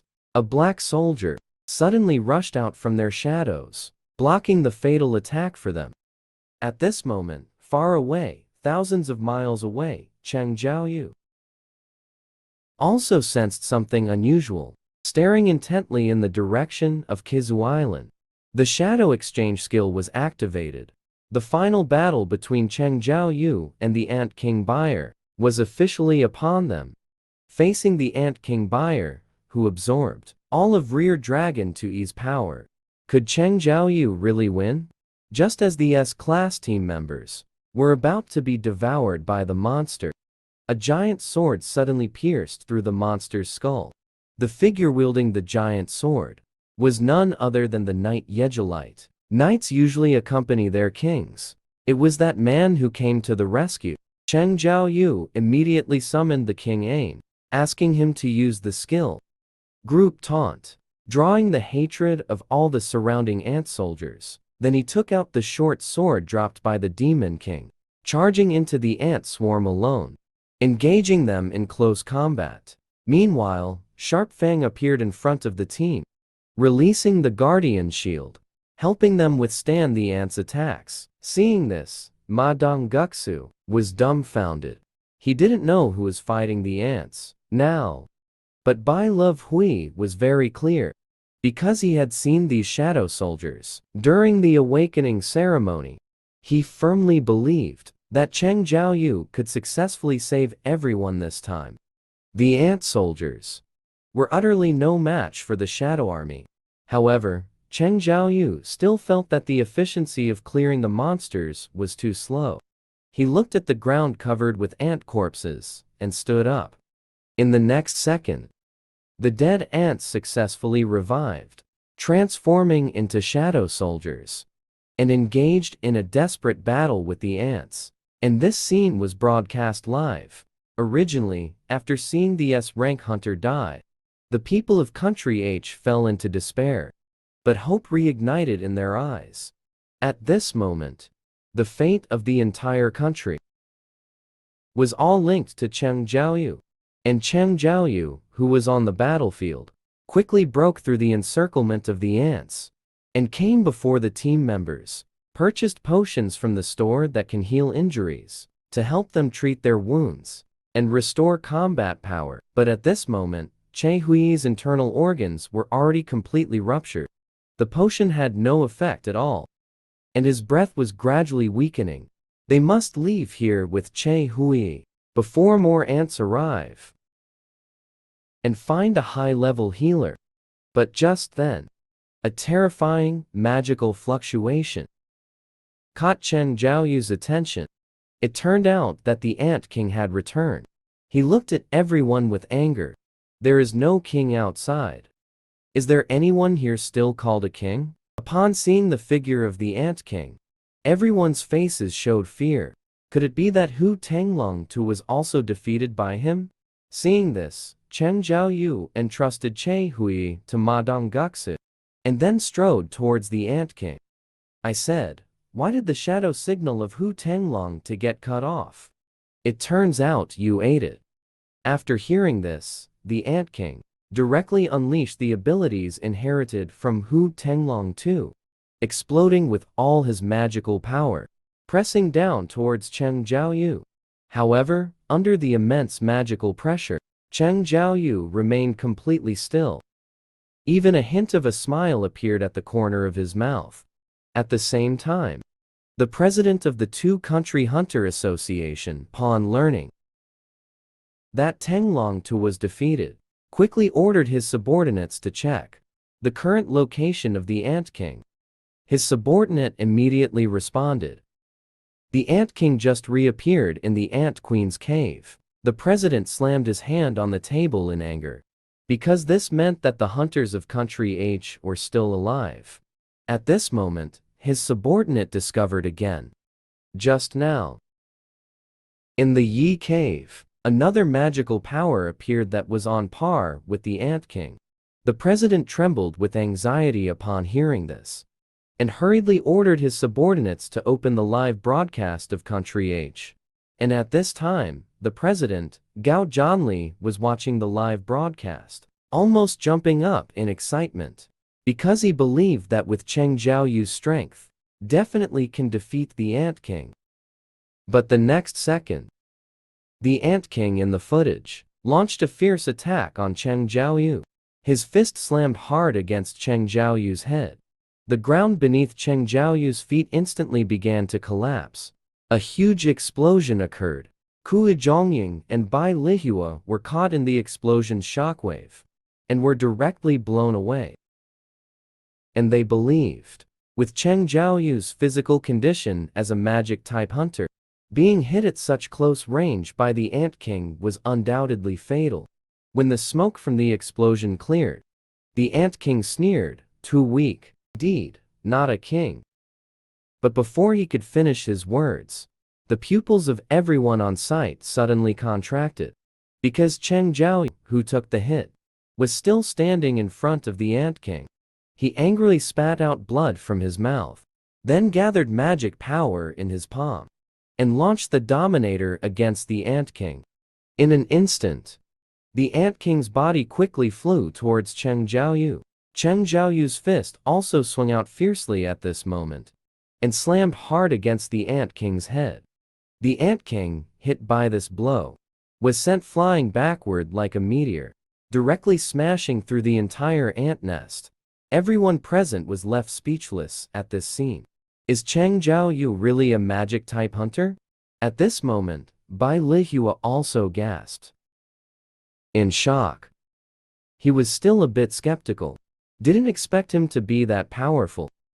Not long after, the mountain collapsed, and suddenly red light flashed through the smoke. Then the Ant King transformed into lightning and charged at Cheng Jiaoyu. Seeing this scene, Cheng Jiaoyu revealed a mischievous smile. Is he tough? Is it because of the exoskeleton's protection? So annoying, in the blink of an eye, The Ant King's figure appeared right in front of Cheng Jiaoyu. Drilling, his clenched fist smashed hard towards Cheng Jiaoyu. Cheng Jiaoyu immediately raised his hand to block. The force of this strike once again damaged the ground. At this moment, Cheng Jiaoyu also launched a counterattack. A punch slammed hard into the Ant King's abdomen. The Ant King was not to be outdone. Both of their fists collided with each other's heads at the same time. With a crack sound echoing, the Ant King was completely dazed. His own strength was actually being suppressed by a human. What on earth is this guy in front of me? The two continued to collide with each other. Soon, the Ant King realized his exoskeleton was starting to gradually fall off. He showed an expression of disbelief. His S's level strong body. How could it possibly be defeated by a mere human? Just as he was in a daze, Cheng Jiaoyu's figure had already rushed in front of him. A heavy punch smashed into his forehead. However, just as the Ant King was sent flying, he spat out his 10-meter-long tongue, leaving a blood mark on Cheng Jiaoyu's face. In an instant, Cheng Jiaoyu's speed began to rapidly decline. His whole body uncontrollably knelt down on the ground. It turned out that the Ant King's tongue was venomous. This ability was obtained from preying on an S-level hunter from country R. Seeing Cheng Jiaoyu fall to the ground, the Ant King casually walked up to him, raised his claw and reached for Cheng Jiaoyu's head. Just as the attack was about to hit, unexpectedly, Cheng Jiaoyu directly grabbed his wrist. The Ant King, interrupted in his attack, was stunned for 2.5 seconds, and Cheng Jiaoyu took this opportunity to directly punch the Ant King away. The Ant King awkwardly stood up. He never expected a human would actually have immunity to poison. Cheng Jiaoyu glanced at him. He seemed a bit happy just now. Could it be because of this poison? Or because he felt his points rising? At this moment he could sense the Ant King's emotions were somewhat anxious. At this time, the hunters behind called out to Cheng Jiaoyu. But it's impossible to withdraw a piece now. It seems we must end the battle quickly. Cheng Jiaoyu charged directly in front of the Ant King and kicked him hard. But unexpectedly, after the attack landed, the Ant King's figure actually vanished into thin air. In an instant, everyone couldn't sense the Ant King's presence, because the Ant King used the disguise skill of Min Shijun, hiding in the darkness. At this moment, he realized the poison was ineffective against Cheng Jiaoyu, and he also believed that Cheng Jiaoyu's specialty was strength. Going head-to-head with him was just a waste of time, and his true advantage was speed. To shrink his inflated body, focusing everything on speed, he could definitely take down Cheng Jiaoyu. At this time, Cheng Jiaoyu also locked onto the Ant King's position, drew his short sword and assumed an attacking stance. The confident Ant King struck first, reaching for Cheng Jiaoyu's head. But the next second, his pupils shook violently, as Cheng Jiaoyu actually dodged his attack and teleported behind him, swinging the short sword down fiercely. The Ant King quickly used his claws to block, and so the two continued to clash. The Ant King also discovered Cheng Jiaoyu could not only keep up with his speed, but was also getting faster and faster. Under the continuous attacks of Cheng Jiaoyu's short sword, the Ant King's exoskeleton had already shattered into pieces. The battle could soon come to an end. Just at the moment the Ant King felt pain, Cheng Jiaoyu seized his opening, immediately used the critical hit skill, stabbing towards the Ant King's body. Unexpectedly, under his constant provocation, the critical hit skill actually upgraded to a flurry of blades. Cheng Jiaoyu's gaze locked onto the fleeing Ant King. He wanted to test the power of this skill, directly releasing the flurry of blades to slash at the Ant King's back. In that moment, Cheng Jiaoyu seemed to have clones as his figure, attacked the Ant King's body from all directions, directly piercing through the Ant King's exoskeleton. At this moment, the Ant King looked at Cheng Jiaoyu with a face full of doubt about life. not expecting that both his strength and speed were crushed by Cheng Jiaoyu. But soon he remembered. As a member of the insect race, he had an advantage that humans could not compare to, which was the advantage in numbers. He let out an angry roar towards the sky, and in an instant, all the ant soldiers flew to his back. At the Ant King's command, the swarm charged towards Cheng Jiaoyu. Cheng Jiaoyu remained completely still. The Ant King thought he was scared silly, immediately began to mock him. Humans are ready to be overwhelmed by my army of ants. Are you ready to be turned into mush? Before he could finish his sentence, Cheng Jiaoyu grinned. Comparing numbers with me? Sure, stand up. Then, under the shocked gaze of the Ant King, he summoned his shadow army. The shadow warriors instantly charged into the ant swarm, engaging in battle with the army of ants. One could see Night Ygritte taking down one ant after another. And the three ORC generals also performed admirably, moving through the ant swarm as if chopping vegetables. However, the main event was yet to come. At this moment, Cheng Jiaoyu had already called the Fangtooth to his side. Fangtooth immediately used the giant song skill, making its size become incredibly huge. Then, with the support of the greedy spider, it unleashed a giant version of the fire dragon song, shooting towards the ant swarm. The power of this strike directly pierced through the entire small island. The hunters, watching from the side, felt a chill run down their spines. Is this really a summoned beast? If it's a summoned beast, why does it seem more like a demon descending to the mortal realm? Under the scorching of the fire dragon song, soon, the ant soldiers in the ant nest were turned to ashes. At this moment, the Ant King was still in a daze. Having always been the strongest since birth, he was supposed to stand at the peak, a king that could devour everything and grow infinitely. But now, facing Cheng Jiaoyu, his heart held only one word, and that was to escape. He understood that if he wanted to survive, he had to quickly flee from this man. Immediately, he used Min Shijin's ability to heal his injuries, and then fled outside the ant nest without looking back. Just then, a gigantic hand suddenly appeared above his head, and then slammed him down to the ground. This move was the hand of the ruler released by Cheng Jiaoyu. At this moment, the Ant King looked up at Cheng Jiaoyu, who resembled a demon, and instantly lost the will to fight. Turned around to escape again. But Cheng Jiaoyu wouldn't let him go to continue harming others. Immediately used a flurry of strikes to slash at the Ant King's back. The Ant King, without the protection of his exoskeleton, was brutally killed by Cheng Jiaoyu. At that moment, Cheng Jiaoyu received the notification that the enemy had been eliminated. Just then, Bai Love Hui suddenly rushed in front of Cheng Jiaoyu.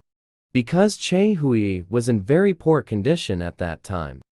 After checking on Che Hui's situation, Cheng Jiaoyu instantly furrowed his brows. He needed to quickly find a healer. But the cooldown for Shadow Exchange wasn't up yet. And even if he rode a flying dragon to find a healer, by then, Che Hui would probably already be dead. Just as everyone was at a loss, Cheng Jiaoyu suddenly thought of a vicious method. He quickly ordered the hunters live streaming nearby to turn off the camera. Then, he sent the shadow soldiers to search for Mi Shijin's body. Upon hearing this, Bai Love Hui looked shocked, not understanding why Cheng Jiaoyu wanted to find his brother. The body quickly. The ORC general brought Mi Shijin's body in front of Cheng Jiaoyu. Cheng Jiaoyu looked at Mi Shijin on the ground, and sure enough, a prompt to extract shadows appeared. If it weren't for being forced into a dead end, he would never use such a method to stand up. But the next second, Cheng Jiaoyu received a message that extraction failed. Cheng Jiaoyu looked shocked. How could this be possible? He then began the second attempt, but the result failed again. Cheng Jiaoyu didn't understand. With his current extraction ability, it should be very easy to extract. Could it be that his desire to stay away from battle was too strong? It seems that turning humans into shadow soldiers is indeed not a good thing. However, to save the dying Che Hui, he forcefully issued the command to stand up for the third time. As soon as he finished speaking, Mi Shijin's body was engulfed by shadows. Seeing this scene, Bai Hui slammed his hand on Cheng Jiaoyu's shoulder, questioning what he was going to do to his brother. But the next second, his pupils suddenly constricted, because Mi Shijin's figure had reappeared in front of him. The spectators nearby, witnessing this unbelievable scene, were instantly drenched in cold sweat. They finally understood Cheng Jiaoyu could use the powers of the deceased. At this moment, Mi Shijin had already come to Che Hui's side, constantly using healing spells to repair Che Hui's shattered organs. At this time, Bai Hui had not yet recovered from his shock, and Cheng Jiaoyu spoke first. I seem to know what kind of person he was in life. I haven't given the order yet. He started treating Che Hui. What a warm person. Bai Hui also spoke in pain after hearing this. He is no longer Mi Shijin. Cheng Jiaoyu did not deny it. And the hunter who was live streaming earlier also understood why Cheng Jiaoyu wanted him to turn off the camera. Because this kind of power must never be made public. Bai Zhangyan also looked at Cheng Jiaoyu seriously. The more intense the battle, the stronger Cheng Jiaoyu's power would become. This power is too astonishing. At this moment, Bai Hui suddenly spoke up. He told Cheng Jiaoyu that Mi Shijin was a person who hated fighting. So, he hoped Cheng Jiaoyu would not let him join the fight in the future. After hearing this, Cheng Jiaoyu pushed away Bai Hui's hand that was on his shoulder. Then he looked at Bai Hui. This is the second time you've put your hand on my shoulder. But this time, you are not giving me an order, but sincerely asking me. After saying that, he strolled towards Mi Shijin. He directly lifted the shadow extraction from him. His thoughts were the same as Bai Hui's. Then, Mi Shijin smiled and looked at everyone one last time, and then dissipated into the air. After eliminating the Ant King, Cheng Jiaoyu escorted everyone out of the ant nest, while he chose to stay behind. Because the battle was not completely over, there were still many remnants that Cheng Jiaoyu needed to deal with. In an instant, Cheng Jiaoyu summoned the flying dragon Kaiser, charging towards the remaining ant army. Soon, Cheng Jiaoyu rushed back to the ant nest and eliminated those unhatched ants, cleaning them out as well. At this time, at the headquarters of the Hunter Management Bureau in the Dark Nation, the director was repeatedly playing the video of Cheng Jiaoyu's battle with the ants. Then he asked the assistant beside him, how was the investigation into Cheng Jiaoyu's information going? The assistant placed a stack of documents in front of the director. It indicates that Cheng Jiaoyu is still involved with the explosion incident at the bureau a few months ago. The mastermind behind the explosion, Cheng Raihan, is actually Cheng Jiaoyu's father. After reviewing the documents, the director assigned a task to his assistant. He instructed him to take advantage of the fact that other countries hadn't even clarified Cheng Jiaoyu's name yet, to do whatever it takes to bring Cheng Jiaoyu to country M.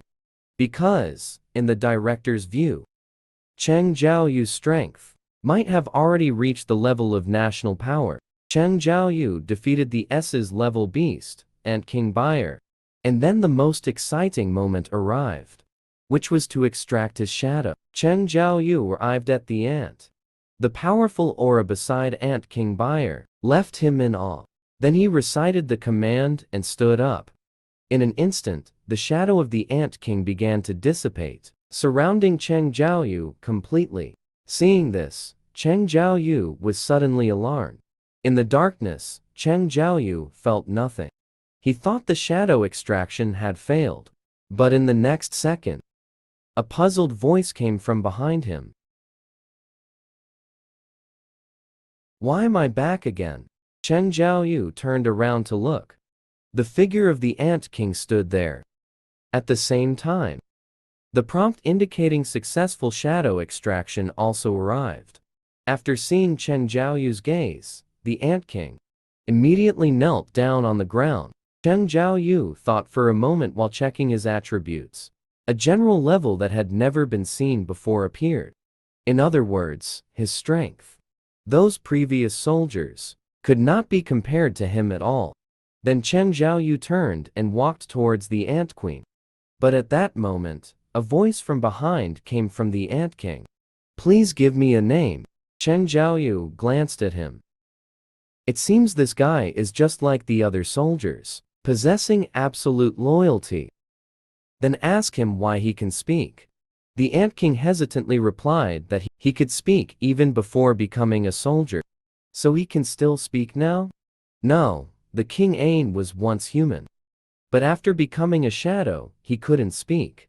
Min Shijun, the hunter, and the sharp fangs are the same. There is only a difference in rank among them.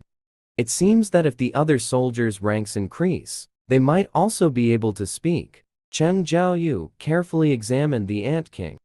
"I killed him. Even so, are you willing to follow me?" The Ant King replied, "I did not die. Instead, I was reborn as your strength. Now my heart is filled with joy. I will always follow my lord." Then he once again requested Chen Zhaoyu to give him a name. Chen Zhaoyu thought for a moment and said, "I'll call you Bell." Bell lowered his head upon hearing this. After the naming by King and Hodang was completed, Chen Zhaoyu walked over to stand beside the Ant Queen, another general-level soldier. But strangely, after the Ant Queen's extraction was successful, the strength of those ant soldiers suddenly weakened. Chen Zhaoyu asked Bell what was going on, and why the Ant Queen's magic power was so low. Bell respectfully explained after hearing this. Controlling the ant army is an innate ability of the Ant Queen. As long as in the future, the ant army will still be under her command. Moreover, of the magic power in the future will be used for reproduction activities, and reproduction activities cannot proceed without a body. Chen Zhaoyu understood after hearing this. In other words, she is not suitable for combat in the future. So he directly cancelled the extraction of the future shadows. An organization does not need two leaders. The next question is about the scattered ants on the island. He asked Bell if with his current forces, could he annihilate them all. Bell stated he could sense that the enemy, after losing their leader, had already lost their formation. They are constantly fleeing. The number still alive is probably around 4,000. Chen Zhaoyu sighed after hearing this. He originally thought that in the previous battle, a considerable number had been eliminated, but he didn't expect that there would still be so many left. He immediately asked Bell, "Can you eliminate them all?" Bell took 2 steps forward and said, "My lord, as long as you give the order." At this moment, the human fleet outside was constantly being attacked by the ants. The hunters were joining forces to fight against the ants.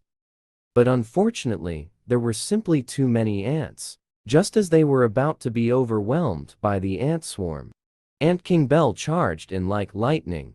Wherever he passed, the ants were all torn in half. Thus, the various forces in the south conducted a sweep of the ants for 2 days and nights. The constantly fleeing ants actually flew towards the waters of Country Sea. But the ants could never have imagined that what awaited them there was the even more powerful Liu Zhikang than Chen Zhaoyu. He was engulfed in flames all over his body. Then he drew a short sword from behind him and directly aimed at the ant swarm in the air, executing a fiery cross slash. In an instant, violent explosions erupted in the sky, and then those ants turned into fragments, falling into the sea.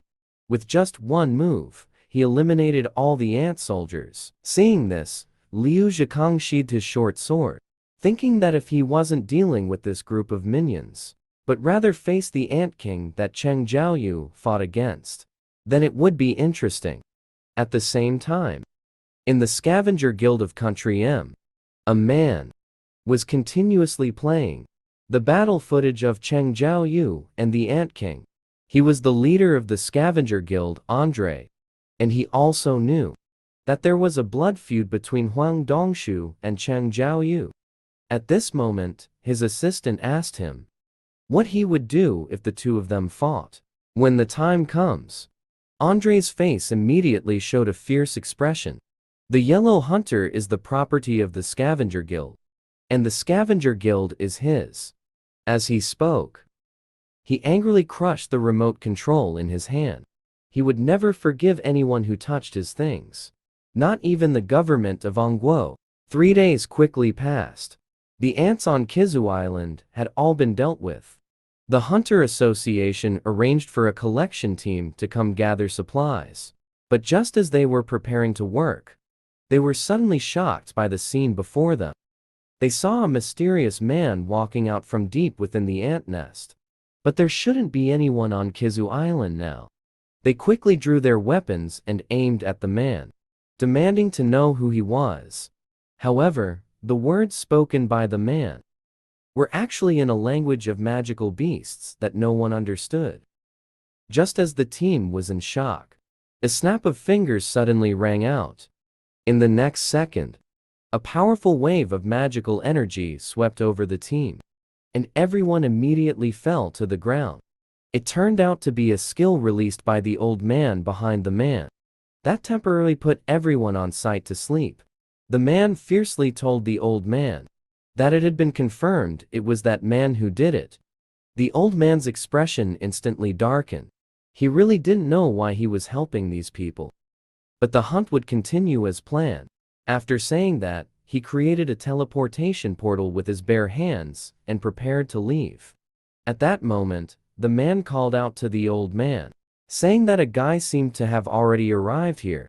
Since he was already here, let's take care of that guy before leaving. The old man was just stunned for a moment after hearing this. Let's leave this area to him. After saying that, he entered the portal and left this place. After the old man left, the man's gaze suddenly became sharp. What a coward.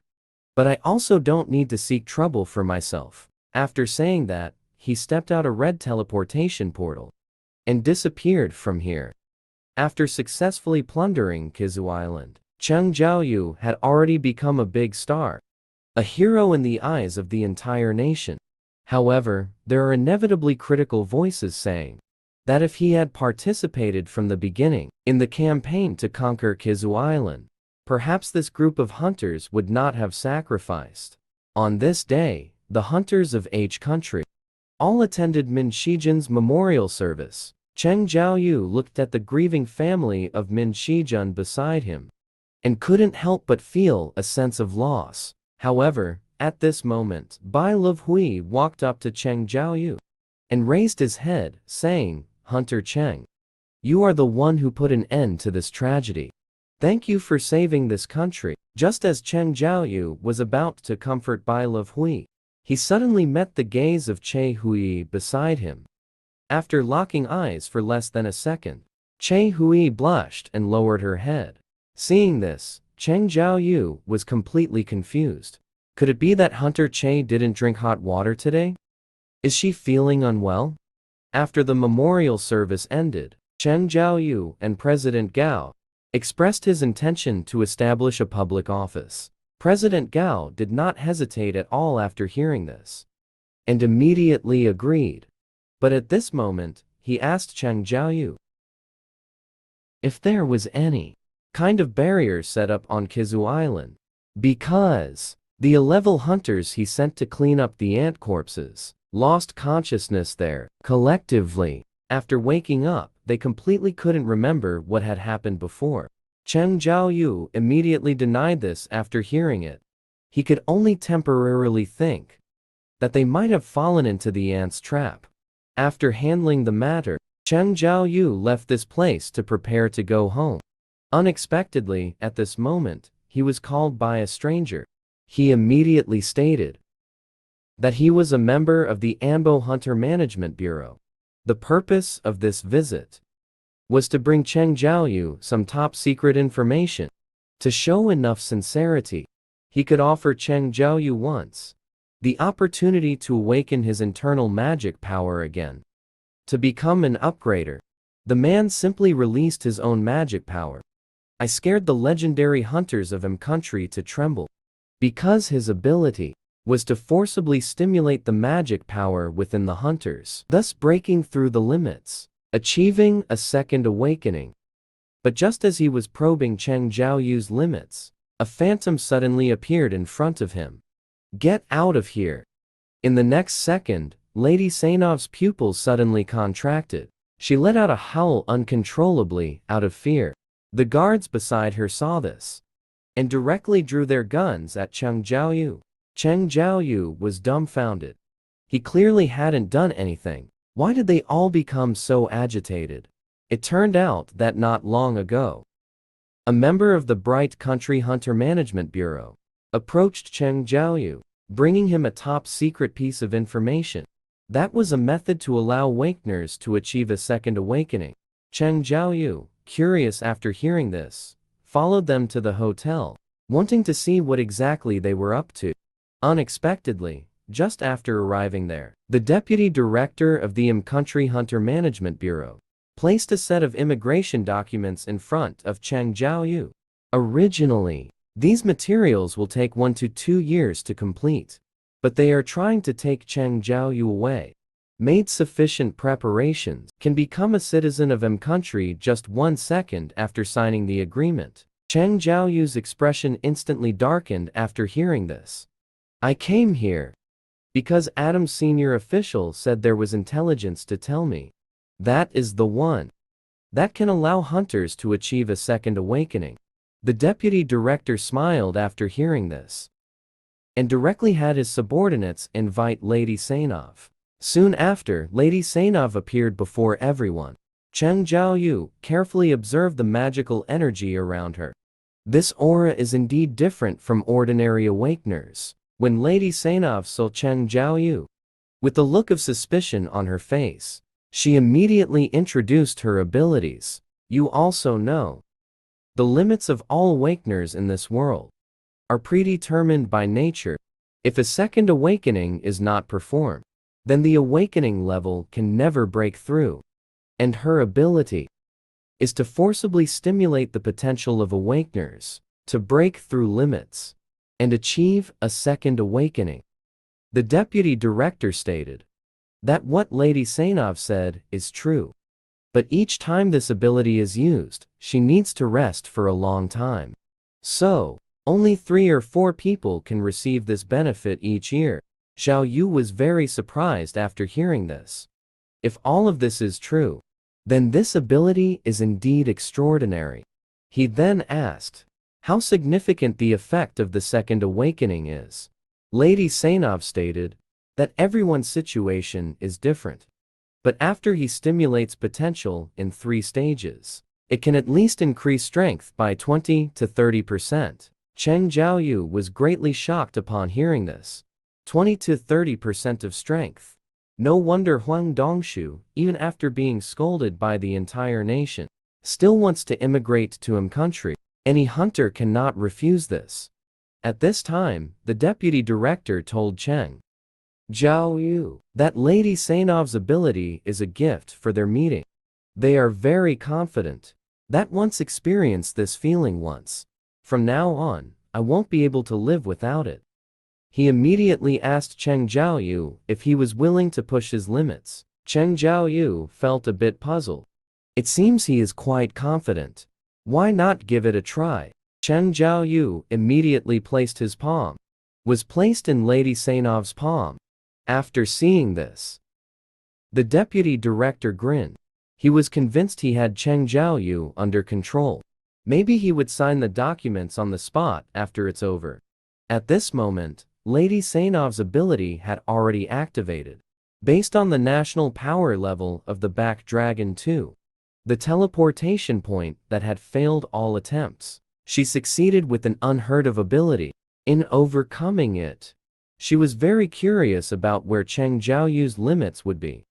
But the next second, Lady Sainov felt herself enveloped by a powerful magical force. She curiously looked up and saw a figure with an unclear face appeared in the air. Then the figure appeared right in front of her, angrily shouted 3 words at him, "Get out." In an instant, Lady Sainov hugged her head tightly and began to wail incessantly. Seeing this, the subordinates immediately drew their guns at Cheng Jiaoyu. The deputy director quickly stopped their actions. If an S-class hunter gets angry, everyone on the scene would die. After hearing this, the subordinates quickly put down their weapons to check on Lady Sainov's condition. The deputy director also hurriedly bent down to apologize to Cheng Jiaoyu. At this moment, Cheng Jiaoyu still had a confused look on his face. What on earth is going on? The deputy director quickly inquired about Lady Sainov's condition. He was sweating profusely all over. His body was also trembling continuously. Helpless, the deputy director could only say, "Today Lady Sainov is not in good health," and said they would contact Cheng Jiaoyu later. After Cheng Jiaoyu left, the deputy director asked Lady Sainov what was going on. Lady Sainov replied to him in terror that he is a king, and a very powerful king. Hearing this, the deputy director was immediately shocked. "So you mean his strength is equivalent to national power level?" Lady Sainov shook her head. This is the first time she has encountered such a situation.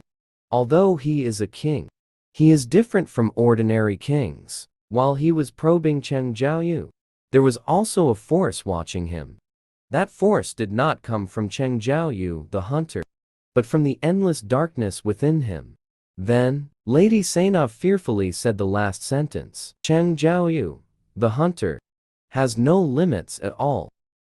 At this moment, unaware, Cheng Jiaoyu left the building and also had a puzzled expression. That person must have seen something. Could it be traces of the system? What exactly is he afraid of?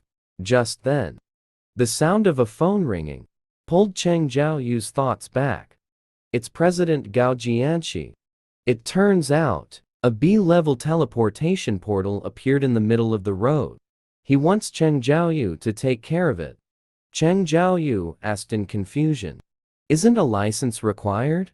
President Gao smiled and replied to Hunter Cheng, "You didn't forget where the license is issued, did you?" Cheng Jiaoyu immediately realized after hearing this. The Gao Jianxi he was talking to is the president of the association. Then I won't be polite. After hanging up the phone, Cheng Jiaoyu immediately arrived at the teleportation portal. His figure instantly attracted the attention of the crowd. They never expected an S-level hunter would personally come to the teleportation portal.